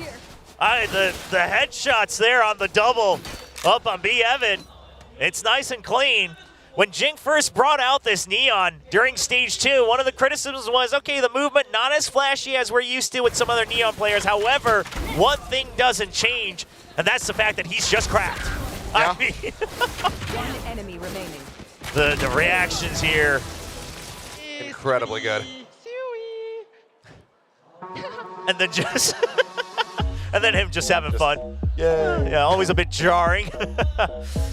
Well, final timeout call. Worked a treat for him the last time, but now it's, again, 2 rounds to run back. It's PRX up to double digits on Lotus. DRX very much need to dig deep. The biggest flaw of PRX's compositions these days is that you don't have a Sentinel. It's much tougher to watch for that flank. Now, if you leave the rest of the map open, something Forsaken these guys will start to lurk around, sure. But if you're able to push out and start to just tighten the map a little bit, you can have a much more optional retake, even if the spike gets planted. Here's to see if that's going to come through for DRX. Doesn't look like it, not too much at the very least. They could try to fight for Rubble here. Reach looking to go for that fault line over by the A side. Go, go, go. Overdrive still pocketed for now. Flashback. Gonna play off the timing there, but now Jing strikes coming through the door. Mako, however, playing it out patiently, waiting for his moment. No one checking him. The TP. He sees it go off. He's wondering when to strike, but Jing has been picking the rest of his team to pieces. The plant now coming through, and oh my goodness, I thought Mind Freak was actually going to be able to nail him with a knife there. Mako finds one, sends out the paranoia, catches on the 3, but it doesn't matter. It's back to back. Jing cannot be stopped. Insanity from Jing. How is he just barreling through? At a certain point as a Neon, you are too far ahead of your team. But not for Jing. He's just a tank. He's got him tied behind him. He's just pulling him along. I mean, first of all, this door setup, so well done. And they just don't expect that Jing would be this. Oh my goodness. Wow. You gotta give it to him once you see it, right? I mean, sure. Unbelievable though. 4 in the series, 2 of them are Jings, them. and they just happen back to back. Does lightning strike thrice? No. Flashback gonna be taken out by Mind Freak. So that opportunity denied away. Foxy, however, under pressure, sends up the aftershock, but Jing can disrespect that. Goes sliding across in front of it. And Foxy flushed out of the smoke. Buzz now arriving, is able to find one. Takes out Jing, looking to try to replicate that same success, but Mind Freak brings it to a halt. His Bane, however, does manage to find 2 off the back. Something now, last one standing. Bane at 5 HP. Drifts across over towards backwater. So he's just gonna stay tucked away for now. So I think something's gonna wait until about 30 seconds, right? Give the fear that it could be a wraparound given his positions in the past rounds so that he can try to get a 1v1. And Right here now. it goes. Yeah, Mako's already checking for it. Tries to tuck back, avoids the Prowler. Spots out of the Bane, but cannot find the kill. Crucially, Bane stays alive. C's not gonna connect. Able to tailwind in front of that, pushes up on the box, and they line up for him! Something does not miss those! The clutch jaws on the floor as PRX make it up to map point. Oh, DRX. I mean, trying to run through the options, but something, again, give the credit where it's due. He dashes in to check for the positions, goes for a bit of a mind game with the updraft, and then just lines them up. And DRX, once they started losing control of C Mound, you realize that the game plan just is not deep enough today. Flash up over the top. It's going to be a quick hit onto the A site. DRX look to try to bring this map to a conclusion. Push over towards Bind. Rolling Thunder going to be used aggressively here from the side of DRX. They look to collapse, but Bane able to find one before getting taken down. Mind Freak trades it back. Overdrive now in play once again here for Jing. Relay Bolt going to be sent down by Buzz. Brings that to an end. Pops his own ult, slides out, is able to find one, but Mind Freak again. Continues to try to fight back, but now he's the last one standing. I have the spike. 1v3 noted as the flank comes in from behind. Mind Freak trying to isolate, TP's across, gets himself over towards Rubble, but yeah, is still surrounded, and Mako is able to find the kill. DRX fighting back, get themselves a 9th round win. Yeah, investing everything they've got on that one. The Rolling Thunder comes out, now you have the Nightfall, so yes, you still have 1 extra life. There. But you do have to make the most of it. Obviously, map point already in favor of PRX. Great setup for Buzz here. Trying to take things into his own hands with the slide back out. 2 ultimates invested. But I love what PRX is doing. They're saying, all right, well, you had 2 ultimates, great. But what are you going to do on the one after that? You guys still haven't actually properly won a fight here on Rubble. And they retake control of it right off the bat. Find you. Over the top, looking for the reveal. Looking to try to just get these high-pep shots through. He cannot. Bane has to continue to backpedal. Actually wraps around into the smoke, trying to keep himself protected. Knows that the site has been taken. Instead, will fall as Mind Freak is able to find him over at Rubble. Buzz equalizes. A 1-for-1 thus far. Spike is planted, and PRX entrenched. The push forward. Foxy will find Forsaken. Not reacting fast enough. He's waiting to take it down, and quick little spam check onto the wall. Something does eat quite a bit of damage, but they do not confirm the kill. They do not confirm his presence. So for now, he's still in a position where he can strike, and he does. Finds Mako, eventually gets flushed out. Gotta go. 2v3, Jing and Divide to try to hold the line and bring this match to a conclusion. Divide, however, is going to be mowed down as it all comes down to Jing. He pushes forward. He finds the first to defuse, being stuck. Swings out, finds another, looks around the corner, but the defuse has already come through. DRX. My goodness. Oh my gosh. I think we might have. Nope, yep, no, I believe we're still going. Yeah, there's a misfire. Let's run it back. Yep, there they go. Just barely finishing. It was such narrow margins. No, I mean, honestly, for a second, I was doubting it too. Because the bar just barely disappears, but okay. All right, no, we're still in it. I can't believe we leaked the script. What the hell? No! Jing currently at 28, by the way. I'm out of here. It happens. Either way, DRX needing 2 more rounds to take us into overtime, and Buzz delivers an advantage right off the rip, but instantly Mind Freak again. Ever presence, ever trading these back to try to keep these rounds close. I mean, you each lose one, but quite frankly, losing the Neon a bit more damaging right now for PRX.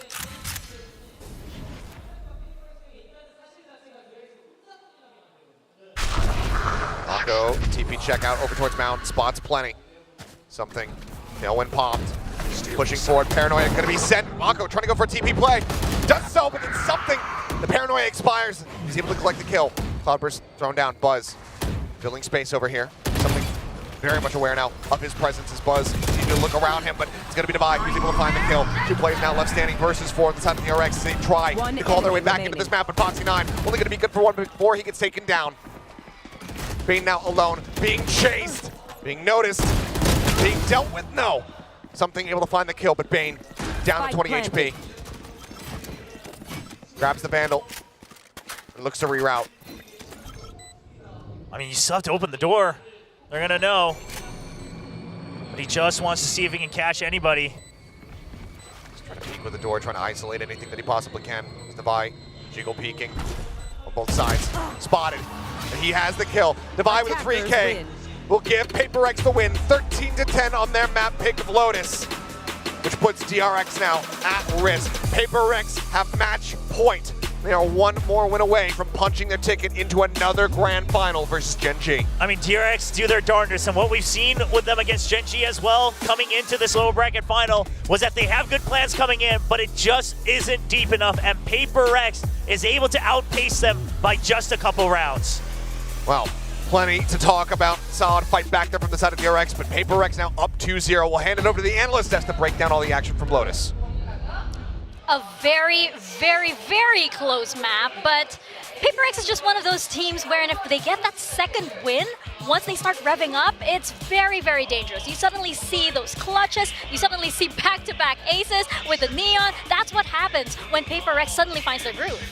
It's an incredible team in the way that they're able to bounce back from some rough losses. We've seen this at international events. They lost to Gen G.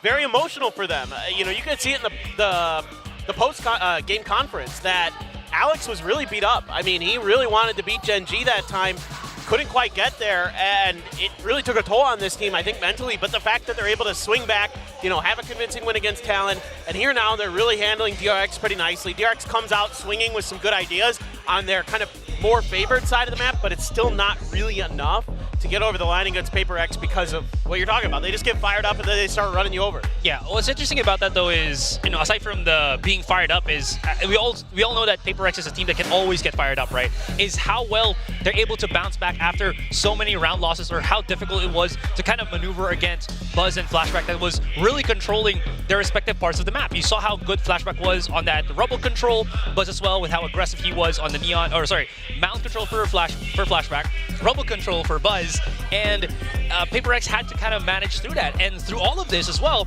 Jing was able to get back-to-back aces, which was nuts.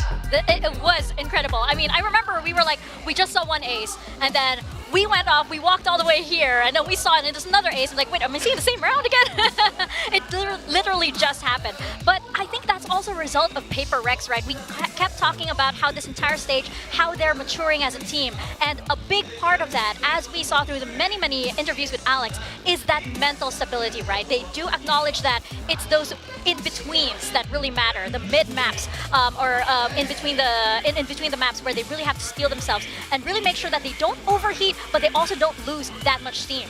Yeah, it's really hard to find that balance for anybody in the world. But when PRX is at their best is when they're playing controlled chaos, right? Like, they're in the driver's seat. They've got the reins. They're the ones that are coming through and saying, all right, we're going to take this fight here and now, and we're going to force the issue. And they're confident in those fights, and you can see why with a player like Jing, who's going absolutely crazy on the Neon. That helps break things open, but it's more than just that. It's so many of the layers they have with their utility and everything, these combo plays that they're able to dial up. The protocols they have are also really, really good. So a lot of things that they do well are just when their mental is focused and they're in check. Yeah, and you look at the difference from when Jing used the Neon for the first time against RRQ last time here on Lotus. It was only, what, 18 kills? Now he's 28. Dude is evolving every single step of the way. And again, it goes back to the fact that Jing, people might say that he might not be that pro player that can bring in different duelists. He is proving that statement wrong time and time again.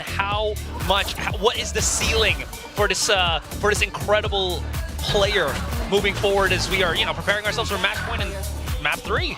Yeah, and speaking of map 3, DRX is now down 2 maps. It's incredible pressure, and I'm really curious as to how they will be recovering from this because, it's the question, can they steel themselves to be able to get some momentum back? It's going to be tough. I mean, the real rounds that DRX has had success, frankly, in my mind, have been ones where they're not challenging contact unless it's their decision to do so. They're getting caught so many times here on Lotus and other maps where they're the ones that are trying to absorb the pressure instead of generating it, and that's something that's really hard to do against PRX because they're so confident and they're so fast that sometimes you think you've got an advantage and all of a sudden you don't, or you think that you can't retreat. Like I saw Buzz stuck on the C site there later in that half, and I was like, he needs to get out. He's just dead. The rest of the reinforcements aren't there yet, and because he stuck around, they had already gotten into the front of the site on C, and he just stuck around, and if he just Neon dashes out of there, that's probably a better option than them just staying there and dying, because then the Nightfall came right after. And had he been alive for that moment, could have been a very different round. So they just need to kind of realize when they can and can't fight, which is very difficult to do against PRX. Yeah, and again, with the playstyle that DRX are showing to us, they're a lot more contact heavy, things that we've discussed during the pre-show that might not be as easily done than said, right? So that being said, and now we're going into Bind, which is a map that it seems like DRX has yet to truly prove themselves. The last time we saw them, they lost to Gen G, and again, there's going to be a whole different question, a whole slew of questions. Is PRX going to bring in a different comp once again? Is that going to be another hurdle here for DRX? So many things. Well, just curious. I mean, I think we all predicted PRX in that previous map, right? And so far, with our predictions, I think Asarai is the only one who's gotten it right. Asarai Al Gaib, is that correct? I haven't missed a map yet. You haven't missed a map yet? Yep. Okay. Papers and Al Gaib as well, then, if that's the case. Yeah. I think that, going into Bind, it's going to be really, really curious because, as you can see, for map 2, we all predicted PRX, but going into Bind, I don't think we've seen PRX on Bind since Master Shanghai. It's been a while. Yeah, it's been a while. It's been a map that a lot of teams have been avoiding in Pacific, so I think it wasn't until like a couple weeks ago that it got played even in Pacific at emerged, all. Right? Yeah. So there isn't a ton of data on either side. Again, I'm a bit surprised that this wasn't Ascent. I figured this would be Ascent here where DRX can maybe find some footing. I mean, yes, PRX has gotten a little bit better at Ascent, but I think still overall DRX's basic game plan is probably good enough to get them over the line here, but I have no idea what to expect. Honestly, PRX could run a whole bunch of different stuff. I'm pretty sure Forsaken's going to be on Harbor after that. Yeah. He could convince me of a lot of things. Jing will be on Raze, 100%. Yeah. Honestly, love Forsaken on the Harbor if you can see that again. This was also the map, as Mika was mentioning, right, where I felt like, and I've been talking about so much about DRX's what's been kind of going wrong, but PRX also has some weak spots, I think, on Bind here, and that's more like, I think, player interactions than anything else, where I thought we saw something who does have this kind of tendency to triple peak sometimes with the operator. He did it a lot on Bind, and that kind of cost him some really important controls on the map. I think V-Long was one of the ones here on Bind when they had their match on Master Shanghai. But, I mean, looking at how clean PRX is, I don't know if it's going to resurface or whatnot, but at least something to take in mind. I mean, that's a big question as well because, you can see right here, DRX do run with Sentinel and PRX don't. So that's going to be a big question as well because, you know how Bind, how everybody likes to play with these TPs and everything. There's a lot of info game here, but PRX has their own special way to gain info. And with that, I want to gain info from you guys as to who you guys think will be taking map number 3. So bring out your props, gentlemen. I got it. Give me a few seconds. I'm second guessing myself now. 5, 4, 3. Okay. All right. Ready, reveal it. 3, 2, 1. Ooh, okay. It was tough though. though. Really? Betrayal. I hesitated. I hesitated though. I think it's really gonna be tough. Who am I betraying? Yeah, why are you betraying? They're supposed to be a unison. Oh, is that a united front? Yeah. I didn't get that memo. I didn't either.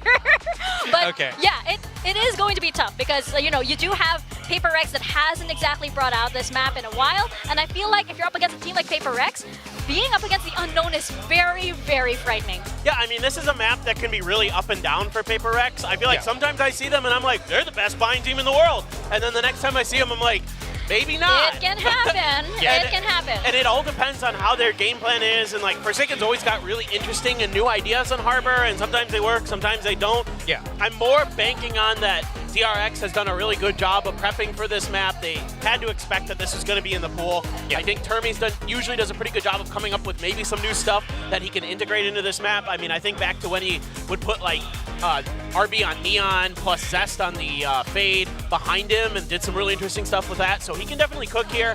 And maybe they do, maybe they don't, but I think in general I'm going to favor DRX a little bit more. Oh, shout out, by the way, to RB and to Zest who are watch partying somewhere, right? I saw them earlier in the hall. Yeah. You have the mini Vision Strikers reunion. King was here too, so yeah. Yes, that's right. Yeah. And of course, Stacks as well, you know, supporting Mako and Buzz, who are on the team and their previous team. But yes, Azurai, you know, Bind here is, I feel like it's a really, really close one, especially since DRX know that this could be their last stand.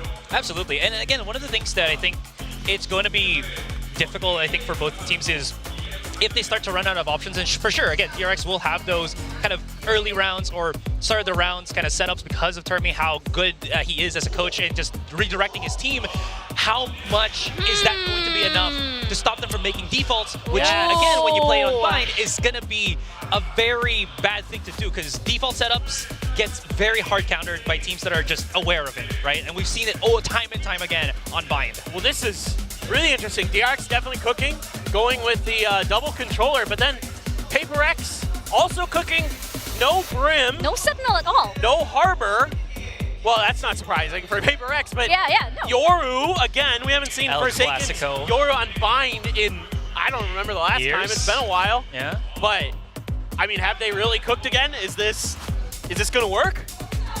Big question. I mean, we're about to find out, of course, as we step into Bind. So we're going to toss it on over to William and Achilles. Gentlemen, the floor is yours.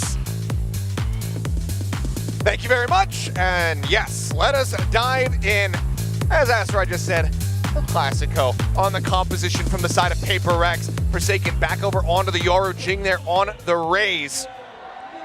See how this looks going into what could very well be the final map of this lower final. DRX need to do to PRX what PRX did to them last year in the grand final and pull off a reverse sweep. Yeah, a daunting task for any team, but DRX, see if he can make miracles happen with their rookies. Tedesco's asking, when is the last time we've seen Forsaken go to that Euro here on Bind? Actually, the kickoff grand finals. However, the important part is when's the last time they played Euro with double controller? That's 2021. So it has been quite some time.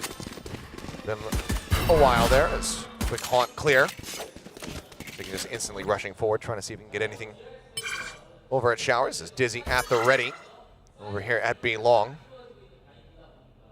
Waiting to see if there's any kind of contact, any noise being made to pull the trigger on sending that one through. It's a good game plan from DRX. This setup right now with the util to try to teleport through using the toxic screen gives you control of both B main and Showers if you need it. Flash in, sees out as Mako catching a glimpse of at least one player. Now also knows that there's going to be Jing over on that side. Foxy, however, taking the TP, able to find one. Forsaken going to be taken down, but now quick pivot. PRX blood into the B site. Flashback, first line of defense. He is able to find the opening kill. Jing going to be eliminated, now 5v3 for DRX. Flashback winning this was huge. Quick clear on the Dizzy. They're nearly lining up here for him. Taunt looks for the reveal. They have to tuck back. Mind Freak blinded up. Dizzy there up on top as Flashback's able to collect himself a third. Divine out, last one standing, but not for very long. Foxy collects a second kill. The defuse as well, going his way to try to get that. Oh, never mind. Fresh Online looks they're assessing. What do we want to do? Who are we going to give it to? Mako says, hey, it's me. I'm like kind of the big brother now, and I'm the IGL. Give me my own. That's true. And not a position he thought he'd find himself in 2024, but it do be like that. try to get closer to that orbital strike, considering that perhaps we can get that thrash early no matter what. I like that they just commit to it, right? Foxy 9 was already through. You don't really have any options. You saw that the main force was on B. You might as well overwhelm showers and then go for a numbers advantage and flashback. Not going too deep into elbow, but just making sure that he can hold on and prevent the surround in the post plant. That's a good hold.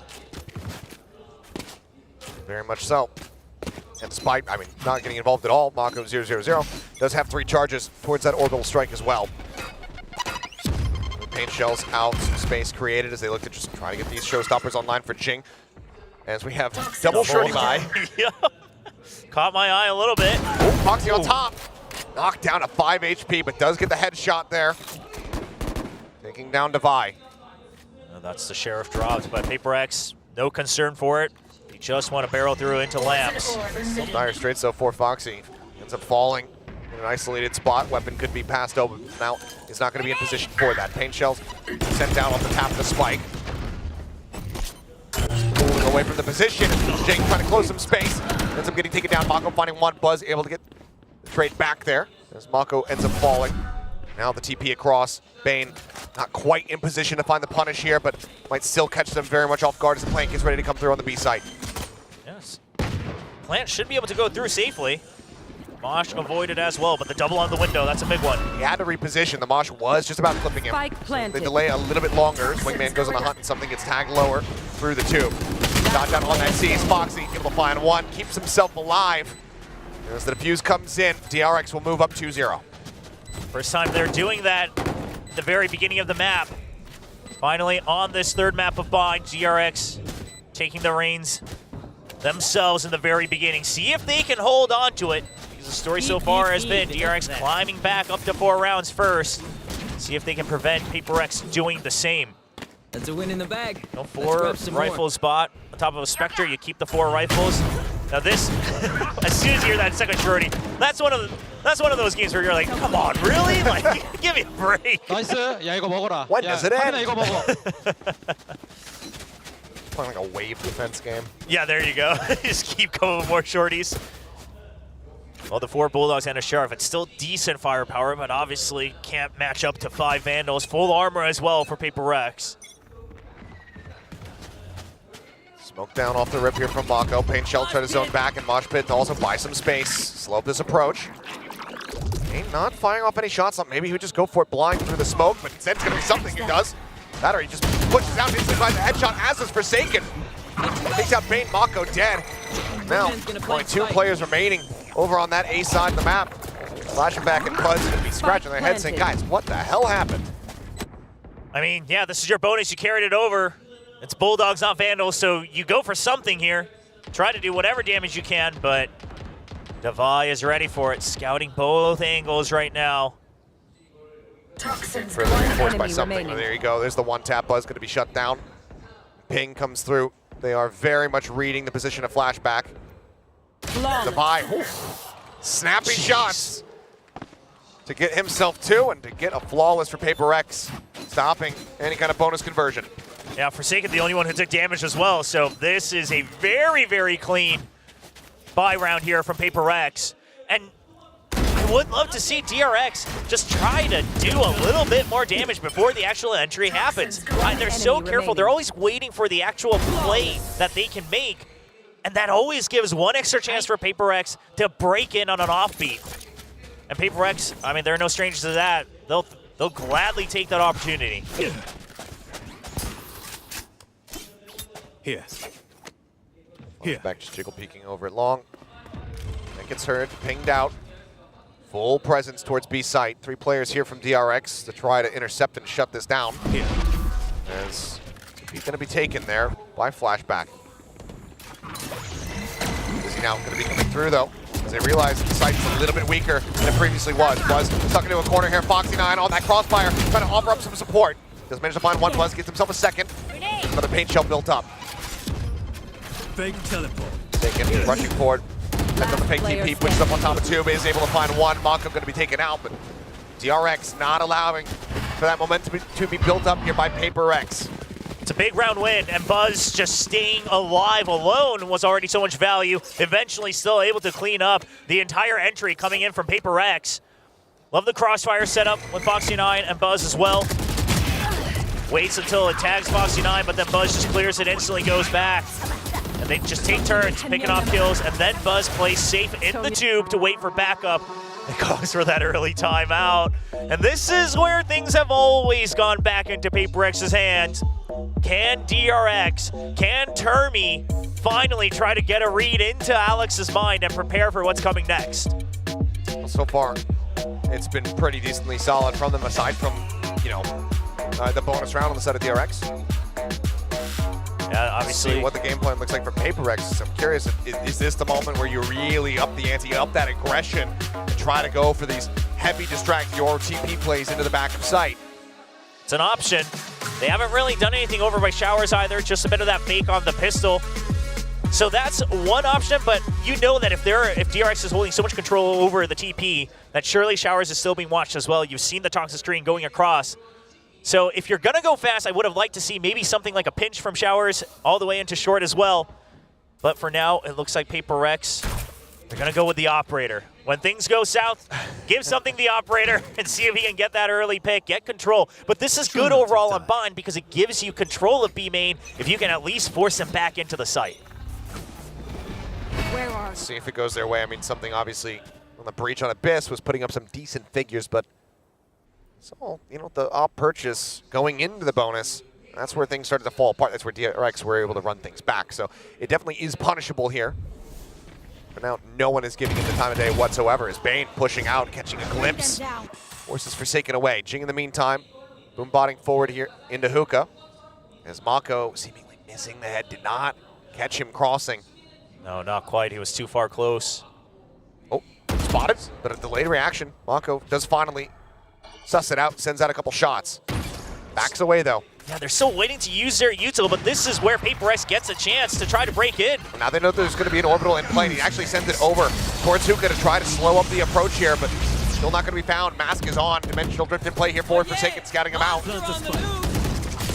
Trash going to be sent through, but teammates dying around him. Mako going to be taken down by Divine. Jake both get lost. Forsaken able to find a second. Kane is there. Mindfreak collects it. But now it's something just with the operator. All is lonesome, and Foxy9 will not give him the time of day. Finds a headshot, assesses whether or not they want that operator for themselves, but ultimately they will leave it cold on the floor. DRX move up now 4-1. Yeah, the early util, not as early as perhaps I would have liked to see, but at the end of the day, you use the orbital strike and the snake bite. DRX not taking chances, not waiting for the perfect play, and just saying, hey, we got a delay, we can tighten the map during all of this. And PRX has a good answer to it. The Thrash alongside the Dimensional Drift really tries to set Forsaken up for success. Gets a double even. But the Flood is fast, again, because you use that util. Okay. Nice, to go for that rotate. Foxy9 looks like he was taking some orders before he's able to go for a reaction, but still ready to hype up the rest of his teammates. Dizzy, Paranoia, the TP forward here from Forsaken. Draw that snake bite, keep them held at bay. Or taken. Yeah, Jing now one away from that showstopper. Still a decent amount of firepower here from the side of PRX. Foxy sat in tube. He does have that Thrash at the ready. He's creeping forward. He's actually playing out in front. This could end up costing them dearly. Beat down, Dizzy going to be dodged. He sends out his in-kind full flash, protecting on multiple players, and Foxy able to collect the kill on a Forsaken, but finding something, and it is just a shooting gallery for DRX. Devi last one standing, forced back by the paint shells. Spike stranded in the B site. We'll reroute over here towards long, where Buzz will be an easy target, and is. Snappy readjusted, just go ahead and cut him in half. He's going to go for this because he'll get the pit no matter what. At least go for a couple extra kills. Obviously, the timer not quite allowing him to dig all the way deep. 30 seconds left. Ultimately, he may just stay tucked back, see if he can punish any over-aggression. Slip into the teleporter. Yeah, not taking his chances. If another person maybe went for a peek, I think Devi maybe even peeks in for an extra, or he just backs off with the pit. Do they just try to multi-man push him? 10 seconds left. I mean, it's a consideration. Does he through the teleporter? You Prowler as well? Do have a couple pieces of util, but it looks like they're just waiting to maybe see until the last second. No, not going to be playing for it. They don't want to give him the pit. Find that it's too risky. They know that even if they kill him, they take the weapon away, that's value, but then he does get that ult online, which still can be very difficult to play into. Here. They'll opt to just let him go his separate ways. But still, DRX now up by 4 rounds. And Jing currently 0 kills. Hasn't been able to come online yet here on the bind, and it's been tough for him. A lot of this setup has mostly been for Forsaken's Yoru. So Jing kind of just on that task of barreling through, trying to get a kill. He does have that showstopper now, but it's not a great buy round for PRX, just a judge coming in for Forsaken. So they'll buy up, scrape together whatever they can have. In position, working his way over towards the boxes. Showstopper can come through first. Paint shells over towards Lance. Showstopper now in play. Pop flash, not going to find anything. Buzz trying to hold the line, and he does. Mako going to be spotted out, but Showstopper does not connect. It only does a little bit of damage. He's down to 64, and Jing is dealt with. Still killless. There's something, and Devi left alone. Positions noted. Mosh into the corner. Devi does fight back, finds one. His flashback will fall. Grips his way up. Snake might going to be thrown in. Buzz dangerously low, but it doesn't go deep enough to actually catch on to the raise. He's still right as rain. We're going to be sent up. Mako able to find something as that smoke does bloom. Bane will stop Devi from escaping over to the B site. Yeah, DRX really kind of just holding back right at the perfect timing. If they kept pushing, I would have gotten a little scared. Great hold from Buzz here. Recognizes this as Judge and just goes for the spray, knowing that he was tagged up.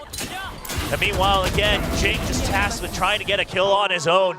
So much of the setup coming in for the Yoru side, and that's going to be both timeouts from PRX. We haven't seen this in a while from Coach Alex, as he has been fairly content with how the team has been progressing here in Stage 2. And when times have been dire, that's where we have had to see that force up, the double use of these timeouts in a single half. Given that this map overall has not been kind to PRX, this is a very good sign of your DRX. Yes, and obviously for PRX, I mean, you have nothing to lose. You're already up 2-0 in the series. You might as well try to course correct as much as possible here, because otherwise it's just going to be a drawn-out map here. See what Coach Alex is telling them. You've already gone through the options of showers. Now, earlier we saw DRX kind of suspecting that the showers pinch might come in, and eventually did not, but see what the read is. Here from the DRX side, it looks like Toxic Screen's still going to be set up for that teleporter all the way through showers. You've got... Buzz, though.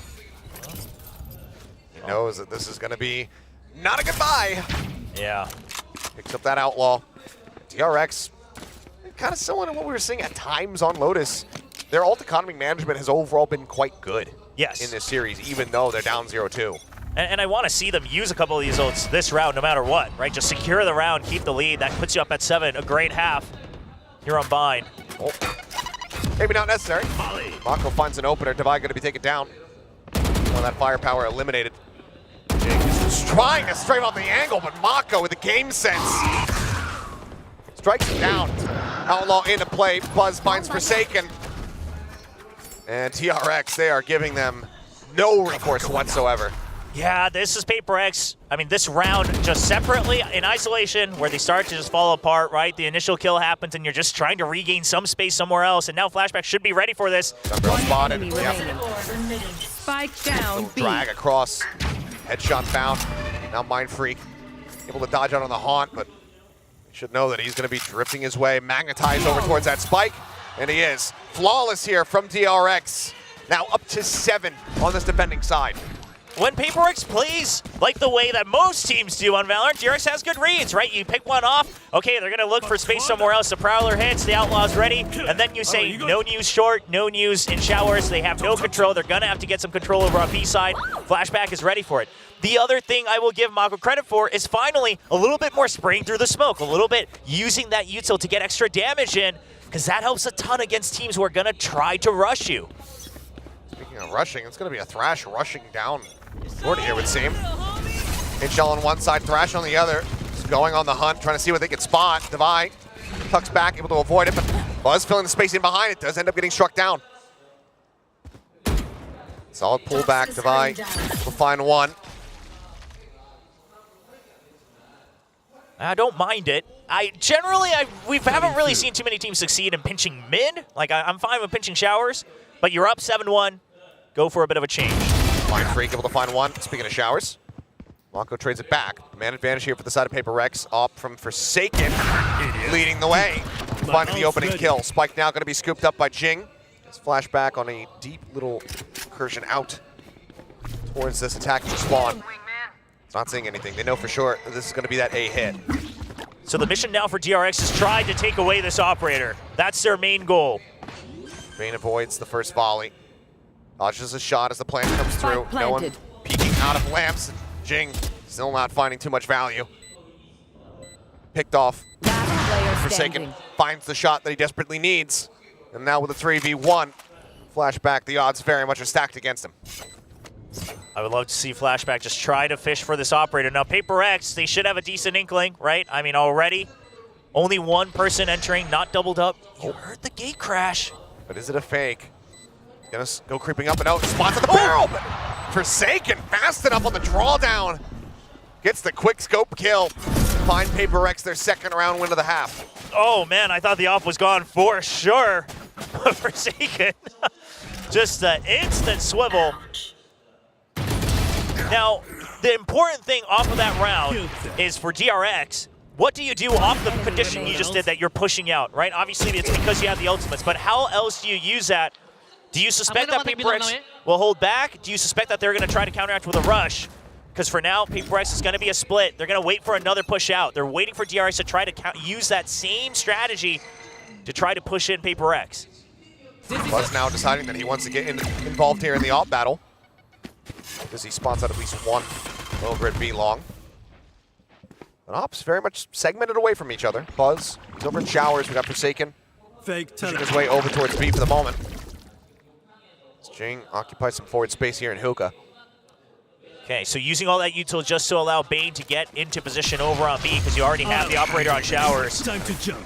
Dimensional trip, but he's going to have to have a decent evacuation plan given it does have that op in hand. Flash is sent. Jing able to find one. Foxy going to be taken down. Shorty in play. Forsaken takes out Bane, but now flashback. Looking for that second kill. Cannot make it happen. Something manages to stay alive. Cover going. Mako and Buzz, the two vents remaining here on the side of the DRX. Try to turn the tides of this round. They've got plenty of cash. Can they play this out? The opening pick from Buzz would be monstrous for them. They have that showstopper in the back pocket. Mako cannot find his opener, and that might just be the call to save in the end. Yeah, at this point, sure you have the cash, but it's still an operator. There's still a couple more rounds to be played out. Mako, obviously, that gives him the orbital strike, so he's going to be okay with that. That gives you extra weaponry to try to take one more round, because I said 7's not bad on the half, but 7-5, it's anybody's game no matter which map you're playing on. You want to try to extend it to that 8-4 lead to feel good. Just backing away. Very well aware of potential positions here of these players. Something not looking like he's going to swoop into that line of sight, so it does stay alive. 3 players surviving for PRX, 3 rounds now won. Their first consecutive round wins they've been able to get thus far. And I love how Forsaken used the ultimate here. It's just used to push everyone away. He thinks about popping out of the ultimate to get the early kill onto Flashback, but just says, all right, I've already shoved him in to elbow. Continue clearing out the site. Gets all the way control of backside as well. And now it's a stack onto A. PRX really varying things up. Buzz, though, about to make contact against multiple players. The blast pack forward there from Jing. Paranoia going to be connecting. Buzz has to send up the pain chills just to go ahead and back away. But it's not an over pursuit here from PRX. Yeah, especially with the pit up. Unless you were able to take a kill here. Oh, off the boom bot. He knows that there's another one he had heard that raise before. Jing now just going to get flush against the wall. Looking for the peek out. He has the headshot. His second kill. Looking for the third, but no. Denied away. Mako manages to stay alive. And this now sends PRX packing across to the opposite side of the map. Bane has to pick and choose. Just getting stuck here in Garden is not the answer. Sure, you have Foxy9, and he has the mosh pit still. Did he see anything? I don't believe so, but they spotted him. And that's going to be a kill collected now, a 3v3. Foxy's going to try to go for a hero anchor. Going to be sent, tries to hold it down, finds one. The Thrash sent his way, tucks back into 2. Dizzy instantly cleared out the TP forward from Mind Freak. As the orbital comes down from above. Holds something in bay. He's contained over by elbow, but he waits out the ultimate and now goes for the plant. The wingman sent through. No way to interrupt this one. The same fight would be far too late. He would reveal his position, so Flashback just has to stay tucked here. Likely wait out the sky smoke. It drops. Spots out one. Finds Mind Freak just in the corner of the wall. The Detain coming in, but he needs to win the fight, and he cannot. Flashback still standing. And that's going to be the Fuse coming in. DRX looking for a 9-3 half as they move up to 8. I honestly think Flashback is probably the one guy on DRX that will consistently try to be able to win duels against every member of PRX. The way he's able to jiggle left and right during these fights, it's so consistent. Yeah, everyone has their piece, but Flashback, he'll always step up to the challenge. And boy, does that help DRX a lot. Not only that, I mean, Foxy being able to stay alive as long as he did, buying more time, sending out this util, finding that opening kill. It helps immensely for them to now have a 5-round lead. Final round of the half, a Spectre in play here for Devi. Hit and Showstopper available to PRX. A Nightfall Showstopper, a deadly combo potentially in the hands of DRX. There you go, Jing looking to open things up. Spots Foxy 9, immediately obliterates him, but Mako's right there to go ahead and trade it back. Molly towards Garden. The wingman going out, but does not carry the spike. Just looking to try to escort as the pit comes in. The Nightfall did keep them at bay, and Bane just not spraying because he realizes Pit isn't going all the way around. Showstopper from Buzz. Spot on the 1. There's a swing out. Forsaken, able to TP away. Mako in the meantime takes out the buy. That's going to be a pin drop. Now Mind Freak strikes, swinging back through. Finds Buzz and Flashback. The spike at the same time, being escorted over towards A. The rotate's going to be a bit faster than PRX would have imagined, but Forsaken is ready for it. Set up. 3v2. Headshot could have been spotted, but no, Mako wins it out. The Phantom at range, just the accuracy on display. Finds that kill, but something holding a hard angle. Finds himself the first kill. Couple shots into the corner there of Bane. Pulls away at him, down to 89. The Haunt up over the top, but I think it's gone too deep. It doesn't get the reveal, and something has the headshot once more. I'm out. 8-4, DRX out in front. But still, an opportunity for PRX to bring it back. Yeah, a bit tunnel vision there on the last round for DRX, but at the end of the day, PRX, good reactions, good comms amidst all the chaos. And Forsaken, the gate crash already set up on the other side of the map. You love to see it. One of the OG Yorus, especially here on Bind, and he's piloting it as best he can to try to bring PRX back into a 3-0 victory. They're trying to just gun a speed run all the way to the grand finals. Favorable odds here for DRX for pretty much the first time. See if they can bring it to fruition, though. It's been a tough going, even with the scoreline of 8-4. I mean, the one thing that would really seal the deal on it, at least you'd feel like it would be another pistol win. Yes. They've been clawing those back. Still down by 1 in the series so far, but if they can make it 3-3, get up to 9 at the start, then maybe DRX will be giving us a series here in this lower final. I don't think there's anybody out there that wants to see this be a 3-0. No matter what you expected, you'd love to see a bit more of these two teams. They're giving it their all for sure. Because here's the thing, at the beginning of Stage 2, who would have thought that DRX would put up a fight at all against this current roster of PRX? Sure. A lot of people doubting them being able to make it, stay in second place, even with the way that they had played in Stage 1 with Stacks, let alone make it the champions. So it has been a lot of surprises here. Let's see what happens as we go into the pistol. Mako going to be picking up that half armor, holds on to the classic. Sheriff for Forsaken, and then Ghosts across the board for everyone else. That Sheriff, that means no flashes, just looking for the kills, looking for the picks. Slow creep forward. Bane playing back. Prowler going to be sent, gets a spot, and Sheriff going to be confirmed. Quick clear out on that Dizzy, though, from Devi. Not allowing it to get too much information, but that paint shell lands right at his feet, knocks him down to 45. Yeah, and sure, you get to keep Showers control, but the thing is, DRX already knows that there's somebody in Showers. Push up, Forsaken, able to interrupt the plant. Suffer damage, though, now. He and Devi both low on HP. Devi with the re-peek, however, does put Foxy 9 down to 14. Oh, everyone, other than Bane, is clustered in over here at Lamps. Bane looking for the timing push. Does barely manage to almost come away with 2 kills. Buzz now going to be getting involved, able to find 1, but paint shells from Jing finds Foxy, finishing the job there. Onto the enemy Gecko. It's only Jing now healthy on this team, as all of DRX are going to pivot over to B, and that's the teleports, and now they're going to just pump fake back, but Devi has lingered. Yeah, you heard 2 though, so you know that this has to be a weak site. You know you have the numbers advantage. Do you suss this out? It's going to be a backside plant, so they're looking to try to play away from him. left. Flashback, holding the angle, but instantly tapped. Divine comes up with a kill, finds himself a second as Mako will fall, and now it's only Buzz. Everyone arriving, the footsteps heard. Buzz not ready for it. They cannot stop Jing as he pushes out of the smoke. And for DRX, that is a heartbreaker of a pistol to lose. Devi always delivers. I mean, unbelievable. How does he get that instant headshot? Just incredible. I mean, he waited as long as he possibly could before peeking out without giving himself away with util. And he got a kill. I mean, listen, he got a kill and some damage. It wasn't bad. When it comes to PRX, you just can't count these moments out. Absolutely not. DRX, no similar shenaniganry that we saw from PRX on Lotus. Not going to be a force-up. It's all classics across the board. A smattering of util, but no armor in sight. Forsaken is looking to take advantage of that. The Outlaw comes into play. Swing out, and he's going to be good for 1. TP's out the safety. Toxins going up. And DRX, they don't have many options other than trying to barrel through. So much damage taken already. Now the full pivot over towards Jing's welcoming arms. Vector in hand, looks for the first, but no flashback. Gonna be able to get the double tap on the headshot. Takes him down, now falls to Mind Freak. Position gonna be given up.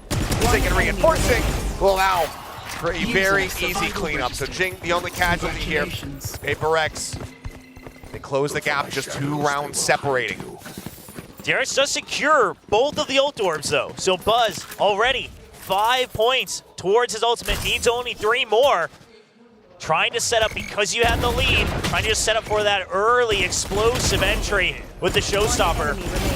Get that momentum back as soon as possible. All good, keep it. Somebody you don't want if you're in the DRX camp to have momentum is Mind Freak. No, definitely not, because when he gets going, it's pretty much over. Solid kills for him. Quick Dizzy out, Forsaken, Outlaw in hand, puts Buzz down to 10 HP. Had the shot, but doesn't get a decent amount of damage in kind. But no skies in play, obviously, so no way to patch up those HP bars. Oh, and this judge, it was never checked in that previous round. How suspicious of this are they going to be? I mean, I think they suspect something just checking how they cleared that entry, but there's just no good way to clear this close angle. They have the Prowler, they have the Dizzy. Yeah, which one is it going to be? It looks like it's going to be a blind contact in, and something is able to collect 2 kills. Goes for the reload, now looking for the third. Mako will be able to shut that down, but the TPs have come through. 2 players behind, but Devi coming in off that left side flank. It's the one to take him out. Flashback now, finding the first, but then wall bang down by Forsaken is PRX. It's 1 kill away, 10 HP from a bonus conversion here at match point. Buzz will find 1, but the spike, 30 seconds it's not left. recoverable. Yeah, just save. I mean, obviously, you're 1 buy round here. Try to go for the half armors if you want. Going for the orb, I like it. Eye on the prize. It's just a mild consolation 10 seconds in the end, left. though, because PRX, yeah, they get this bonus conversion. They break the economy of DRX. And they're just going to be 1 round away from tying things up.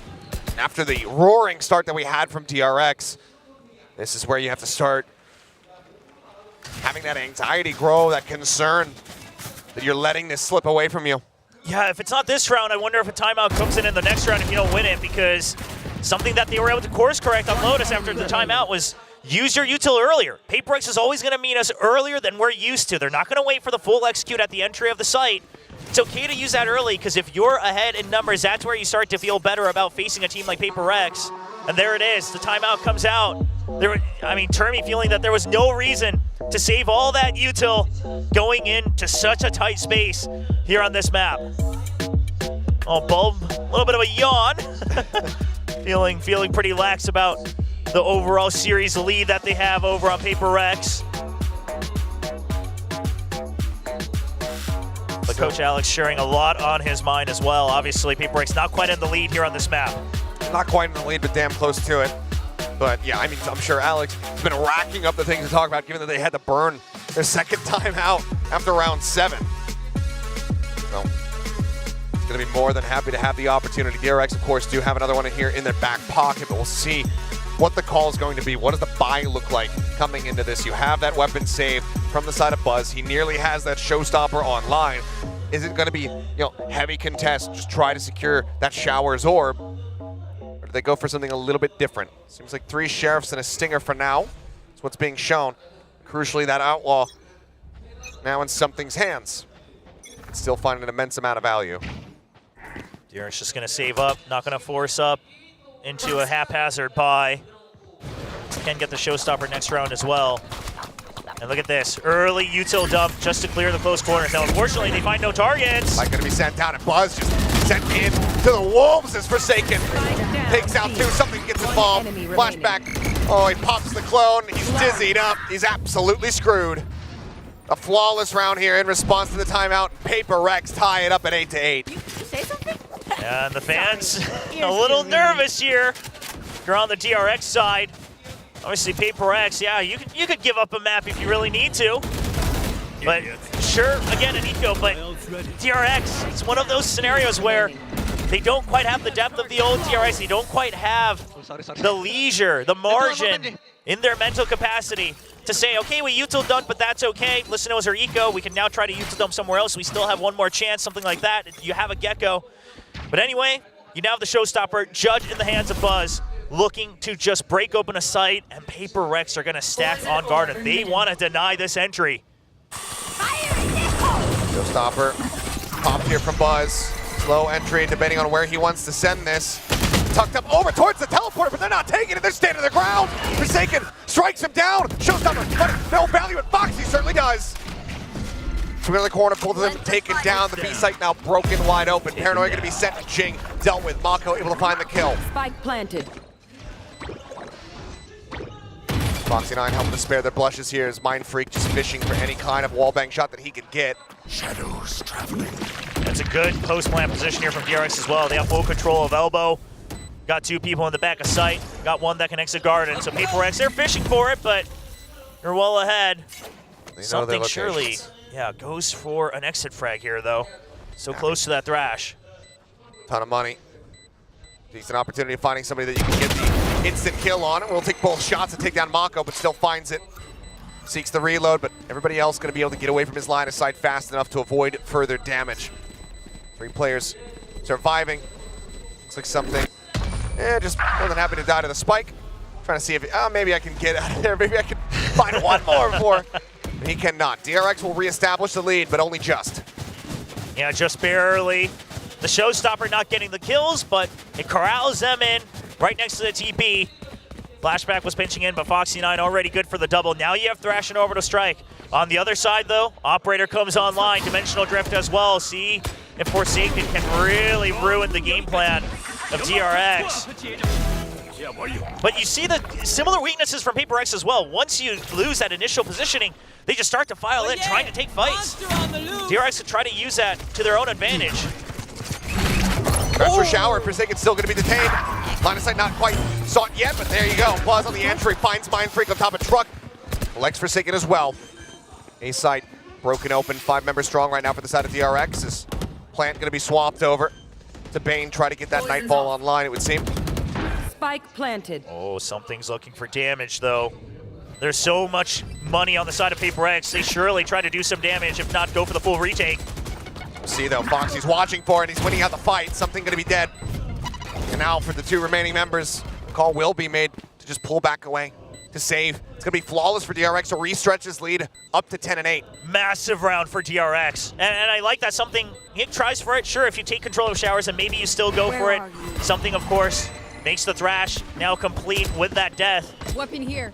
So not too much loss on the side of PRX, other than obviously the round score, the lead once again distancing itself away from the PRX members. DRX, for the first time in this series, second time I should say, get themselves up to 10 rounds. Forgot they got 10 on Lotus for a brief little moment there. Just barely. They scraped by with it. Familiar territory for them, but this time in the lead. Let's just solid. I mean, Mind Freak, as soon as that detain comes through, his attention is pulled away to try to protect Forsaken. Yeah. And Buzz is able to take advantage. And a good thrash there, too. He sees the clone come out and just sends it, hoping that the distance is close enough. Here. Now DRX seemingly waiting for a bit of information out from PRX. Pop flash for a poison orb. Forsaken on the hunt. Here. And the wise back away timing there from flashback. But does he repeak? DRX suspects it. Do they suspect too, though? And Mako here on the swing and Forsaken. I mean, he's so cognizant of it. He's aware that that counter swing can come through. But right now, they're just not giving him the opportunity. Quick jiggle peek out. Nothing going to be spotted there. And there's the moment. In flashback, he seizes it. Open up the sky. Take it down. Orbital strike into the backside to try to just flush out every single angle, but there's no one there to receive the damage. DRX, however, more than happy to just find that they have the site to themselves. Showstopper and Thrash, however, both available here for PRX to try to turn the tides. Already let too many rounds slip away, but flashback. He's not prepared for Mind Freak to also be there, but even getting something is already so much work done. I mean, I think it has to be another save. Sure, you have the Showstopper, but what does it work off of? And the money is dwindling down. The operator can be recovered and will. DRX not greeting for that deny either. Sure, you're healthy in terms of the ult economy, in terms of the weaponry, but you just do not want to get PRX warmed up. That's something that some players and coaches have started to talk about this year is you just don't want to give that opportunity for some star players, for some cracked aimers to really get back into the swing of things. So Bane, since he's only 2 points away, he'll actually be good for the kill. Surely now Bane continues the hunt. If you can take away the operator, that'd be massive. There's a swing out, but Mind Freak, he's broken line of sight. Can he escape? Tagged up a little bit. Buzz from the opposite side denies it with not even a second to spare. The operator cannot be carried over. His DRX move up to 11. Oh, heard it all the way into that one corner here on Bind. Off down. None of that, but the ult's online for PRX. And this has to be the round where they get value from it. Otherwise, it's map point for DRX for the first time in this series, trying to extend their life here at VCT Pacific, trying to reclaim some of that old glory that DRX once held.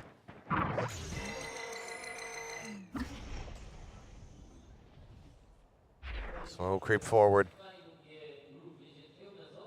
Foxy looking to join in on this side. Just the pit to work with for now, but the Nightfall not far away. So many ults available, though, to PRX. First and foremost, Showstopper here from Jing on the hunt. Sends it over towards Bane, but he's able to dodge out all that damage. The Prowler as well to try to zone them back. As Buzz fills space over towards that teleporter. Yeah, and PRX is well aware of it. So while they had to give that up, they're aware of it. TP now taken, though. They're very much relying on Mind Freak and something to hold the line over here on this A site. Bane still looking to try to play distract. Keep them interested in sticking around, but teleporter gonna be used. And something, what is that shot? What? Finds a second, he's down to 6 HP, but good Lord! Shuts down all hope, all attempt, but now Mako on his lonesome to Dizzy, still connecting. And something with 6, no, down to 4 HP. He will die to Jing's paint shell, but it does not matter because that is one of the craziest 3Ks from him that we've ever witnessed. Oh my, that swing! And PRX was very ready for this, using the Dimensional Drift as well, because DRX actually used a very similar strat against Gen G, where they're trying to make, oh my, that reaction. And then the stabilization. Point blank hospital flick. Oh my gosh. There's a couple of times where I would. Yeah. You didn't know the patience. No, it was an important round win. The celebration, taking priority. That's going to make a great screenshot and or GIF. But I think widely, DRX, while not feeling completely comfortable, widely going to be happy because they did get quite a many few ultimates out of PRX in that next round. But they need to be able to close this one out. Early contact between Mako and something. They're both down to 88. Teleporter taken. Jump peek out. TP's back. Here at B site does Forsaken. Where are you? Bring them down. Launched in towards Garden. Spotting out nothing. Flash to try to hold him at bay. Buzz again pushing forward, trying to just generate some interest, keep them tied to this side of the map. Something spotting out a couple. Now going to be sending out that Mosh. Smoke as well going to be coming down. Nightfall crashing across the site. Not going to be connecting on to anybody. Is he up over the top? Does not get cleared fast enough. Bane going to be flashed up. Takes out the wingman. Falling into the corner. Shoves something away. There's the Prowler as well. Comes in. Gets the catch. They're holding in Lambs. Buzz is trying for the long wraparound, but it's the main forces, they're just falling. The Foxy only able to find one. He and Mako both going to be taken out. Bane, another haunt in play. The pit, not there. They have not sent it. As Jing is able to find flashback. 2v4, the tap into the fuse. Buzz now arriving, strikes, finds one, sends it the blast pack, forces Divide away. He's looking for the kills, and he finds another two. And suddenly, it's Mind Freak, but Buzz has blown him to smithereens. The 4K to take DRX up to map point. Arriving just in the nick of time, full util usage to keep this round alive, to get to map point for the first time in the series. His teammates started to fall a bit quicker, but they held on just long enough. And you can see the scramble so desperately. Are they tied towards Bane over on short? No one able to react as Buzz, a sigh of relief. Oh man, now the thrash. Now you pick up the tempo, try to play slow several times. But it's a fast wraparound from PRX as well. DRX, they don't have a sentinel either. Swooping in. Smoke is in behind. There's Haunt reveal and flashback collecting one. Divide going to be taken out. Jing pushing forward, gets the dink. Looks for the finisher, but Buzz somehow stands his ground. But Mind Break comes up with two. Forsaken as well, getting involved, finds Bane, and Forsaken will deliver the final blow. This is not over yet. PRX hanging on by a thread. Need 2 more round wins to take us into overtime, and it looks like Termi is calling his last time out. I could have sworn we were watching something screen with those shots. Mind Freak, what in the world is this? He makes it look so casual. Holy cow. It ain't over till it's over. I like the call. DRX, you've been playing back. You've been waiting to just work showers a little bit and then go into short, and now you go strong into showers, you're still going to short. It's just a bit of variance to try to use that conditioning, but the shots are too fast. The flank is way too quick, and DRX get trapped on the site themselves. Is it another 13-10 scoreline with DRX walking away victorious in this map? Or does PRX hang around a bit longer here on Bind? Can they give us an overtime performance to try and deliver closure to this series? The timer will expire. The coaches' mics will be muted, and the players will now be left to their own devices for the remainder of this. Hit still available for both of these Vipers. But for DRX, that's about it. Multiple ultimates ready to be cycled through here from PRX. If they can survive through this round, they are going to be poised to take us to overtime. It's a hit onto B. I was suspecting that this might happen, a fast hit, and I thought maybe PRX would be ready for it, but that they do have the gate crash for the very quick backup. And they're holding close. They were suspecting a rush repeated on A. This push out from PRX is going to give them a lot of early information. They're seeing nothing around short. Mind Freak carrying nothing outside of shower. Haunt at the ready.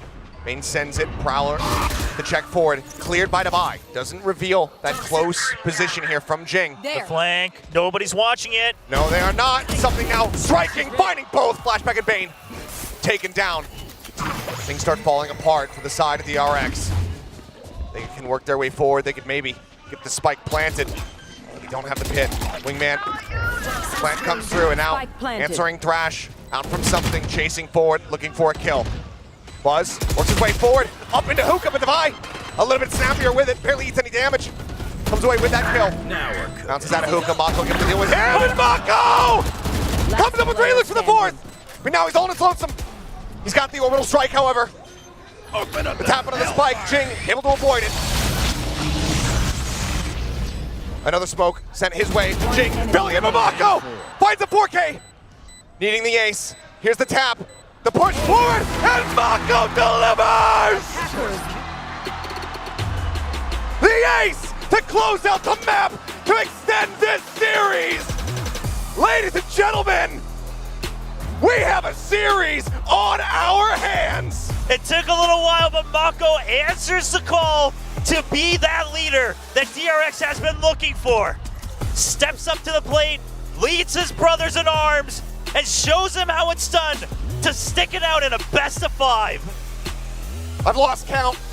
Yes, 5, 6, I don't know. Ace of the series, scattered around, but it's none other than Mako, returning to form, finding an ace to close out Bind. Ladies and gentlemen, we're gonna go to Icebox, but first, we're gonna go back over to the analyst desk.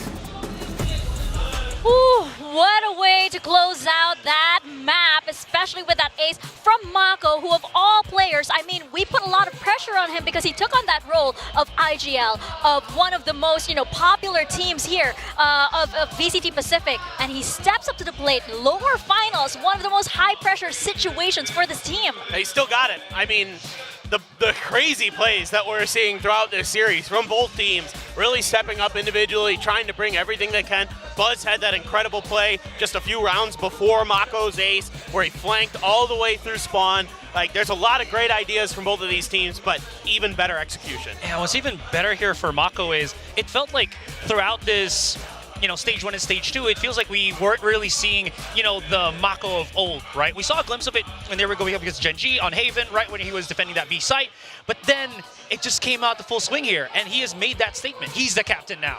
Definitely, especially when, you of course he's slipping into a new role, right? So there is some adjustment, but when there are high pressure situations like that, you have to remember how much of a clutch machine Mako was, and it's suddenly like there's a green light that goes off and he comes alive. This was an excellent case study though of just how different two sides of the maps can be, right? Because at first we did see DRX getting a lot of momentum in that first half. Yeah. PRX was able to come back slightly, and then those last few rounds were just so high pressure. We weren't exactly sure who was gonna win those, every single round leading up to that, leading up to that win. Yeah, I mean, I think in general, it's a lot of this came down to me that DRX has better protocols in place than PRX did, especially on the defender side. They really did a good job of making it really brutal for PRX to get their executes to go, or even if they could, they'd lose way too many members trying to get to the plant. So that's why you're seeing these post plants being really difficult for PRX compared to normal. 4 out of 7 isn't that great, and a lot of it's just because getting to a site was often very, very difficult for them. They're trying to come out of hookah, they're trying to come out of short A, and DRX was just having none of it, shutting it down every time. Yeah, absolutely. Foxy9 was a big factor into that too, because it felt like there was just so many well-timed, well-placed dizzies as he's playing the Gecko, that whenever PRX enters a site, they would just get collapsed upon because they're just all blinded, they couldn't really do anything, and then come into the second half, it felt like you just had to be the better clutch player, right? You're talking about Mako, you're talking about Buzz, but on PRX's end, they also had some sick plays that what we saw from Mind Freak, so it really just kind of, this entire Bind map just tested the limits of what a player can really do.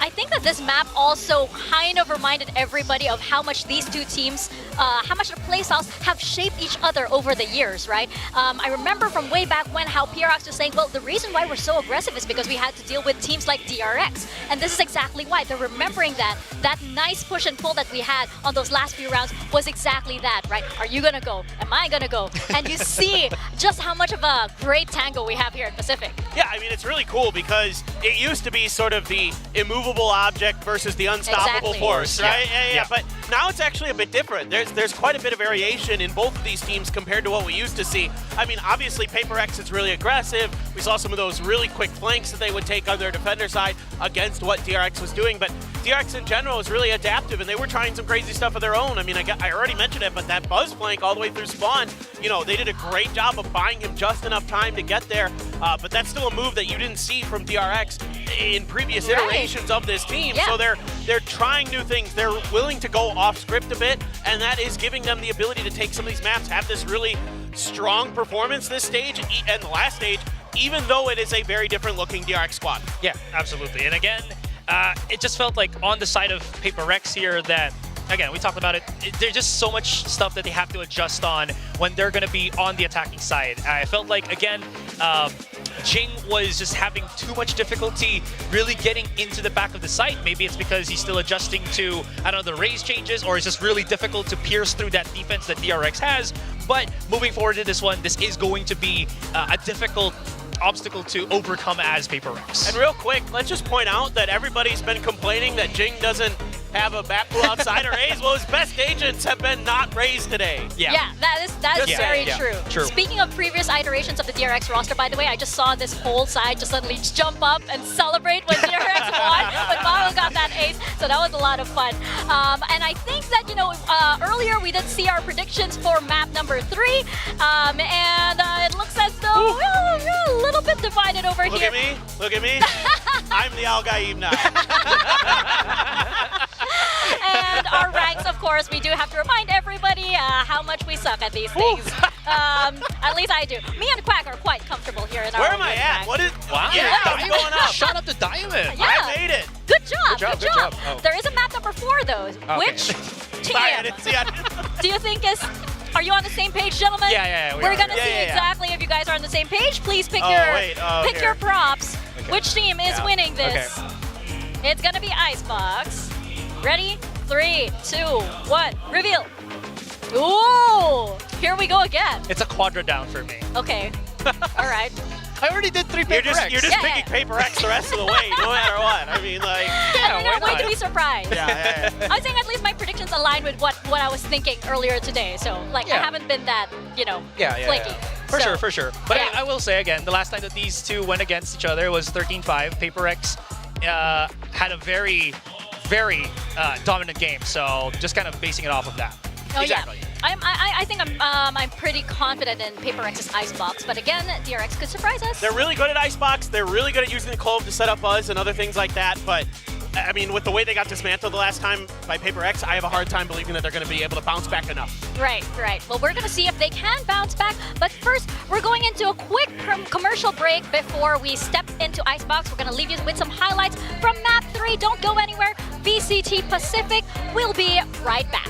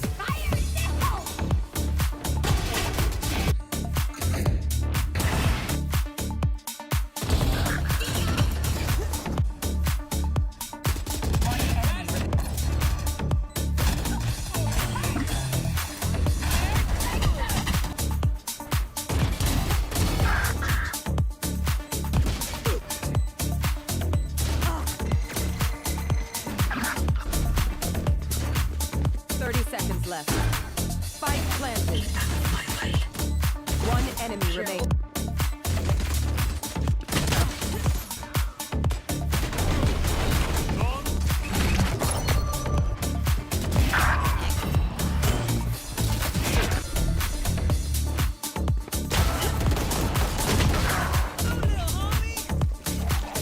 One enemy remaining. Spike planted.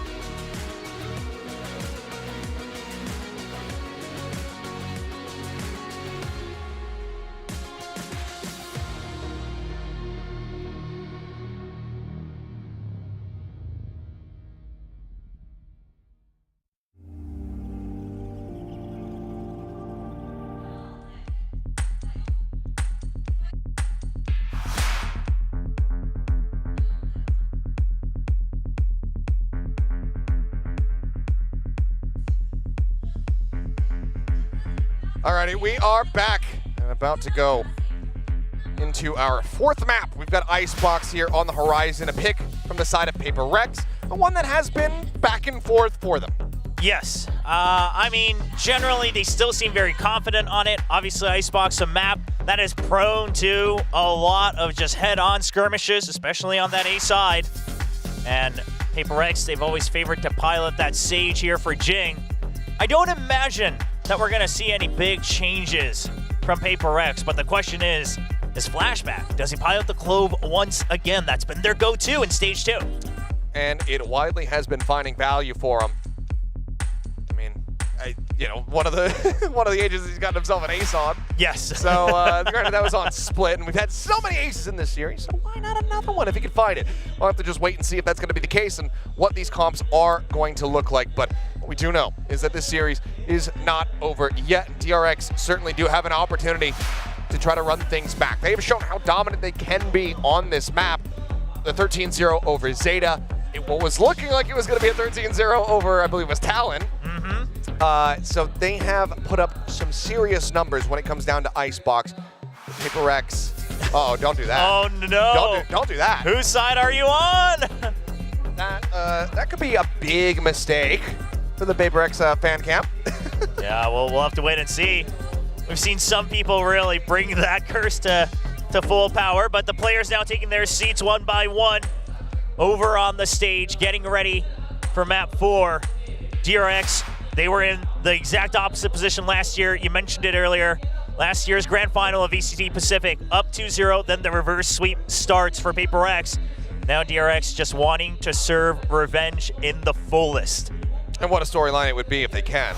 And even just to be able to run it back with this many young guns on the team, yes. Obviously reinforced by Mako, by Buzz, but to have these players, Foxy, who is basically experiencing his first time as a starter on a roster, Flashback, Bane, to be able to make a run back, play a 5-mapper in their first ever best of 5 for a lot of these guys, that would be an insane achievement for them, let alone winning it on top to go to the grand final tomorrow. Yeah, I'm glad you mentioned that. Even just getting to a map 5, it's an invaluable experience learning how grueling it can be and what it takes to really go that far, especially now just a couple weeks away from Champions. Of course, both of these teams will be showing up to represent VCT Pacific on that stage here in Seoul. But we'll have to wait and see. I mean, you mentioned it, even if you're led by Buzz and Mako, it's not like they are longtime veterans in the overall scene. Both of them really coming into their own here in VALORANT. Obviously a long time on DRX, but it's not a carryover like some of the other players. And PRX, they went through a similar process last year. Now they're coming into their own, reunited with Jing in the middle of the year. Really trying to play that to its fullest potential. Certainly has had its moments throughout the year as well as here in this series. DRX narrowly able to get the better of them there on Bind, and a lot of that having to do with how dominant they were in that opening half of the map. And they not been able to rack up that scoreline, have that 8-4, and maybe this could have been a 3-0, but they successfully managed to dodge that. They get themselves a win, and we do have change-ups here from DRX as we look for not quite that mirrored composition here, but damn close. Yeah, fairly close. Going to be going with that Gecko Sova, not the KO, but looking to get a bit more information, looking to make sure they know exactly how to fight, make sure you have those counter recons ready, get that early information, then you have the Shock Dart lineups as well. Again, whenever you go with something like the Gecko KO, Gecko Sova, and then the Killjoy on top, it's a lot of damage you can start to put down on your opponents before the actual fight happens, and that is so important when you're playing against a team that just doesn't give you room to breathe. You want to make sure you chip them down before they start to go for the retake, before they start to push out into you, or before they start the entry. So we'll see if DRX can carry that philosophy over into this match, starting on that attacking side. Meanwhile, for PRX, we know what's going to happen. They're going to push out, they're going to take fights, and we'll see if they win them. Oh, I mean, that's the expectation, but in what fashion do those fights go? That is going to be, of course, the question. One of the things that I think we need to have our eyes trained on is going to be Jing coming back into this one. He's back over onto that stage. We've seen what kind of impact he can have, but his raise was fairly tame, especially at the beginning of that bind. Took him a damn long while to find those first kills to come through. Needs to have a hotter start here for PRX if they want to bring this series to a conclusion right here, right now. But let's go ahead and jump into Icebox and see whether or not this can go the distance, or PRX end things right here. Triple sheriffs for DRX. Taking a page out of Gen G's book, PRX is going to go with the double as well. See if you can hit those shots, even if it's not the headshot. Double shot onto the body. It's a quick kill, especially when you have so many of them. Just a full stack on A, and PRX, we're going to wait for mid. See if there's any craziness coming out, because otherwise, you still got the Killjoy setups on A to delay. For now, 0 point to try to scout. 5-member push up here from DRX in the main. Got the turret. Nanos and alarm bot set up here. Take contact for PRX with 4 players. It's all stacked up in mid, ready to go for a pretty fast flood retake. Yeah, and they're committed to this too, right? They don't get curious. They don't start to peek in. They just say, nah, we've already left it open. We'll delay with the nano swarms. It's going to be a lot of damage onto Buzz. Already down to 50 HP. And that's exactly where PRX want him. Like going to be coming in. Foxy eating that full flash. Goes back around the angle. Buzz going to be able to find one before getting taken down. It's Foxy looking for 2, and he's going to have it. Suddenly it's something all on his lonesome. Foxy the only one low enough to go down to a singular shot. Push up onto the corner. Something noted. Does take out Foxy 9. But what more can he do from here? I mean, just 15 HP, but DRX giving the respect, saying, we don't want to deal with the 1v1s here. We'll just peek and back out. Push up, they'll catch him knife in hand. Flashback to close out the round. There's DRX winning another pistol. Foxy staying calm amidst everything. These are the moments where he used to falter last year when he was still so green, so new to any type of stage. But even if he doesn't hit the first shot, just calms down, guns for the double. And even Buzz trading 1 for 1 after taking so much damage. Yeah. Works out in their favor. Yeah, solid from him. He doesn't find that kill, things become that much more difficult. Still going to be coming back. a bit of an investment here. PRX, 2 players going to be buying down the sheriffs. Well, we got a kill apiece. Let's go ahead and pick up a sheriff and see if we can find some more. Something similarly, we'll also just go ahead and collect that orb. But it looks like PRX getting a read that this is maybe a push out over towards B, but as they hear that Dizzy, that draws all their attention back into the A site. And DRX should know that even if they hear footsteps, it's not a full clear just yet. Something for the aggro play here, trying to swing out, but no one giving them the time of day. They wait for that drone, which is also able to spot out Jing, so they confirm at least 2 players on the site. Something is looking to go ahead and take space once more. Oh, the reclear is so important for PRX right now because you've already started to commit to a full rotate over to the B side as well.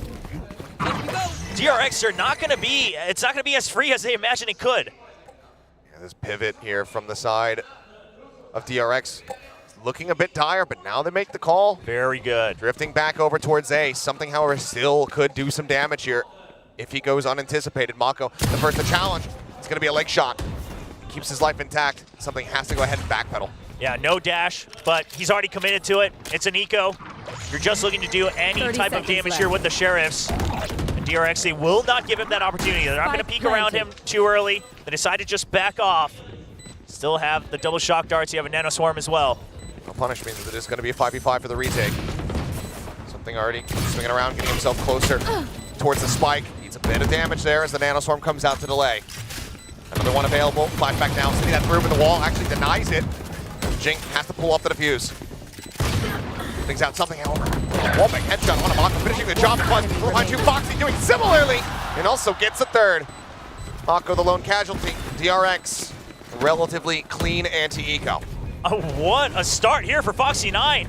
And going alongside Buzz as well. Buzz has not really had a solid duo to always back him up consistently every game. So many times during the regular season, we've had to see Buzz go on heroics to give some breathing room again.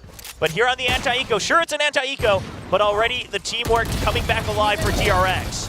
Snappy on that first shot especially, but yeah, Foxy, he already had the thrash built up, but he's got that now going over into the bonus round here for DRX. Other ultimates really to speak of is Poison Orb for now, just gonna be thrown down. Forsaken looking for a timing hit. Mako able to dodge those shots, keeps himself at full HP. And they're gonna commit to this. 2 people, in fact. So even if you break the turret, it's a lot more presence than PRX are expecting. Back off, the orb raised again. DRX now turning their sights over here towards B. Because of that, I mean, something has to pull off that angle over towards green, peeks in towards kitchen, waiting for Forsaken to get into that spot, try to cover that flank. Oh yeah! So currently this is PaperX's best shot, right? Because of the thrash, you have to respect it, you have to back off. All you want to do is cover for mid, re-clear kitchen, and then you have the Sage for the retake as well. Something spotted out into the open. He has the dash away. They know that that util is going to be taken away. 0 point. Able to get that some press onto a couple players. Jing now boosted up here towards the back. And Target not able to spot too much of anything there. Something needs quite a bit of damage, down to 30. Buzz, however, going to be traded out. Mind Freak able to find that kill, and Mako taken down similarly. She's still gunning for you. Main finishes the jet. Crash. 30 seconds left. Wingman's planting. Set again, but maybe a quick interrupt. Either way, Wingman, the plant will be interrupted as Forsaken cleans up the remaining 3 kills. Only something as a casualty. PaperX will stop a bonus conversion. Oh, the early wall committal from Jing comes in big at the very end. Thought it might have been a bit haphazard from him, but they knew that the spike wasn't planted yet. You could hold him off. You had the pop flash ready to keep him tied up in yellow, and the angles are good from PaperX. Mako does not. Cognizant of that lurk in kitchen, gets caught off guard, so that flank means absolutely nothing. Solid from Forsaken. Takes the lead on the scoreboard and also gets quite a bit of charge towards that null command. Just 3 left to go. An early push out from something as well to try to now take control of green. So shifting their weight a bit. Buzz has not spotted him, I don't believe. Clearly senses it all the same. Tags him up. Jing just going to be popping a quick heal onto himself.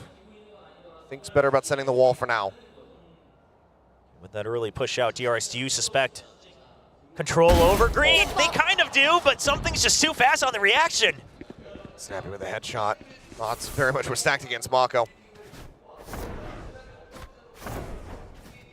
Flashback already digging so deep into it, and he can just hold this position until they get confirmation whether they have a kill or not. But the problem being that PaperX, to remedy this, they've already pushed out mid. Yeah. Just gets spotted, sees the alarm bot. He's going to call for the rotation over. Mind Freak, hearing these footsteps, has the opportunity to intercept and shut this down. But opposite, just go ahead, stay tucked back. Calls for the rest of the team to go on the rotate. Perhaps he will linger and try to go on the flank. Now Swarm's doing a bit of damage there. Buzz going to be slowed up on the approach. Flashback working his way over towards screen. Couple shots, but it's going to be Jing holding here on the site itself. And they just all get collected together and absolutely flattened. PaperX tie things up 2-2. So DRX on the bonus, they start to pressure mid nice and early. I thought that was a good call, but PaperX, they use it right back against them. Take early control of green, and then everyone backs off. And the only thing that's gaining information for PaperX is Mind Freak lurking deep in the tube. And it's going to be hard for DRX to recognize this with just 1 round, because there's so many ways. I mean, PaperX could have just called it. They could have just stayed stacking. You're not quite sure where that information came from. Once again, more aggression as something goes drifting across. The up over the top does not get cleared. So he has to back away, but weaponry not really there to try to go for the punish. Something gets out scot-free. Got the triple stingers. DRX, they're just looking to push it all the way in. Microphone down, slow going out this time. Dizzy not going to be able to blind off, but Mako will fall. Forsaken finding that kill. Forsaken finding another. His Bane will get dropped, and Buzz dead up on top. Flashback somehow manages to find that kill. Avoid a flawless as he finds himself a second and third. But he's still the last man standing with only 5 HP and a stinger. That's decent value as he tries to build up here towards the ultimate, but ultimately, he will get taken down by Divide.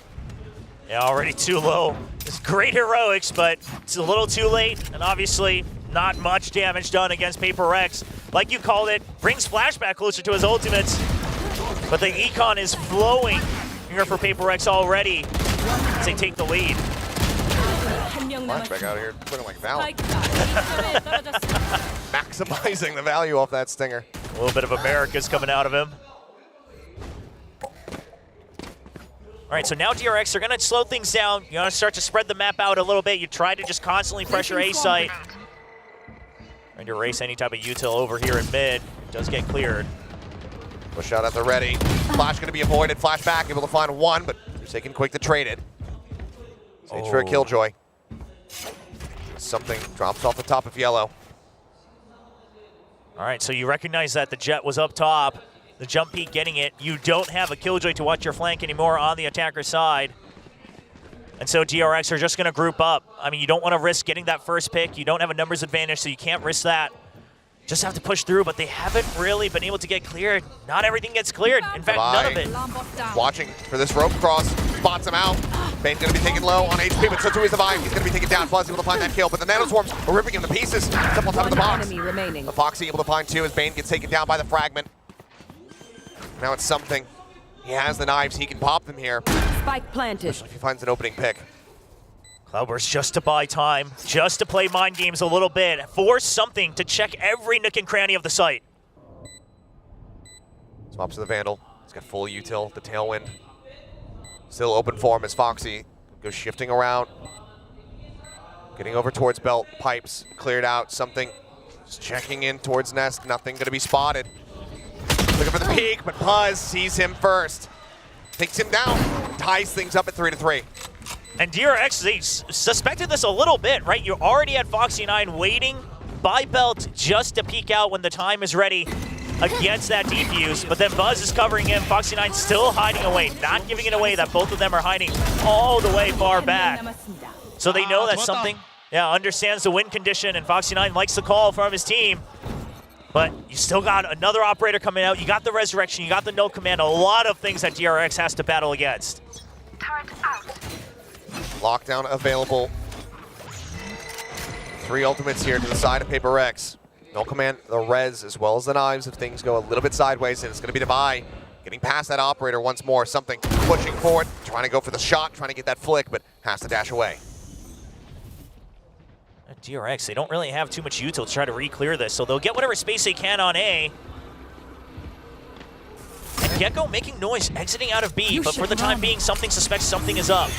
There's the lockdown, they have the fragment. Well, something has the headshot. Mako dead. The push forward, Devi nailing the flick. Buzz gonna be taken down. So while the lockdown will zone them away, this is still a monster's advantage here for PRX for the retake. Man plan coming through.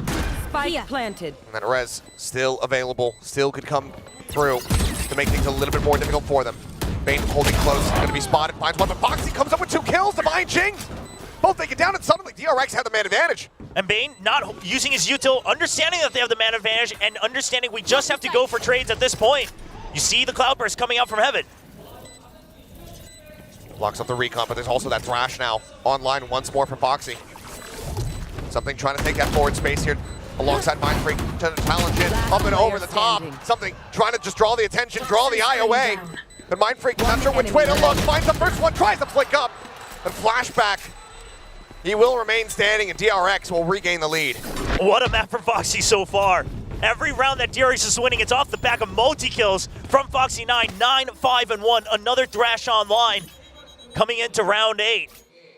And honestly, this retake should have been PRX's by all means. Oh, just great control on that one. Fantastic. Flashback just catching the drop shot there. Wow, nice.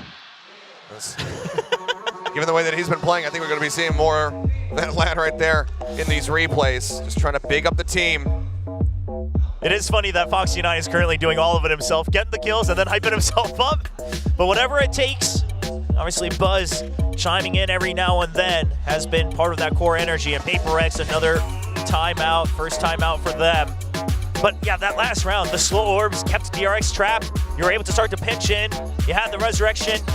Everything was going PRX's way, but Bane, first of all, staying alive, drawing attention, gives Foxy9 a chance to really just have to worry about Raptors. It all starts to fall apart there. Still narrow margin separating though. It's that 1-round buffer. And economy, because of how scrappy these rounds have been, is not really stable for either side. No, not quite, but especially not for PRX if you're going to go all the way down to a glass cannon operator on an eco round, a hero op and one more Vandal. PRX wants to shut down the momentum right now. It's going to be an op to push them away and then a trap play set up on B. DRX should have a decent read on the tendencies of PRX and of something in particular, so to at least be aware that that glass cannon is an option for him. You know that the ults are online as well. So once again, when the weaponry's weak, DRX Just trying to take control of mid, trying to force PRX to have to go for early rotates. Mako with a slow creep up. Just takes out the alarm bot there in mid. Drop down drone at the ready. Oh, they're wary of it. Yeah, and I think it might have caught a glimpse. It's hard to tell. No pings coming out, so seemingly something has slipped the net. But DRX, they're not liking the lack of information here. They're going to try to back away, but space has been filled over at green. Double push up. Oh, yeah. Quick little jump peek, has to backpedal for Forsaken similarly. Trying to cover his tracks here with a fragment. Trying to track down Buzz. But that's going to be the detain coming through. Mind Freak able to find one, catching Mako again on that lurk forward, under 2. Puts his weapon to use, and now something gets posted up over by Snowman. Swing out. The op, very much known now as Buzz, falls down to 26 HP. They have to watch out for Devi, because if he starts winning the duels, it's all over for DRX. Bane watching the angle, but Devi winning the fight, finds a headshot, wants to recover the weapon. Cannot. Sets up the turret. It's going to be the Thrash to try to chase in. No, he dodges it out. And something finds Buzz at the same time. Devi trying to find that headshot. He cannot. Flashback winning out the fight. Knives pop. The push up to the corner. Mind Freak collecting the kill. Flashback now on his lonesome. The 1v2. Trying to isolate. Finds the first. Gets him off the spike. And Flashback finds the headshot. The clutch to extend the lead. Oh, man. The rookie's coming up big on this icebox for DRX. Flashback expecting the peek out from something. Knows that if it's something, if it's a player of that caliber, he's not going to stick it. The duelists never stick the defuse. They take the fight, and Flashback has a read on it. And I love what they did. They rely on the Thrash saying, hey, let's just scout for info. If we get it on A, sure, we can go. But if not, we have tools to clear out all the close corners on B. Yeah, no time to watch the final kill as we go right into round number 9. Once again, clear out on these nanos.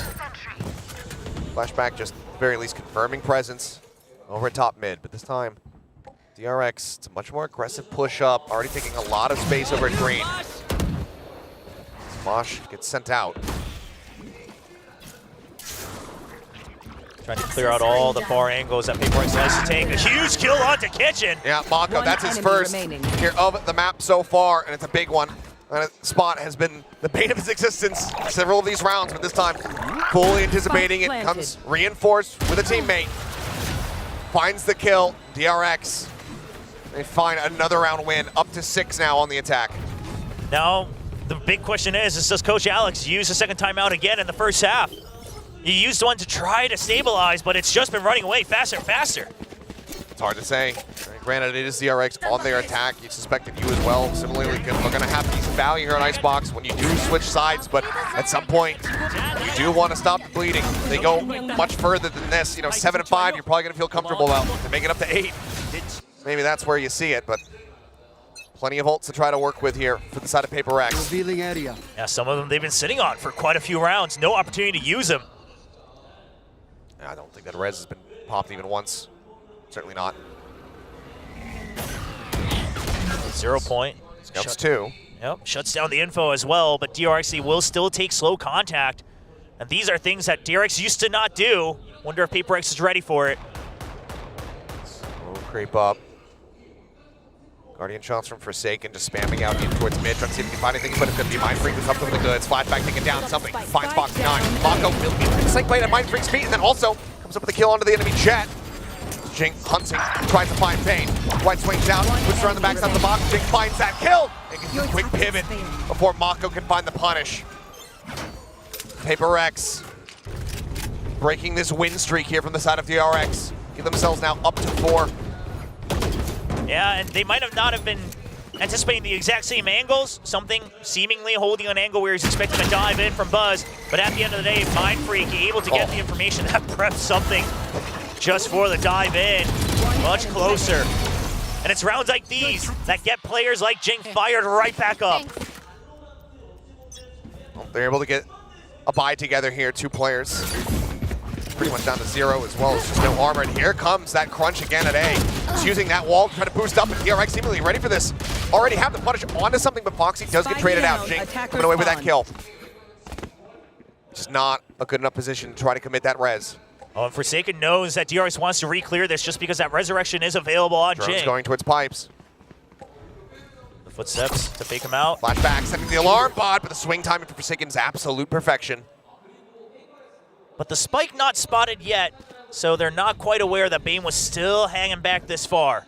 See if he can maybe get some value in mid. No, he's just going to go far away. His team already trying to slow creep in, but look at all this util on the side of B. You got the toxic screen, the alarm bot. Everything's prepared here for PRX. Mind Freak going to go for first contact. Going up.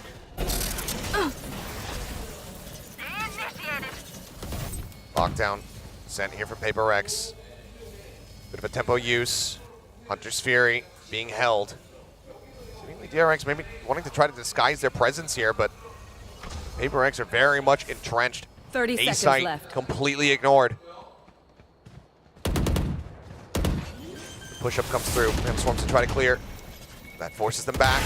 Shot from Buzz, gonna go wide, doesn't manage to find a buy. 3 peeks, gets Mind Freak for his trouble. Knives now popped, Mako finds Forsaken. Time, however, dwindling. They're gonna have to stick for this one. As the res comes in, up over the top, the right click. It takes out Mind Freak. Right back into the ground, but now, Spike planted, it's all crumbling to pieces. Mako, he pops the ult. Spray through, anticipating the wraparound of yellow, heal on the divide, and try to put him back up towards full HP. Pit will fall. Jing will collect. A 3K as PRX fight back.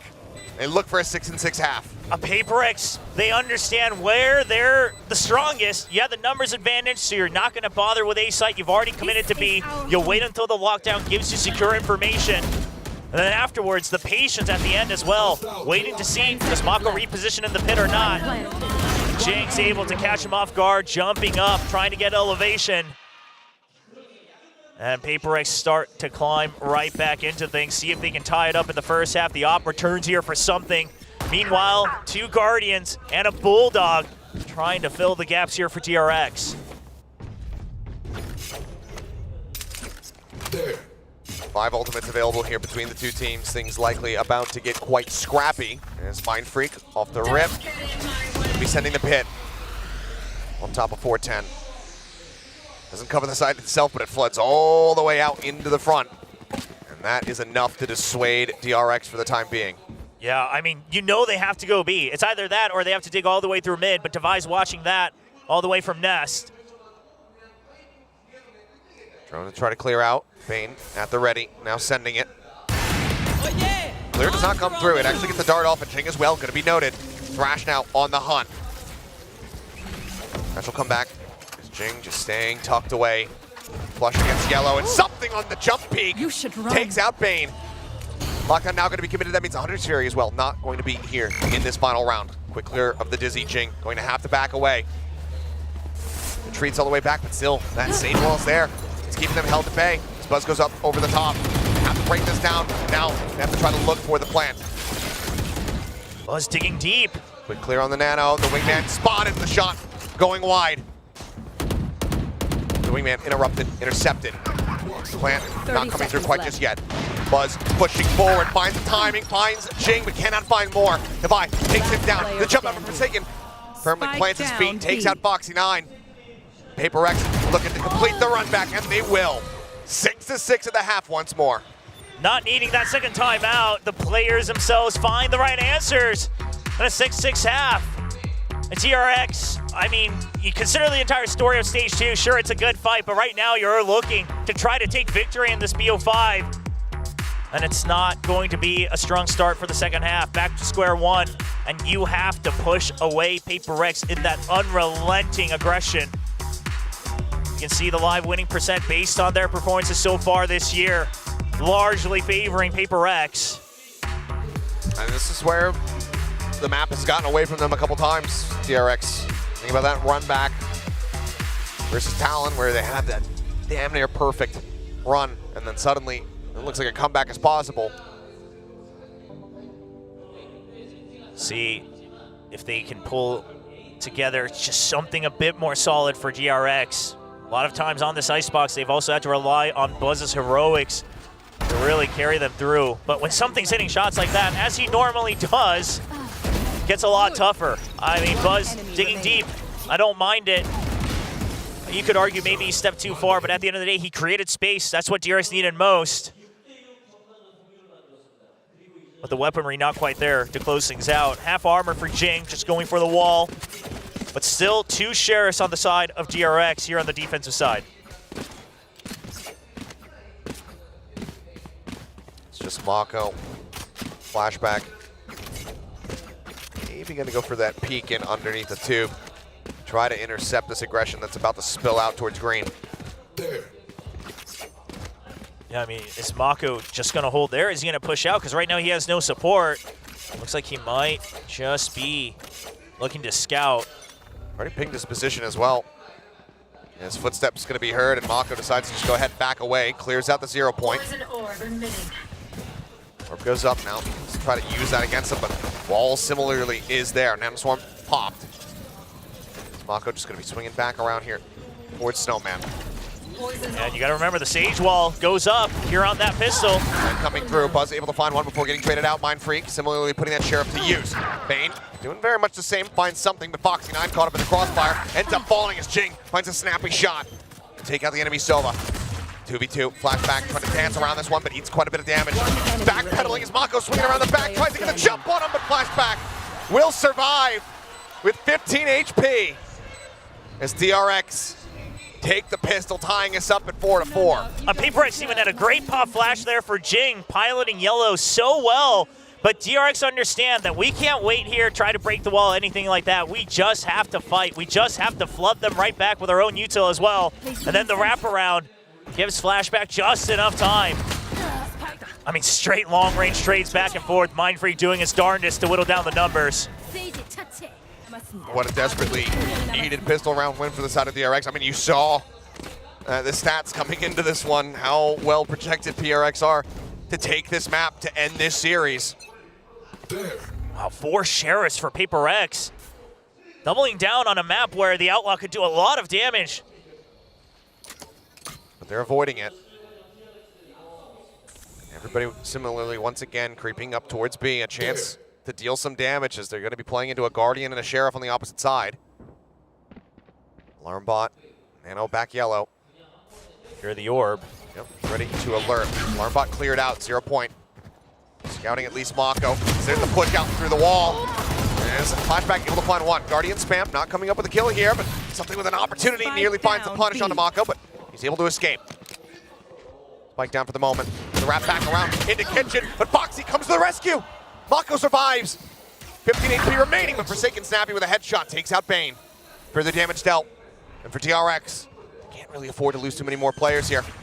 The Lobbin on the Mosh. Damage found again. Plant interrupted. DRX buying time as Buzz avoids disaster, keeps himself alive. Spike, one less planted here. Dizzy hits, but the toxic screen.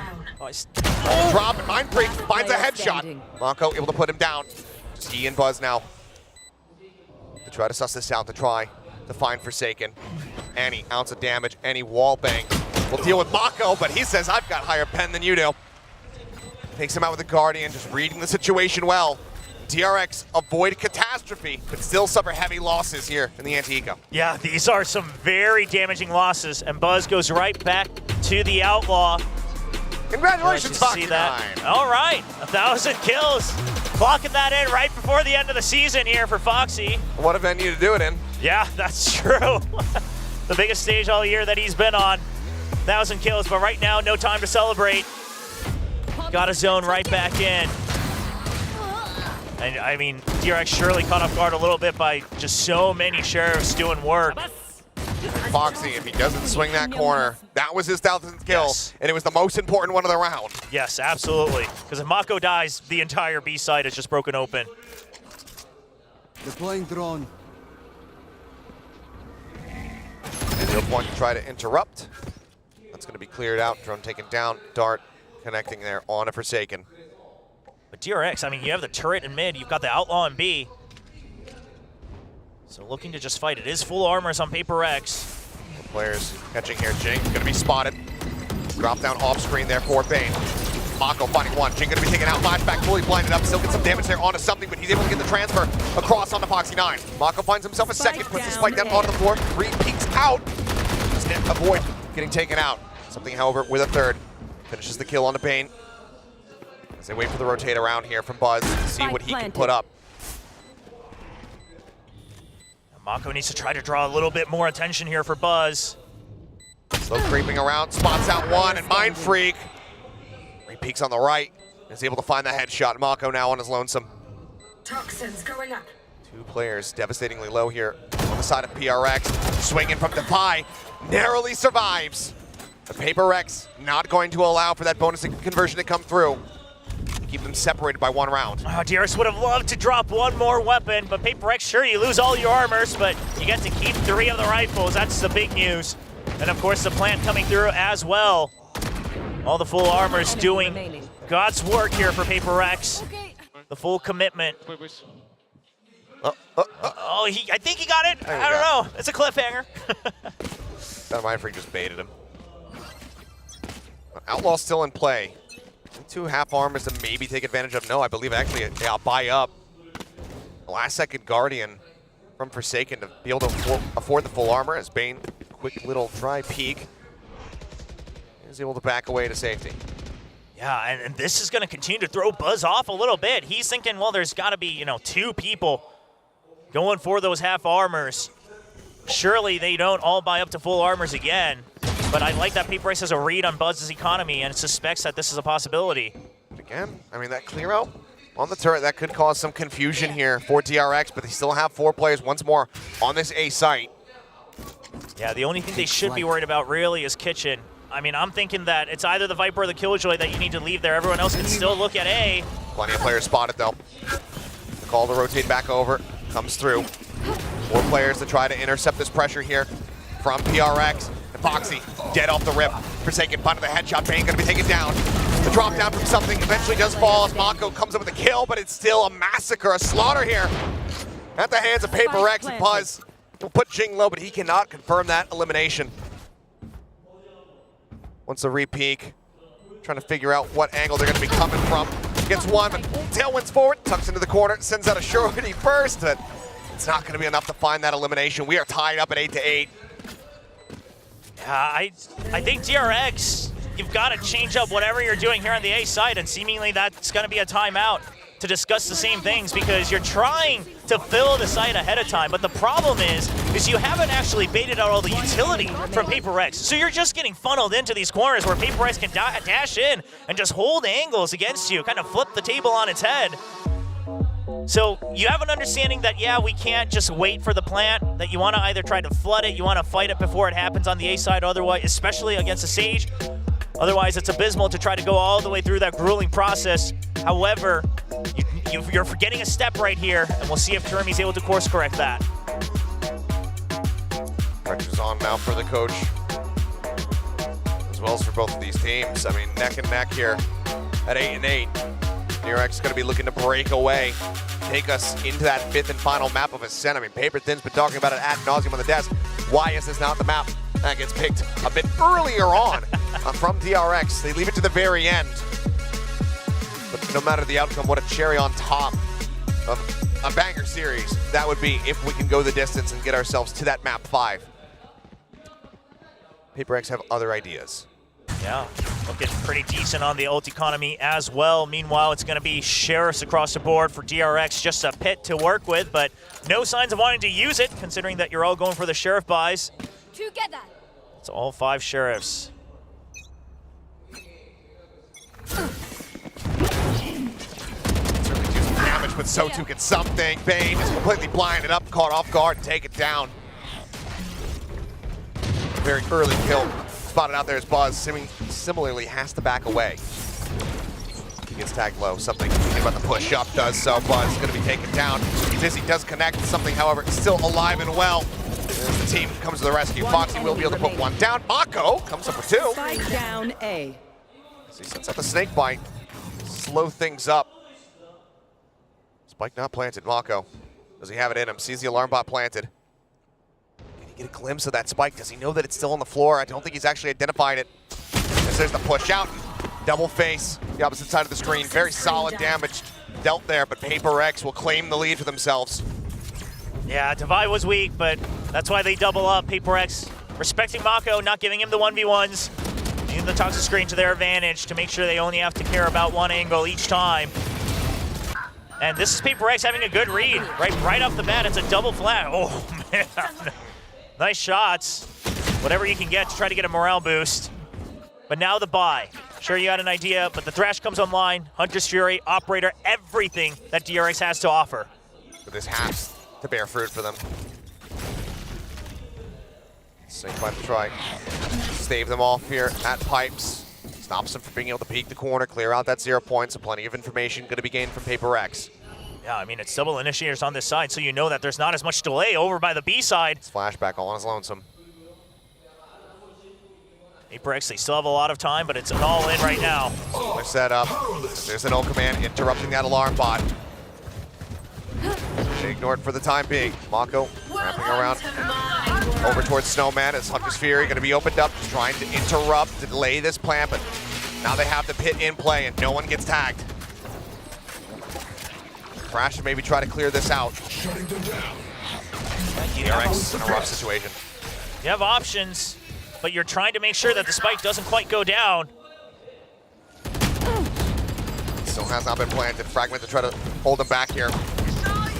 Forsaken very much out in front. Flashback finds a kill on the Jane. Crucially, that's his lockdown available. Forsaken going to be detained. Lockdown now in play. The counter spam just trying to hold them back, stop them from being able to get the destruction here on this. As something pushes forward, but he cannot clear it. The lockdown still coming through. They're all zoned away. 20 seconds remaining. They cannot pivot. They have to play into this B site. DRX hears this. They hear the footsteps coming. What do they do to counteract? 12 seconds now remaining. The spray opening up. Boxy playing close. Suppressed for the moment. Swings out. Tries to get it. Interrupts the plan, but now they're sticking for it. They're looking for it.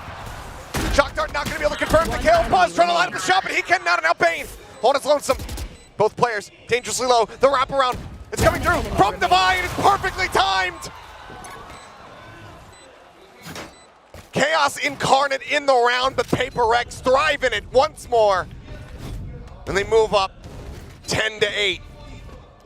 We see this relatively often from a lot of teams where they think they have the round closed out to time, but you don't quite have the perfect calculation. Normally when you play for time, it's a Hail Mary. You're anchoring on your own, something like that. You have the numbers advantage. There was no need to panic like that for DRX, but it all falls apart. Flashback calls it, he can go back in, and you don't get the spike planter down. Mako, he's just got a Bucky. Pushes forward, is able to find 2 quick kills, and my God, that is value. Knives popped for Buzz. The rotation's coming across here towards that B site. An opportunity to pull off a thrifty here for the side of the DRX as the plant comes through. I planted. You should run. The updraft, the attempt, kill not going to be found. Alarm bot spotted, but Buzz just disrespecting that, swinging around the side, ends up falling to the Nano Swarm, but Foxy being able to collect one apiece is now flashback. On the throw, my break! Bleeds out to the Nano Swarm!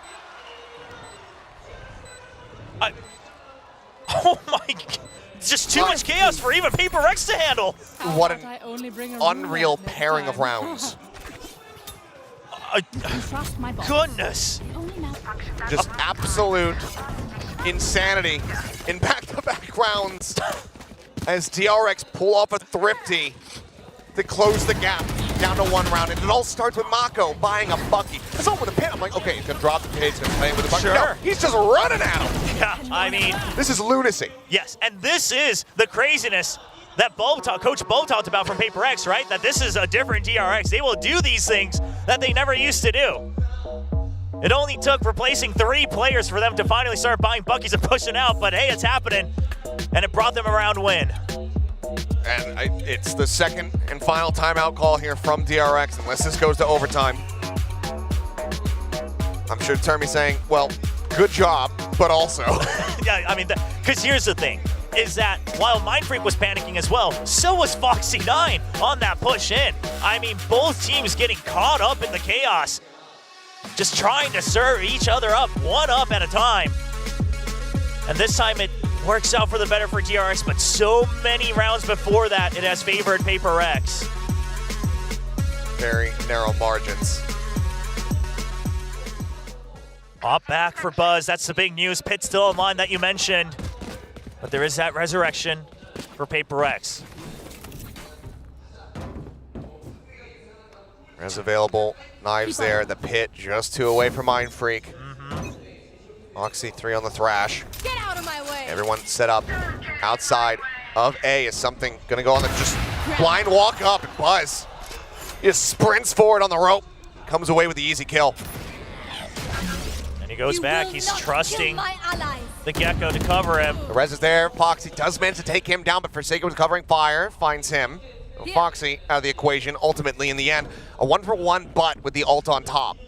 Yeah, but this is forcing Buzz to have to back out because they got the Gecko, not the Jet. They realized, well, why was the Gecko still taking control of pipes? Something fishy's going on. And Buzz just holding the ground, still has Tailwind. Hasn't popped it yet. They're checking for it, they're checking for the op. Slow creep up, there's the first one. Cloudburst down, Tailwind's across the side, catches a glimpse. Is able to evacuate. In the meantime, Mind Freak trying to create some space. A bit of a walkabout there through mid. Oh, a peek out of the window. It's gonna be flashback, spotting him, taking him down. Forsaken just trying to do what he can, but Buzz with the 3K ties it up at 10-10. All the credit to the 3 rookies of DRX. I mean, Foxy9 covering Buzz, then it's Bane's turn, then it's Flashback once they are masked away from all the information. Flashback just to confirm that there is no way out for PRX. And this lets Buzz run free. Hold those off angles that PRX isn't quite expecting further back. And Bane filling that space after the tailwind from Buzz as well, just helping to catch him off guard. Now by very much fragmented here for PRX. 3 Singers, a Guardian, and a Vandal. Try and stop DRX. Running this back, tailwind across the yellow, something up over the top, just peeking, just trying to seek information, but he is here all on his lonesome. He's just trying to buy attention. Yeah, and the op's still over on A, and you've still got coverage from Foxy9 as well. Buzz assessing which angle. He's so dangerously close. Yeah, there's a lot. On each peak, flash up over the top. They manage to push forward, but no one is watching for Foxy, who now strikes. Divide able to take out one, but Foxy holds things in pipe, drops down, spots out Mind Freak. But the spike is on the floor. The Thrash at the ready should he need it. For now, just cycling the util, trying to decide what he wants to utilize here as Mind Freak recovers the spike. But look at something. He knows the only way they can win is try to create space on the other side, try to get a plant on B. But he will be heard. Now going to be heard here. Mako has the timing, has the headshot, and DRX are about to have the lead, barring an absolute miracle from Mind Freak. Does have the pit if he gets the plant or a kill. Only 30 seconds though, not gonna have the leisure to creep in all the way, so it looks like it might just be a save for Mind Freak. The econ not exactly stable for PRX. He will be able to scrape together another buy in the next round though. 1,007 kills in the moment here for Foxy in Pacific. Looks like he's not going to be given the opportunity to make it 1,008. Mind Freak will just hang back. As DRX will regain the lead. Now a 3-round win streak of their own. 2 away from taking us to that 5th and final map of Ascent. 11-10. Coach Alex, do you call the timeout here? Yes, he does. Doesn't want to let it get to map point because PRX, they're starting to respect DRX a bit too much. And the PRX is best when they are disrespectful. And I mean this in the best way possible. But they're giving way too much respect. They're playing scared of Buzz, starting to play scared of the operator, trying to invest too much into it. And DRX in the previous timeout has gotten a read on that. And they're using that against the Rexes. And we'll see what they can do on this timeout. Still no opportunity, of course, for DRX to make similar adjustments to try to lock down that map point. Curious to see what economy is going to look like here for PRX. They are on loss bonus, but had bought down to a decent amount of firepower in that previous round. So could be a decent amount of half armors perhaps coming into this next one, so maybe that Outlaw would make another appearance. Good if Buzz still has the operator in his hand. Yeah, but you could still have somebody else, holding long angles on the other side. At the same time, PRX, some of these rounds, they favor the full armor, but they are just going to buy up to the half armor, still as much util as possible. And now Thrash online for Foxy9, 21-17. He's done so much for DRX. He would love to be in the spotlight to carry this all the way to a map 5 as we're looking at a push out from DRX. His Gecko on the last 2 maps have just been absolutely incredible. Instrumental in the success that they've found so far. As Buzz similarly again drifting forward, looking for the shot, but it goes wide. Forsaken. Breathe a sigh of relief as he somehow survives, and something just sprinting forward, finds Buzz, messes up the dash, it doesn't matter, covering fire, however, from Bane, comes up with 3 quick kills. Suddenly, we're into a 2v2. Flashback here, back sight, eyes on Devi. Waiting to hear any movement. Spots out the alarm bot, spots out Devi himself. Decides to reposition, tucks away. Mako has a sneak bite to try to delay. The peek out, flashback, finding the shot. Now it's all on Mind Freak. Still, that pit not coming through. Tap on the plant. They just play back. Snake bite, not going to be banked in. Just holding the angle, trying to draw them forward. One through the wall, but they know that he's not planting it. It's only a smattering of damage. Swing back out. He cannot isolate. He cannot pick them apart. As DRX move up 12-10. Map point is theirs. The rookies, he's taking one turn at a time. Bane, what kind of insane cover on that spray. I thought once Foxy9 wasn't able to get the kill, it was over, but as they're all distracted, Bane does not miss that chance. One chance for him to get that multi-kill and stop the flood in. And then the regroup from flashback with Mako, turning nearly aging 10 years on that round. But Glow just happy to be here just to get to map point, try to get one step closer to a map 5. Standing ahead. Another push out, DRX, unrelentless. 2 ults on either side, Buzz this time moving up into Nest. Spots out Jing, takes him down still. He cannot escape. He is on an island, but he's re-peeking for more. He finds it, but the trade-up is there. PRX now with the man advantage. Forsaken tag down to 61. Gun barrel spotted. He's jumping around the corner. He's taking out his flashback. What is that second shot? A tap onto the bot to take out the red, but flashback pushes forward and will not be denied. The stage is set. We are going the distance. Map 5 between these teams once more, but this time it is DRX looking for the reverse sweep, looking unstoppable. Let it be known, it's a new age of DRX. It has been established. People have doubted, are the rookies ready for the big stage, for something like Champions? Well, they're here to prove everybody wrong. Absolutely incredible scenes being witnessed. Ascent will decide it all. But first, let's give the players a breather, and let's go back over to the analyst desk. I mean, I'm gonna admit it, I was a doubter as well. I thought that like, okay, maybe it's a best of 5, it's lower finals, high pressure, maybe the rookies aren't quite there yet, but then you have Flashback definitely securing like those last rounds, which are so important. I mean, it goes to show indeed, like what the casters mentioned, new era of DRX, there's new ideas coming in as well, and they're looking very good. No, they're really looking strong. Like now they're starting to get confident. Now they're challenging DRX, and it really came especially after that last time out where they started to contest pipes. You know, you get that op into Buzz's hands and you let him hold some of those angles, and then they start pushing even further. They just kept pushing more and more further forward, and PRX really wasn't able to find any answers to it. Yeah, and you think that PRX, you know, once they see like, oh, okay, maybe Buzz is already backed up from that position on pipes, someone else from DRX will actually take that pipes position, as we saw, right? They were entering onto A main, Jing and teammate, I think that Devi was kind of clearing up the position, but they were kind of too late in reacting to it, and that was a double kill. So these are just kind of the ways that DRX, as you mentioned, with the confidence, has been kind of utilizing that, right? Always going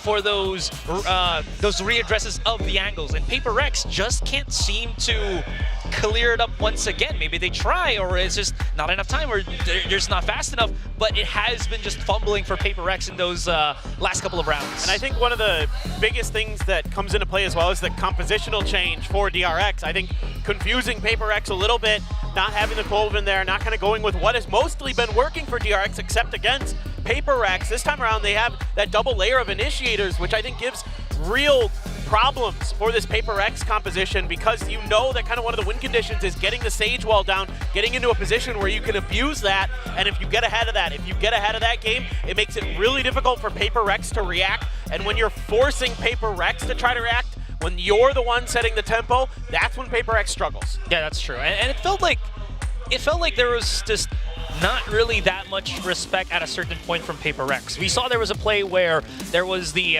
Viper Pit on the B site, right? Jing had the wall, but then one segment of that wall was broken, so there was a little bit of an angle where someone from PRX can shoot down Jing while he's planting down that spike, and PRX just didn't seem to think that they'd challenge that, which is weird. Yeah, I was gonna ask you guys actually, did you get the feeling that PRX may have underestimated this version of DRX, especially in this lower finals? Because there were so many times where it felt like they were just pushing their way, and it felt almost that they had that confidence, no, it won't happen again, but it does. I don't think it's underestimation. I think it's not anticipating the game plan that DRX came into these last two maps with. I think there was enough of a change of ideas, especially here on Icebox, especially with the compositional change, that they weren't fully prepared to deal with kind of the way that DRX was playing, whether it be, you know, aggressive there at the end or very passive, or there's like so many different looks that DRX can show you, and Termi does a great job during timeouts about changing gears for DRX, and that's something that PRX coming into Ascent is going to have to be ready for, because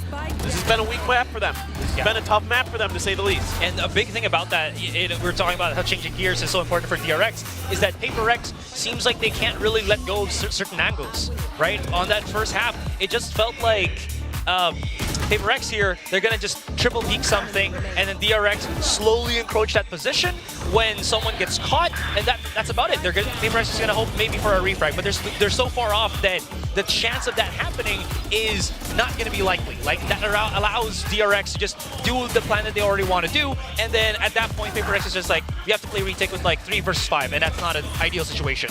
I love how we're also all, like casters called it as well, there are so many things that we see in this new roster that the previous roster probably wouldn't have done. There's so many new ideas, like for example, Foxy9 willing to get aggressive in some rounds, like suddenly taking like an off angle to be able to counter something on A, but that's something that maybe you wouldn't have seen with the previous roster. And then he knows when to hang back. He knows when to pull back as well. It's a nice, refreshing side of DRX, and I'm pretty sure like the coaching staff Termi is so open to this, because it's a new feeling here, and it seems as though PRX, they can't quite get the read yet on what DRX is planning.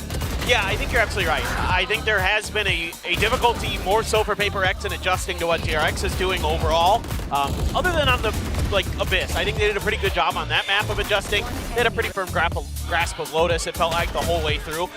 But since then, yeah, I mean, it's really interesting stuff. I think part of it is just, frankly, DRX, the younger players, Flashback, Bane, Foxy9, they're fragging, they're shooting. Yeah. And PRX is whiffing all over the place. I'm seeing a lot of those rounds, and I'm just like saying to the TV, I'm like, you're whiffing, you're whiffing. Like, and that's a huge problem. You have to be crisp in this game, and usually PRX is kind of known for that, pretty well suited for that. But right now, the young players are stepping up, whereas in the past on maps like Icebox, it's been Buzz who's been really dominating. Now you're getting those other players who people have been calling for to kind of pick up the pace, doing so. Yeah, and that's not easily, you know, that's easily said than done. Yeah. Right? Because you're in a position where it's going to be like a second to 2 seconds of you reacting as quick as you can to get those multi-kills, and somehow DRX is still able to do that. Again, we know that they can do that, but when it's everything on the line, and again, being able to get into the grand finals against Gen G, you might think that might shake him up, screw him up, but it's not. It's great for DRX right now. Yeah, and I love how you mentioned about how, you know, because all of the rookies on DRX are fragging, there's a lot less pressure on Buzz, and you actually see him be able to focus a bit more on those duels that he needs to get. We saw so many great off plays from him, for example, on that map, right? And heading into Ascent, that is going to be even more important, especially since, hey, we're going into a map 5. What else did you expect for a lower finals here between these two teams, right? And in our predictions over here, we can see that we are still very, very split, but suddenly there's a lot more DRX on that board. Yeah, absolutely. They really bounced back nicely here. What else can you say? They're really starting to pick it up. We didn't do so good.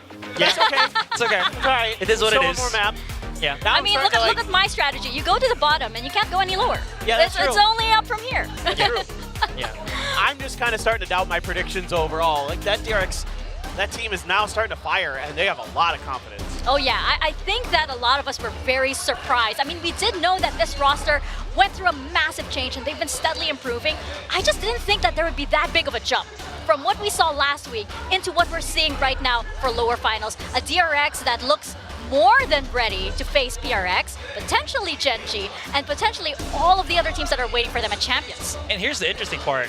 It's going to be Ascent that's going to be our final map. And this, I feel like, has been the map that is where DRX is the most threatening at, and where PRX is just recently getting a lot that success, right? That shift up into the harbor has been looking a lot better for them because Forsaken is able to create those high tide walls that is able to split up the map so that they can slowly creep into the site, right? We see that on the B site, but then we'll just see how DRX is able to adapt to that. But yeah, PRX feels like they're coming into this final map in a less than stellar state. Yeah, I think this is a much better version of PRX. We saw in the last time on Ascent, really adding in those flashes to this composition with the Reina and the Harbor to give you that extra layer of kind of ability to break through the Harbor util, through the high tides, through the cascades. Forsaken was doing a great job of using his Harbor utility to cut the map into sections and give PRX really advantageous situations too. Yeah. Well, we're going to see how advantageous it really is, because we're going to be casting our votes for who will be winning map number 5. I already know what it's going to get. Are we just going to do this? Yeah. Okay, reveal. There. 3, 2, 1. Oh my god. Oh. I picked them to win. I have to now. I have no choice. I'm backed into a corner. Yeah, I already gave him the this one. Maybe I can double down and pick the DRX, and then if PRX wins, I win them back. Exactly. I don't know. But I mean, after Icebox, we're so ready to be proven wrong, right? Yes, especially by this roster. I mean, like, this would be, you know, you have Karen, for example, and Gen.G, who's such a super rookie. This would also be an amazing story for DRX, who now has more rookies than veterans on their squad. And suddenly, they're able to reach this far.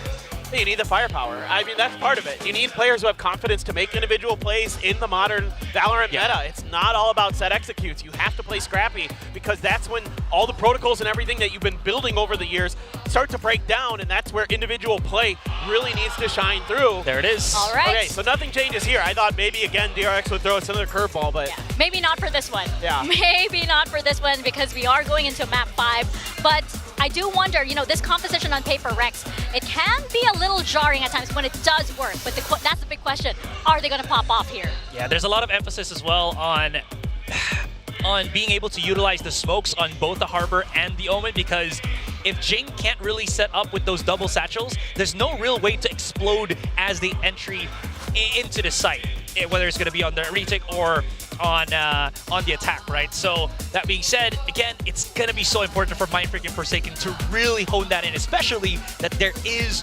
no Sentinel on the defending start here for PRX. Yeah, and it's making sure you have the right protocols in place to play off the back of the Harbor utility. I mean, really, this, especially on the attacker side, but on the defender side as well, a lot of the ebb and flow for PRX revolves around Forsaken and his ability to put his smokes in the right place at the right time to isolate DRX players, to keep them from being able to support each other. Things like that are so important. Yeah, and again, there were some rounds as well where Reckoning from Forsaken here wasn't, they had to wait for Forsaken's Reckoning to actually make a round win, and I don't know if they have the opportunity to do that, because this DRX is just on a high right now. They are definitely on the high. That's why I'm so excited to see what is going to happen here on Ascent. Are we going to see this PRX comp finally make it when it truly counts? Are we going to see this stable, very, very well expected, but heavily well executed composition from DRX pull through? I mean, there are a lot of questions here, and it's all going to come to a head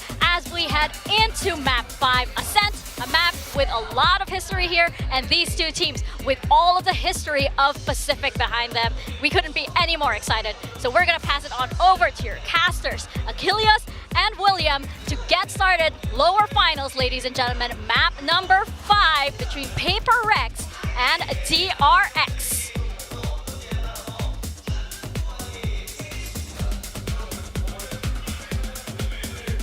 Thank you very much. Map 5. This is for all the marbles. This is for a grand final, for a chance at a trophy. To battle against Gen.G once more and look to topple them off their throne. DRX, if they can close out the series here, will already have toppled PRX, who technically are the defending champions here within Pacific itself.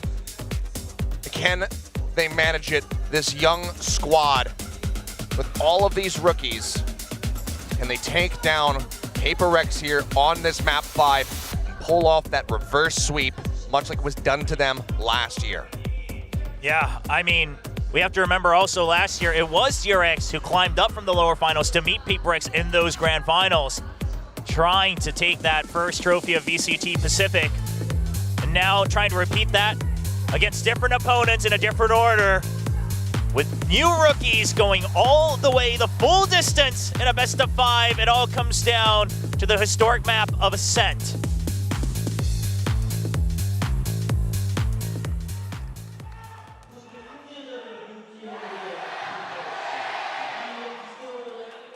A map that has not been changed, that has not been out of the rotation. One that very rarely finds itself being reinvented. PRX falling back on this composition looked incredibly strong the last run out. But DRX had time to watch it again, to sit back, to study the setups of this Reyna with Jing on that raise. How do they fare? They're first on the attack. Let's let battle commence. And it's a lot of frenzies, 2 of them over on the A side as well. PRX is trying to draw them in, trying to erase in from mid. Yep. This could be very deadly. Smoke dissipating, a shoulder going to be spotted, but Jing instantly flushed out. Dink there on Imago. He's going to be taken down for Seeking, able to collect the kills. The Cove comes through. This is going to be a tailwind through it. Something landing his feet. Able to find one before falling to the hand of Foxy 9. Payne, however, now arriving. Comes up with 2. The Sheriff doing wonders for him. It's Foxy and Buzz both so dangerously low, now sprinting their way over to the B site. Yeah, they might have the numbers, but right now Forsaken looking advantageous here. The only thing is he's going to be the one who has to break into the site. Already took an orb as well, so taking everything he possibly can before he has to eventually enter into the site. DRX with the lower numbers. I don't know if hiding just in the site is going to be the best idea. These are angles that Forsaken is going to be used to checking. Knows that they could be absolutely anywhere. As the wall to work with sends it. That does cut off boats. Here behind the box is Foxy. He's going to be the first one to fall. Forsaken being the 4K to close this out. Doesn't know if he's being wrapped around on it. He is, but not from the angle that he suspects. Buzz pushes out of boats. DRX will take the lead in pistols as well as here on Ascent. Great move by Forsaken, knowing that if they're low, they're going to have to either double up or they have to go for a trade, and he tries to slow them down, clear off any wildcard angles. However, Buzz also playing that very well. He actually just stands out in the open right behind the high tide to make sure he can peek out as soon as possible when needed. When they first hear the first kill against Foxy 9, he knows it's not an angle he can take. He just waits for it. Just forces Forsaken to have to second guess himself. And no time for the reaction. Round's already started. Straight back into it. One suppressed. 0 point. Mindfreak actually tucking into that. Just trying to force him to maybe have to check wine as well. If you can get the fragment out of Foxy just to check that position, that's going to be a win as far as the util's concerned. 4 rifles, by the way, for DRX, a big commitment. Drone as well will check, and not confirming anything. So they know that they know that Mindfreak is on this side of the map as well as Devi with that Sky. So they'll go for the orb. Still watching for any push out of B, and they haven't seen that yet. So DRX, they have some options here to re-explore. Oh, still only Mindfreak. This is really going to start to throw them off and just put question marks in their head. Yeah, no idea that there's that slight little rotate over from something. Pop flash out. Still just confirming, okay, there's 2 of us here. Something starts shifting over to try to reinforce this position, but all quiet on the B front. Yeah, it's but going to be a rotate. They haven't really cleared much area, right? So they have to just start sprinting all the way through and rely on numbers. Thankfully, they will have the higher numbers going into the B site. And they're gambling quite well. They're avoiding that outlaw. Now rotation's going to be started here for PRX, but can they get there in time is going to be the question. Pain Shell's already sent from Jing to try to slow them up on the approach. Buzz dashing forward, checking to see if he spots anything. Has seen nothing, but time now dwindling. Clear out on the recon. Drop down into the site. 10 seconds remaining. Pain able to find one. Buzz picking up another. Flashback. Flushes things out. The site now exposed. Buzz narrowly runs out of bullets, but puts Mindfreak down to 2 HP. It's an easy cleanup for Mako. DRX moving up 2-0. And they retain all 4 rifles as well. That's the big news. Oftentimes with these bigger buys, you're kind of forced to buy back in just to match firepower, maybe buy one extra rifle. That starts to ruin your economy just a bit. But now they'll be able to carry forward. And because of that outlaw buy from something, they'll choose, it looks like, to buy their own outlaw, counteract some of that early investment from PRX. There it is, 3 half armors and a judge for Forsaken as well. Buzz is going to look to take advantage here. 0 point, just scouting out Jing. Given his position in the pistol round, easy to assume that he's going to be playing tucked away, and well, now has the reveal on it as well. A lot of early util. Oh, clean up though, as Jing come away with 2 insanely quick kills. Foxy and Buzz both knocked out of the park. Bane able to trade the one back. Now a man advantage here for PRX as they look to get that round on the board. Stop this bonus conversion. Swing out, something, taking a couple shots, putting even more damage down to the flashback. He's able to confirm the kill and takes a quick dismiss out. Now you know they're stuck over by Cat. So PRX, they clear out A main, make sure it's not a pinch, and then you can go for a safe retake. What kind of rotations does DRX want to do? If they were actually to cut up past window, go around towards that defender spawn, could catch them off guard, but instead Mako catching a glimpse here at main. Set up the smoke. Spray through here in response, checks out Hell, nothing noted, smoke on a Heaven, now the plan coming through.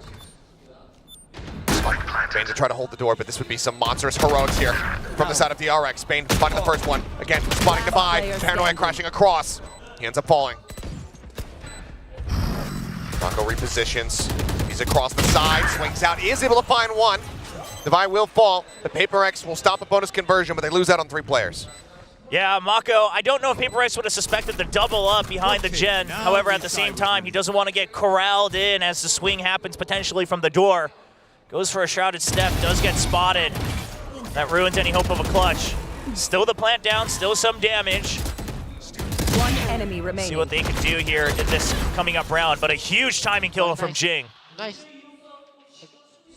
2 big ones just catching them completely unawares. Oh, and the Reckoning online already. Those early kills for Forsaken coming in handy alongside those orbs. They've really taken B main control as well. So DRX this time, they're going to try to push in a little bit further into B main and just keep Forsaken at bay. Mind Freak this time is tucked away as Boombot explodes and catches both Mako and Foxy. Yeah, DRX a bit too caught up in what they were trying to set up over for A main. Here's the flash had caught them and maybe just the spray hadn't gotten onto the Boombot.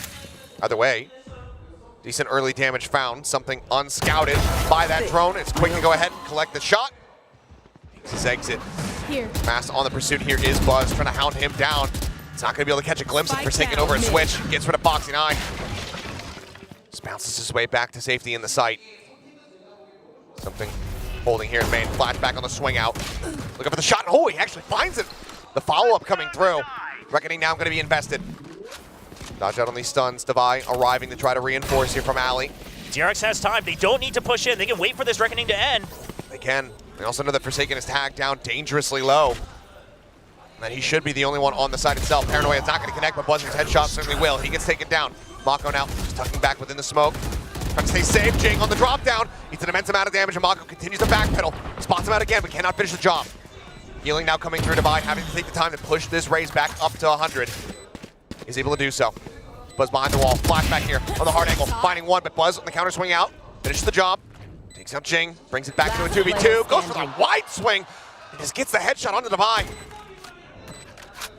And this is just to buy time for Mako. And because there's been so much time, Mind Freak suspects it. Shadows traveling. Smoke for smoke. Boats completely obscured. Oh, gun barrel gonna be spotted. Counter spray through, and Mako arriving. Actually, no. Firing off from Market Steps. Will confirm the kill and get DRX a 3-1 start. It's things like these, right? Kind of a Hail Mary flank all the way around when you only have Buzz left in boats. Careful. But Buzz then takes it into his own hands, goes for the wide swing, because just waiting meant that they would get close to the spike and make things harder for Mako. It's these are the types of plays that we used to never see from DRX. But these are also the rounds that sometimes lead a team to lift trophies. You can tell how much DRX desperately wants this win now.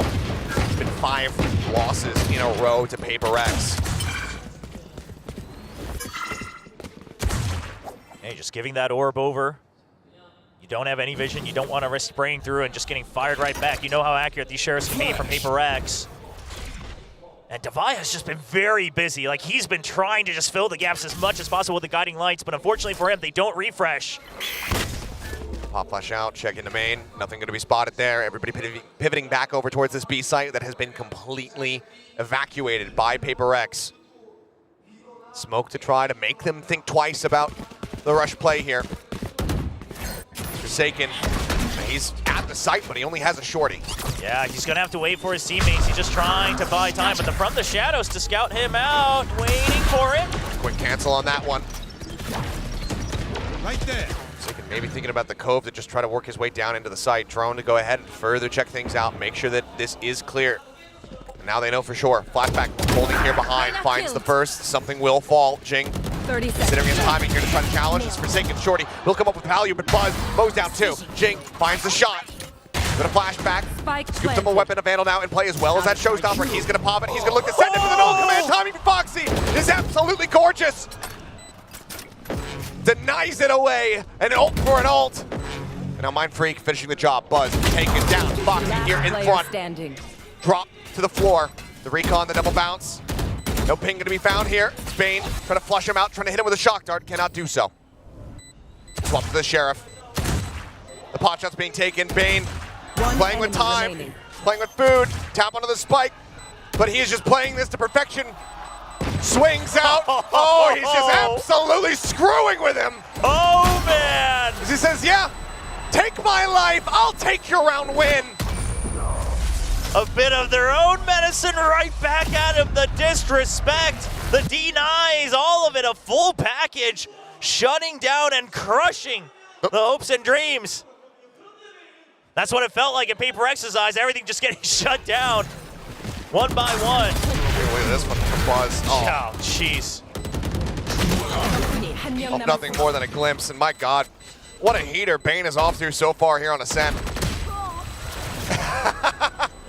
Yeah, you get up after those for he sure. Knew he won the war.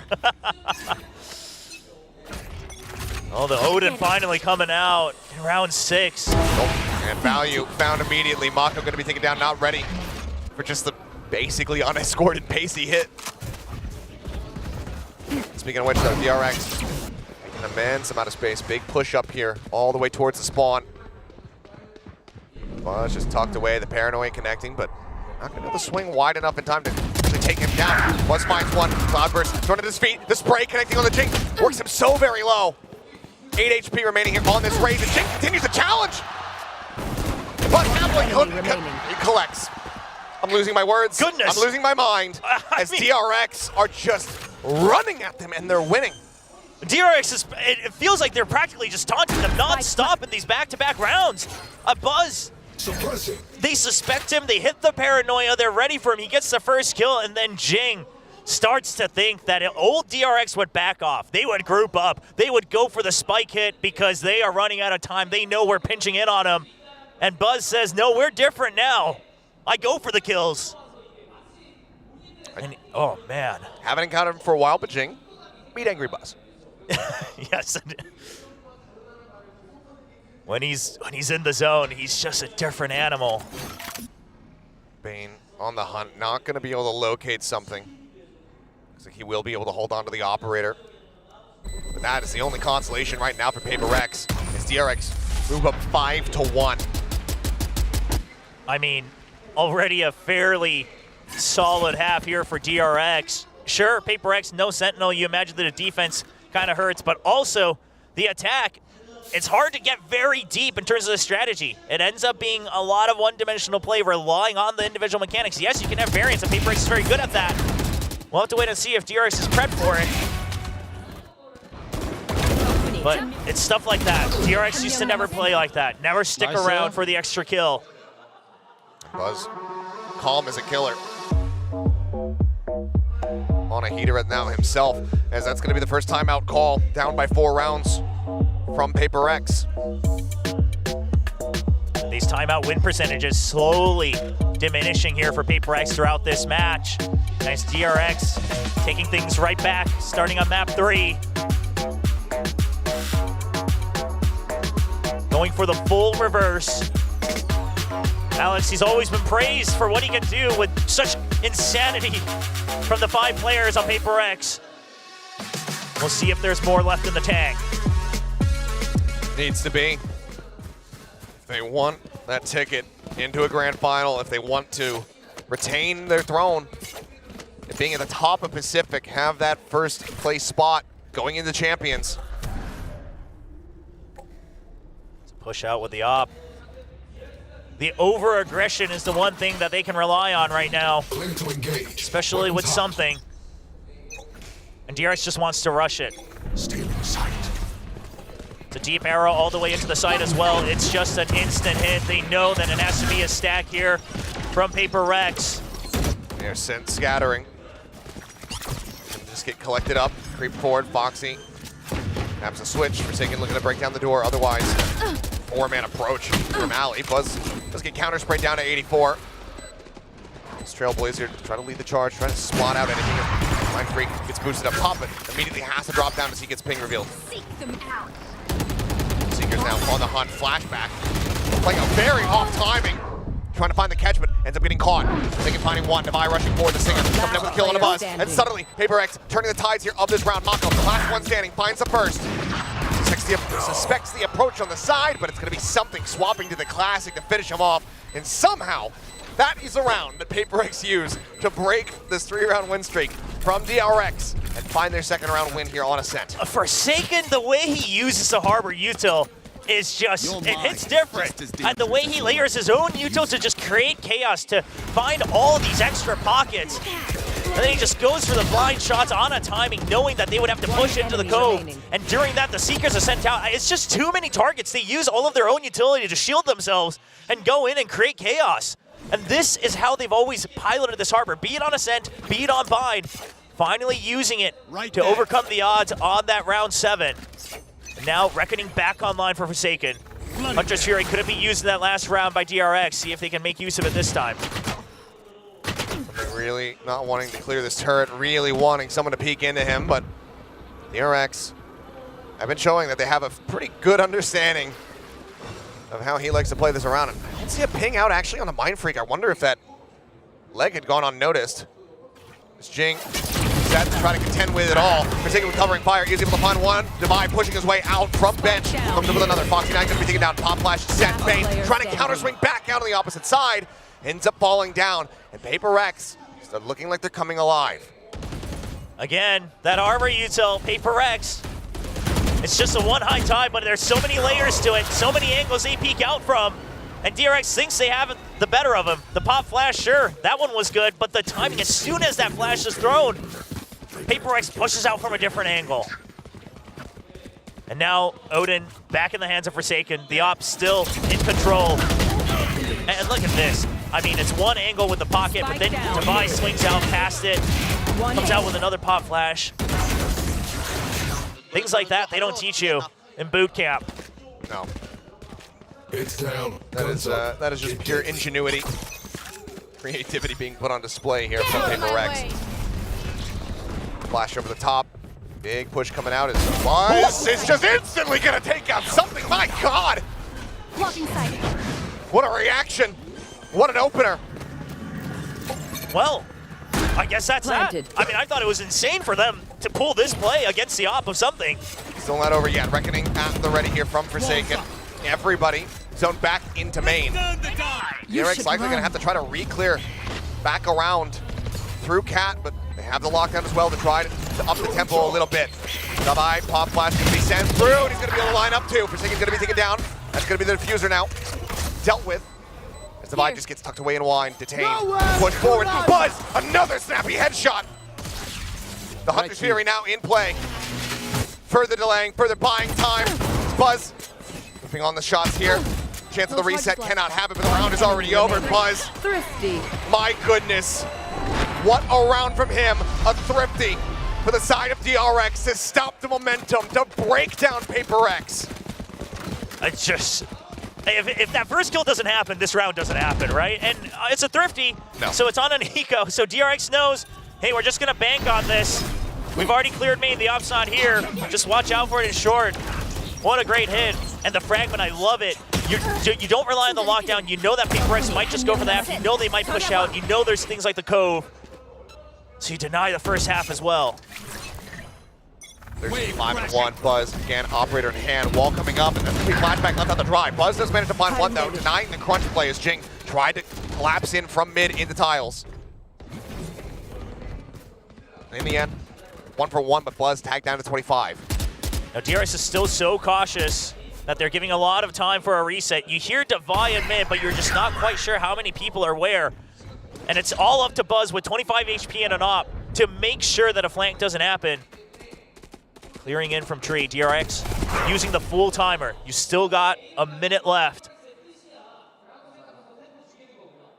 There's no sentinel on the side of PRX, so DRX, they can try to push and pull, but Buzz is so low that he can't go on a solo mission to try to clear mid. Seekers, enough time being bought. DRX demanding information. Seekers, I mean, plus forwarding into them here. As Foxy will hit the floor. Devi re-peeking out, being rewarded for it. Bane gonna be taken down now. Suddenly just Mako Player standing. on his lonesome. Position revealed.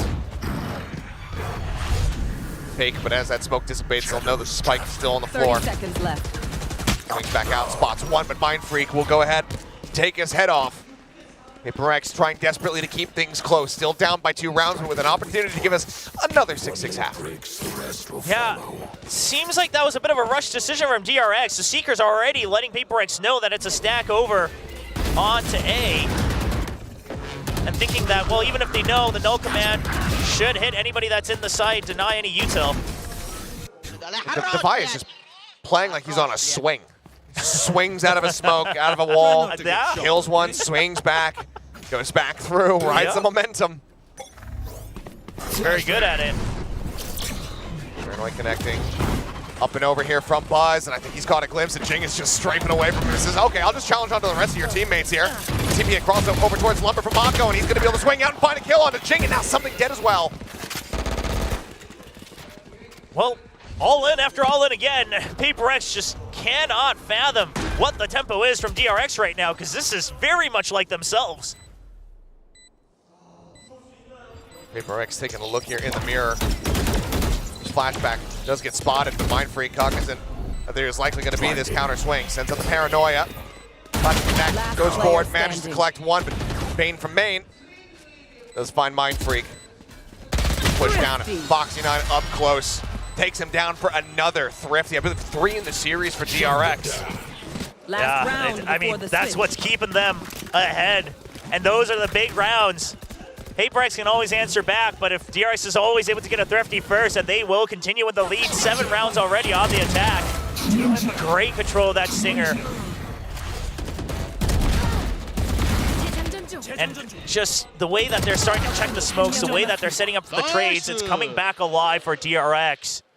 They're keeping up with the own tempo that they're setting down, taking a page out of PRX's book, and now PRX says, all right, we'll just stack as well. Trailblazer not going to connect here on a Buzz. Kel wins out. Thought we're set up, but damage eaten. Not much received on the opposite side. Jing at 86. So overall, very good exchange in favor of PRX. Is something now tucked away at bench, but thrown up over the top. Cannon will spot him out, but no, I think it's cleared fast enough. The recon, however, that will reveal all. Spray through the Cove, looking to try to take him down. He's here alongside the wall, but wall bang shots connecting, but there's the headshot, and there's the exit. Doesn't get the Devour though, so still down to 2 HP. Buzz slowed up, stuck here within the smoke, waiting out that paranoia. Mind Freak pulling back away. Something at 2 HP, no time for a heal right now. Bane though, caught out into the open Devi, able to go ahead and take him down, capitalizing, and further securing the advantage here in the round. Something now, again, not the Devour, it doesn't matter. Mako at 5, finds a very snappy headshot on the Jing, shutting down that blast pack entry. But it's not ready for Mind Freak to swing around from behind. 7-5 at the half. DRX out in front, but that could change in an instant. Oh, absolutely, especially with momentum like that going into halftime. PRX discovering a bit of themselves once again, something leading the charge. Cannot believe he gets away with murder like that in mid. But that's what the Reyna does. As long as you have that 1 point of health left, get the kill and get out for free. Just because of their historical record so far in this map, the stats favoring DRX ever so slightly. But considering that DRX is going on to the defense, only 6% above 50, I would not rely on that one. A lot of it's going to come down to this next pistol. DRX are taking the lead in that regard. 5-4. Can they find another one to stretch that even further, to take that next step towards closing out this series? Or PRX keep things neck and neck? Time will tick away. 5 seconds remaining here for the coaching staff and the players to communicate. But ultimately, we'll go back into this one. Like you said, something absolutely getting away with murder. Not just once, but twice. Yeah, and still using the dismiss just to buy time for his team. Something about the way he pilots that one. DRX continuing with the Sheriff buys here on the defense. Right there. Meanwhile, with the Harbor especially, looking for that chaos. Double half armor, you got a Frenzy for Jing as well. PRX looking to gain some information initially, but they should be grouping up for an all-in once they find first contact. And neck and pistol wins, 1% separating, but plenty more pistol rounds played to the side of PRX. Let's see how they fare, because they absolutely need this one to try to start turning the tide. So there's the jiggle peek out. Smattering of damage onto something. Just losing 10 of his HP. Overall is going to be fine. Instant smoke out from PRX, which means that you're not going to have the double smokes going for an entry right now. So DRX, they want to try to re-clear mid. They want to be ready for it. 3 players pushing down the smoke, now dissipating, looking for the flash timing, and Buzz is able to find one, flashback with another. Mako, 2 kills for him, and it's a blink and you miss it moment as DRX get the read and get the win. Just clinical stuff. Not the first time we've seen it, especially not here on Ascent, but just so well done. Reading that you've already invested a smoke, so you're gonna have to work off of it. You're trying to gain whatever control you can, and DRX is ready for it. The flash is good, but the bait and switches afterwards are even better. Yeah, I don't think it gets a full flash on the too many players, but it's disorienting enough as the crunch comes in. Oh, triple Sheriff and a shorty here for PRX. And they get tagged. Yep, paint shells sent out. Shock dart just to keep these players zoned back. I like that Bane goes for the instant shock dart there, even though you tagged both duelists. Because of the fact that you haven't tagged anybody else, DRX, not relying on the fact that PRX is just going to all in, uses that, the early drone as well, just trying to make sure you know where that information is coming from. Something sending out that layer, peeking in towards that A site, keeping some general interest on this side of the map. Backpedal there from Bane, gets himself over here alongside the wall. Still holds on to that recon dart. Got nanoswarms at the ready on the entrance. And Buzz has been shifted over. Outlaw now in play rather. Cove through, nanoswarm out to try to slow him up, to try to work him lower. Flashback playing forward, only able to find one before getting taken down, but still damage dealt. Buzz scoped in, finds one, sends out a second shot. Comes a warning, but Foxy snappy on the headshot, takes out something, and now it's only Forsaken left standing with 28 HP. Seconds left. Voids the alarm bot detection, but Mako seems like he's fairly wise to it, and he is. A team ace. DRX only lose out on 1 player in the anti-eco, and they stretch the lead now by 4 rounds. The entry code for Forsaken, it was revolutionary when it first came out, but since then it has been textbook PRX, and DRX is ready for it. Flashback has a second nanoswarm right by the switch just to deny coming in clean, and then the counter recon close so that when they exit the cove, they're tagged instantly. DRX, they were prepared for it. They know that that's how the entry happens on B site 90% of the time here for PRX. And now the Outlaw trying to do damage again. 2 people with half armor. Like anti-flash, spotting out the legs there, but doesn't find the shot. Was considering staying, but that tailwind's about to expire. Sends off another one, a bit of a warning shot. The Trailblazer pushes forward here, in towards the site. Jing spraying desperately, trying to find a kill, trying to send out that paint shot, but Mako just takes him down. The Spectre outdoes him. Well, Mako does fall down to 34 HP. It's still going to be the man advantage here for DRX. With pretty much everybody ready to try to flood and retake the site. Forsaken, tag, low. Just find one though. Suddenly turns around, finds another. What's going to be taken down? Too many players, too many targets here for Bane, and somehow PRX recover the round. Yeah, they're ready for the fact that Buzz was all alone up on Heaven. He's just trying to check and just try to buy time, so they're ready for a pinch in from Tree. Good heads-up play. Multiple people watching that way, just ignoring Buzz completely. It's a good call. That goes for the instant timeout. I mean, I would not say that it was necessary, but perhaps you really want to make sure that you can keep the lead here. And DRX looking to send a message here, looking for domination on the rest of this map to close out this series. So, while it is just a bonus loss, I think in all likelihood, Termy probably feeling like, yeah, we probably should have been able to convert that bonus here. Yeah. I mean, happy that they didn't. And also, just a little bit of rushness. Maybe you're hearing a bit more of that chaos in the comms. But the other thing I want to consider is perhaps coming in with their buy now, if that operator comes online, trying to get ahead of PRX, because PRX is going to try to flood it. They're going to try to overwhelm you. They've got things like the Cove. So how can DRX combat that? Op and Odin online. There. And this timeout has to be used to make sure that the operator is safe, but also finding optimal value. You look at B side, they're ready for that Cove entrance once again. The turret to check first. Caution here. And then it's going to be double nanoswarms to make sure they have to take full damage walking in. Caution here. Caution here. Put it in play though. We are going to be sent. Bane backpedaling. Is Jing able to collect the kill? So swiftly does he strike, and Bane is not prepared to escape. He ends up falling down. Flashback though, playing a bit of ring around the Rosie. The drop out of the smoke. It's going to be him cleaning up one, tucks away into the smoke, but Jing able to suss that out. HL set to try and delay Odin. Now being used against him as Mako is ripped asunder by the nade. DRX is in a terrible position. They have to get out. They have to save if they want to continue with the operator.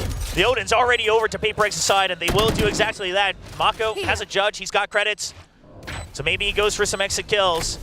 Oh, no, they won't even give him the opportunity. No. Sprayed down. PRX denying that timeout value away from DRX. Operator, a Vandal can be retained. It's really only Mako that has any kind of decent economic situation among the dead. So here's the thing, is that I actually think DRX had a pretty solid game plan, right? If PRX is coming to overwhelm the operator, we'll hold them at bay. I'm going to spray him down with the Odin. They're going to have to take it. Oh, Devi? Okay. That is the Odin gone as well. It's not the first time this has happened. No, definitely not. But shout out Xbox. To continue with my train of thought, right, you're trying to whittle them down, then you've got the nanoswarms, but here's the thing. They thought it was just going to be a rush in, and then the blast packs get into the site. But this time, PRX says, no, the blast packs will simply be used to take out whoever is holding B main. If it's the operator, great. If it's not, we still get a free kill. And that they do. Same setup from DRX, same setup from PRX as well, this time with the Reckoning. Yep, just going to send it off the rim. Bane this time pushing forward, challenging the Stinger in hand. Buzz peeks out from Market, finds Mind Freak, and this time DRX are perfectly prepared for what's coming at them. Cove thrown down, Buzz skirting his way out towards safety, or at least relative safety. He looks for the re-peek and finds something flashed up. They get flushed along the wall. Devi able to go ahead and intercepts one, finds his second. Flashback going to be taken down, but he is all on his lonesome. Devi looking for the transfer, instilling some hope, but ultimately falling to the wayside. Operator should be recovered. DRX will reconfirm the lead for themselves. When we saw those silhouettes for a glimpse, I was getting ready to have a heart attack because they were trying. DRX sometimes, they try to play too clean, right? They're watching for both angles, but they don't realize that they might be lined up for one of the angles. Thankfully, it doesn't lead to another double kill. What a swing out from Buzz. And like you said, this time, using close-range weaponry. Yeah, gotta get that off. It's important. Buzz not taking his eyes off the prize. Yeah, this is not a joking no. save the off. This is a desperation. call, as they very much need it. Still up by 3 rounds. They get themselves to double digits. Emperor's going to be popped here by something slow, creeping his way up towards Cat. Alarm bot there to alert. Flashback. Still a judge. I love this from Mako, taking a page out from Gen G. Just cycling these smokes. Seekers, however, will reveal. They hear it. And here comes the showstopper up and over from Ching. Getting scattered, and Mako collecting the kill. TP's to the opposite side. And now with the crossfire coming through, Foxy is able to find one. Mind Freak will take him down, but shots whiffing, something unable to connect. Needs to get the kill, needs to get the heal. As he and Forsaken are both absolutely destroyed as far as their HP is concerned. The creep around the back. Buzz has the shot. DRX looking to move up to 11. As Forsaken held at bay. Fragment sent in his direction. Completely and utterly surrounded. Allows for the wall to drop. It's a crossfire. Spots 30 seconds left. the arm of one. Swings back out, looks to punish. Buzz trying to escape. Drops down on the low ground. Re-peeks for the op. And does not miss the follow-up shot. DRX are 2 rounds away from making another appearance in a grand finals. Not since last year have they been able to do it. Been a long time. Over 400 days. And now only 2 steps away from it. I mean, the judge, the crossfires, the util to hold them at bay, the read that it has to be an A-side hit this time. Foxy getting relaxed. Love to see it, and that draws out the second timeout, unless we go overtime. The very last timeout of the series from PRX. And what could be their very last timeout of VCT Pacific this year before they go into Champions. Time to throw everything in the kitchen sink at this one, PRX. Down by 4 rounds, not ideal, but certainly not insurmountable for this squad. But right now, DRX have just been getting the read on them. I mean, it feels like we've rewound time. We're going back to the previous eras, the 2021s, the 2022s, those matchups that had been held between these 2 teams where it always felt like DRX had the upper hand. That has not been the case in quite some time. They have faced against each other 7 times in VCT's history. And it's been 5 losses in a row for DRX. They are looking to turn the tides here on that story now. Take out PRX at long last in reverse sweep fashion, as a reminder. Yeah, I mean, what an incredible feat here. And the best revenge they could hope for was having to give that up. You still have the alarm bot in mid, so what you're concerned with now is going to be A short, and Foxy checks for it. Here's the guiding light as well. You know it's been given up. Give space for the paranoia. They're out on the Trailblazer. Saw full entry going to be coming through. Mako able to find that first blood. Pop flash sent into the cove to try to slow them up. Space being taken here. Tucked back into hell, and Buzz is here. The knives out here. Slicing and dicing. He's up over the top. He's looking for the reset. He does manage to find him, and Ching finds 2. Mako, however, will clean up the remainder. And that timeout doesn't mean a damn thing. Match point. DRX get themselves up to match point. 1 more round to punch their ticket into another best of 5, a grand final versus Gen G tomorrow. PRX need 5 consecutive to take us into overtime. Ever since Gen G knocked DRX out of contention for Masters Madrid this year, the DRX fans haven't had too much to cheer for in terms of the big prize. But now 1 round away from going to the grand finals. Buzz posted up, pulls off the angle of the wall, intersecting. Decides to creep forward, gets himself here alongside bench. Forsaken, revealed. He's waiting for a moment, tries to go for it, but instead he's gonna be eating an immense amount of damage. 20 HP, he survives. Dashes back out. Timing shot attempts, gonna be going wide for now. PRX, advantage for them. Reveal, shot cannot come through for the wallbang. Still have the alarm bot, you still have the nano swarms on B, so DRX gonna use that utility to shift their weight over to A, but Foxy. What a shot. Forsaken just swooping forward. Finds the hit, Spike however still being brought around through the spawn. Buzz getting reposted there in heaven, finds Forsaken. Mind Freak, caught with util. Mako to capitalize, man advantage in DRX's hands. 3 players remaining. Can they dig deep enough? Watching here. Can they extend this? If not for just another round, Jing, blast packing forward, nothing scouted. Mako, a second kill, Defy, dead. Paranoia, it crashes across Jing. Completely and utterly blinded out, pushing towards back jet. He falls, it's all on something. The 1v3, the Lear up over the top, the drop down. The shot connects, Buzz ends up getting taken out. The 1v2. I have this back. 10 seconds left. In hand, Mako, however, will not be deterred. 13-7, DRX pull off the reverse sweep, conquering PRX for the first time in forever. They are going to the grand final. They will be challenging Gen G. DRX on the path to Resurrection Revival, looking to reclaim their spot at the top of the throne in Pacific, in Korea. And what a round of applause for Mako, merely a month ago, showing tears, just being overwhelmed by the pressure of having to lead a team at such a young age. And now he's able to say that the confidence is resurging.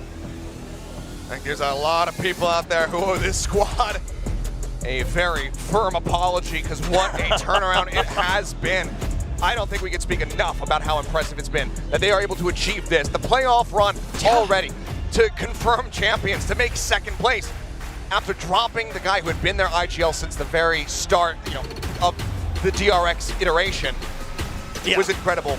But now they find themselves in a grand finals, conquering their former demons and PRX, and you can see what it means to this team. And my God, the mental resiliency of these newer players to be able to pull this off. It was one of the things that we talked about with PRX when they were the first ones in the world to do it versus DRX last year. These players, a lot of them knew their first ever BO5, and they reverse sweep themselves into a grand final. Absolutely impressive, like you said, from the rookies. I mean, even able to get into a map 5, just staying in the zone. But now going all the way to a victory. And that confidence, it means so much for players on stage. We've seen how much it can carry that momentum. And we'll see how far it goes for DRX. Absolutely incredible, but the road does not end here. Of course, there is that last best of 5 tomorrow, a short turnaround for DRX. That does it for myself and Shoma. We'll see you back here tomorrow, though, for that grand final. But for now, we'll pass it back over to the analyst desk to close out the day. I mean, I'm gonna say it right off the bat. I'm one of those people that owes this squad an apology. Yeah. Because, you see a new roster, you see this roster making such major changes.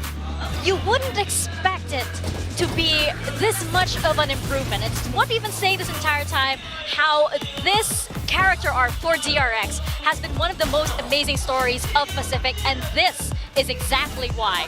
Now in the grand finals against Gen G.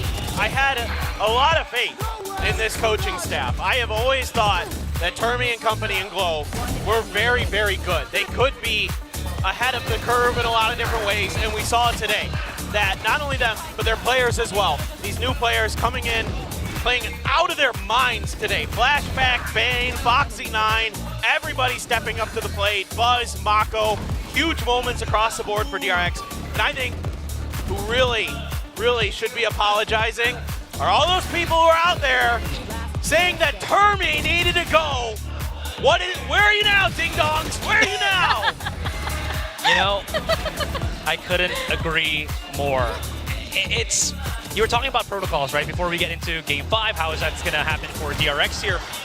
But with what you were mentioning with Termi, and this is going into some of the plays that I've seen here, they took a couple of pages on some of the teams that were able to beat out PRX here in Ascent. One of them was Gen G, where you see Gen G actually going hyper-aggressive against PRX on the pistol in mid, and DRX took a page out of that one and just won up PRX once again. That really stepped up the pace in that second half, and my God, only Termi could really do this for this team. And of course, lots of props as well for Mako for keeping his ship tight. I mean, despite the tenure of PRX on this specific stage, on the international stage as well, they are not without weaknesses, right? And it just feels like this DRX squad was just able to really review every single match that those weaknesses were exposed and use it against them when it really mattered in this lower final. I am so impressed, especially since, as Chobra mentioned, Mako was only like a month old in his IGLing journey. That's amazing. Yeah, I mean, really, it's credit all around. They did a great job of adjusting to the way that PRX likes to play. PRX wants to catch you in their spider's web. They want to set up these traps for you that you fall into, whether it be trying to create those traps on the attacker side or setting them for you on the defender side.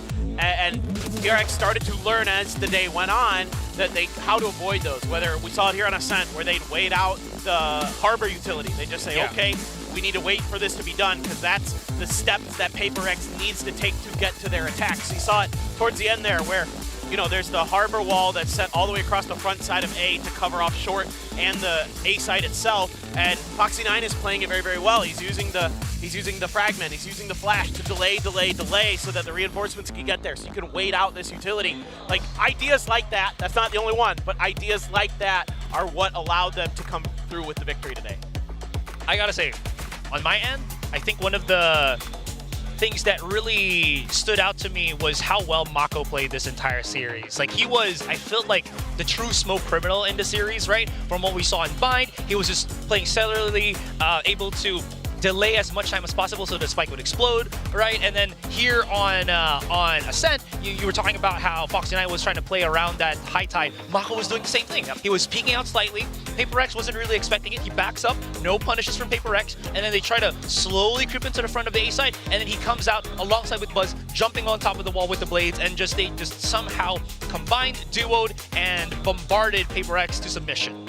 I'm just holding this because during our entire that wasn't the one that you were holding during up a while our entire ago. guess and gain, I did not hold this up, and I will admit it. I was definitely proven wrong. Yeah. I mean, it's easy to see why. It was PRX. It was still a squad that, as we mentioned, was very, can be shocking to play against, especially if you're a relatively new squad. If you're a new IGL, right? But what we didn't expect was how much, a DRX would actually be able to change up the rhythm. And I really appreciated that. Fanyang's probably going to be waiting for me outside at this point, yeah.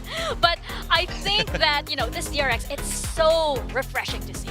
There was a question past years about how, they might not be as innovative as maybe other teams, but now this squad is just showing how much they're willing to experiment, risk a little bit, and that instinctive play that I think I missed from them so much in previous years. Yeah, I agree. I think it's allowing the team to kind of spread out a little bit more, play for themselves a little bit more, set up their own moments, go aggressive when they need to. It isn't always just on defense playing static defaults all the same way. On offense, it isn't just waiting the map out and then going for a big execute, a big util dump into an execute. They spread the map a little bit. They work things a little bit. They counter you and show you really different looks time after time after time. Great timeouts turn into great success for them. I'm really impressed. I mean, you can't help but be enamored with this squad right now, with the way that the young players are playing, with the way that the veterans continue to perform when it matters most. I mean, vintage Mako and Buzz here again today. What else can you say? It's going to be incredible in a Korea versus Korea matchup to finish out VCT Pacific for 2024. It's very fitting, I would say, and we can see we can actually see the little Vision Strikers reunion over there. You can see they're very excited. I think that this matchup, Gen G versus DRX.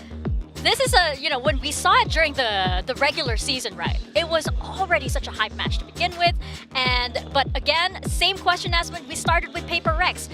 Is Gen G gonna be ready for this DRX that is so willing to innovate?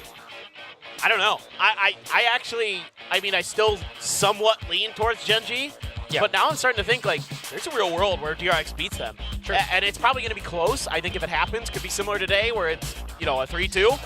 But I think the pieces are in place for DRX. If they continue to be adaptive, if they continue to adjust their style to their opponent, I think some of the things they did today were definitely focused at PRX more so than just maybe potential meta changes like their Icebox comp. I don't know, but yeah, I'm very impressed. I'm just happy because right now, again, you were talking about how DRX, it felt like they were already read as a book, but now Termi, he's done with first edition. There's a second edition coming out, and it's a whole different slew of play styles, aggression, again, utilizing the other players that are now coming into that are in DRX's roster. So yeah, pretty excited to see how they're going to be faring up against Gen G that they've evolved after this match against PRX. This is the Empire Strikes Back. Oh yeah.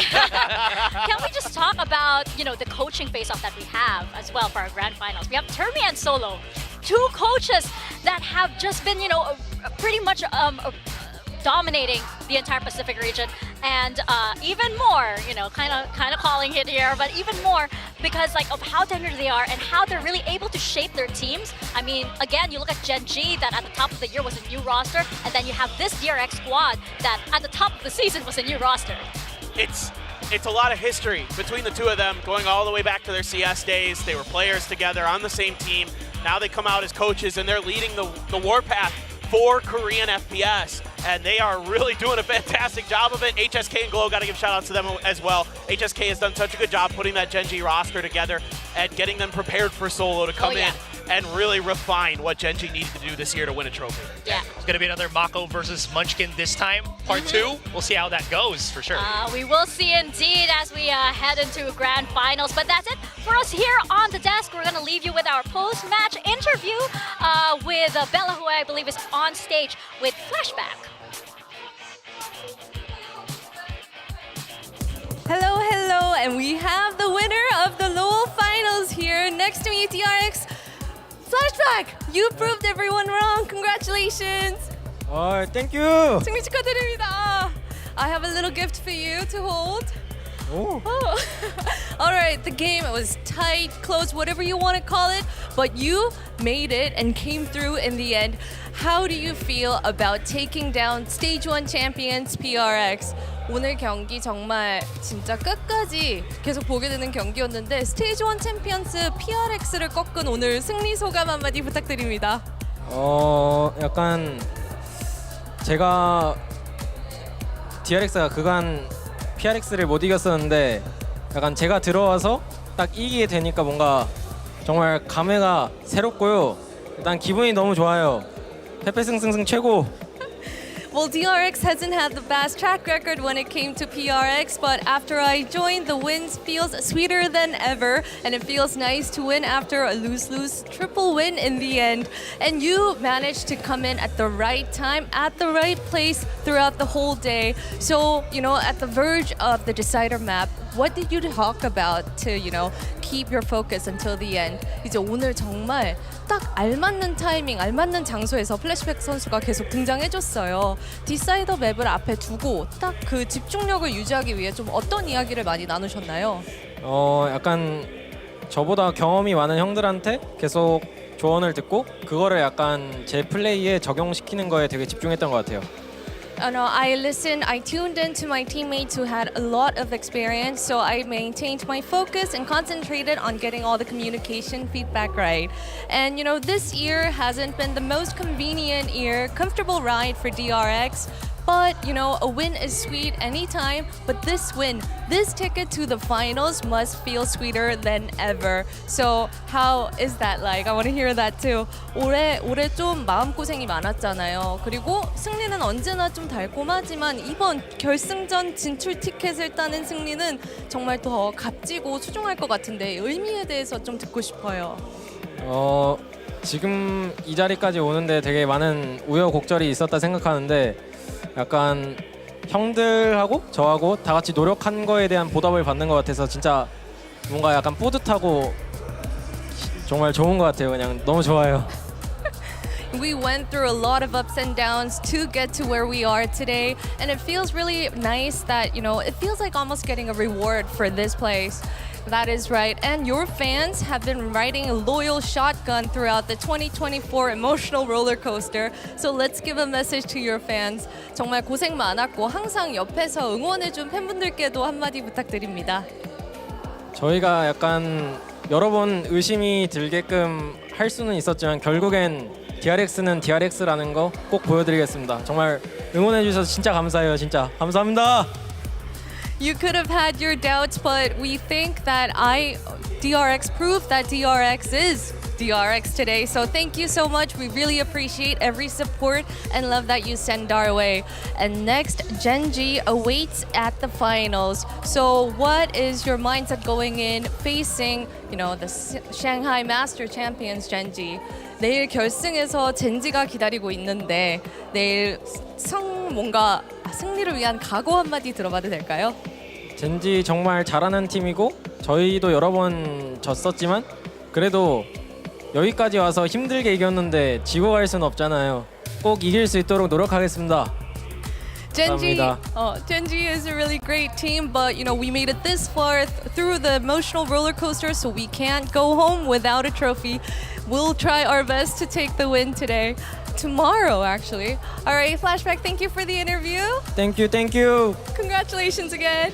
Thank you. Give a big, nice wave. Bye, DRX bundle. All right, that was DRX's Flashback for the interview, and we'll be back tomorrow with Genji versus DRX and see the birth of the VCT Pacific Stage 2 champions. We'll see you tomorrow. 안녕.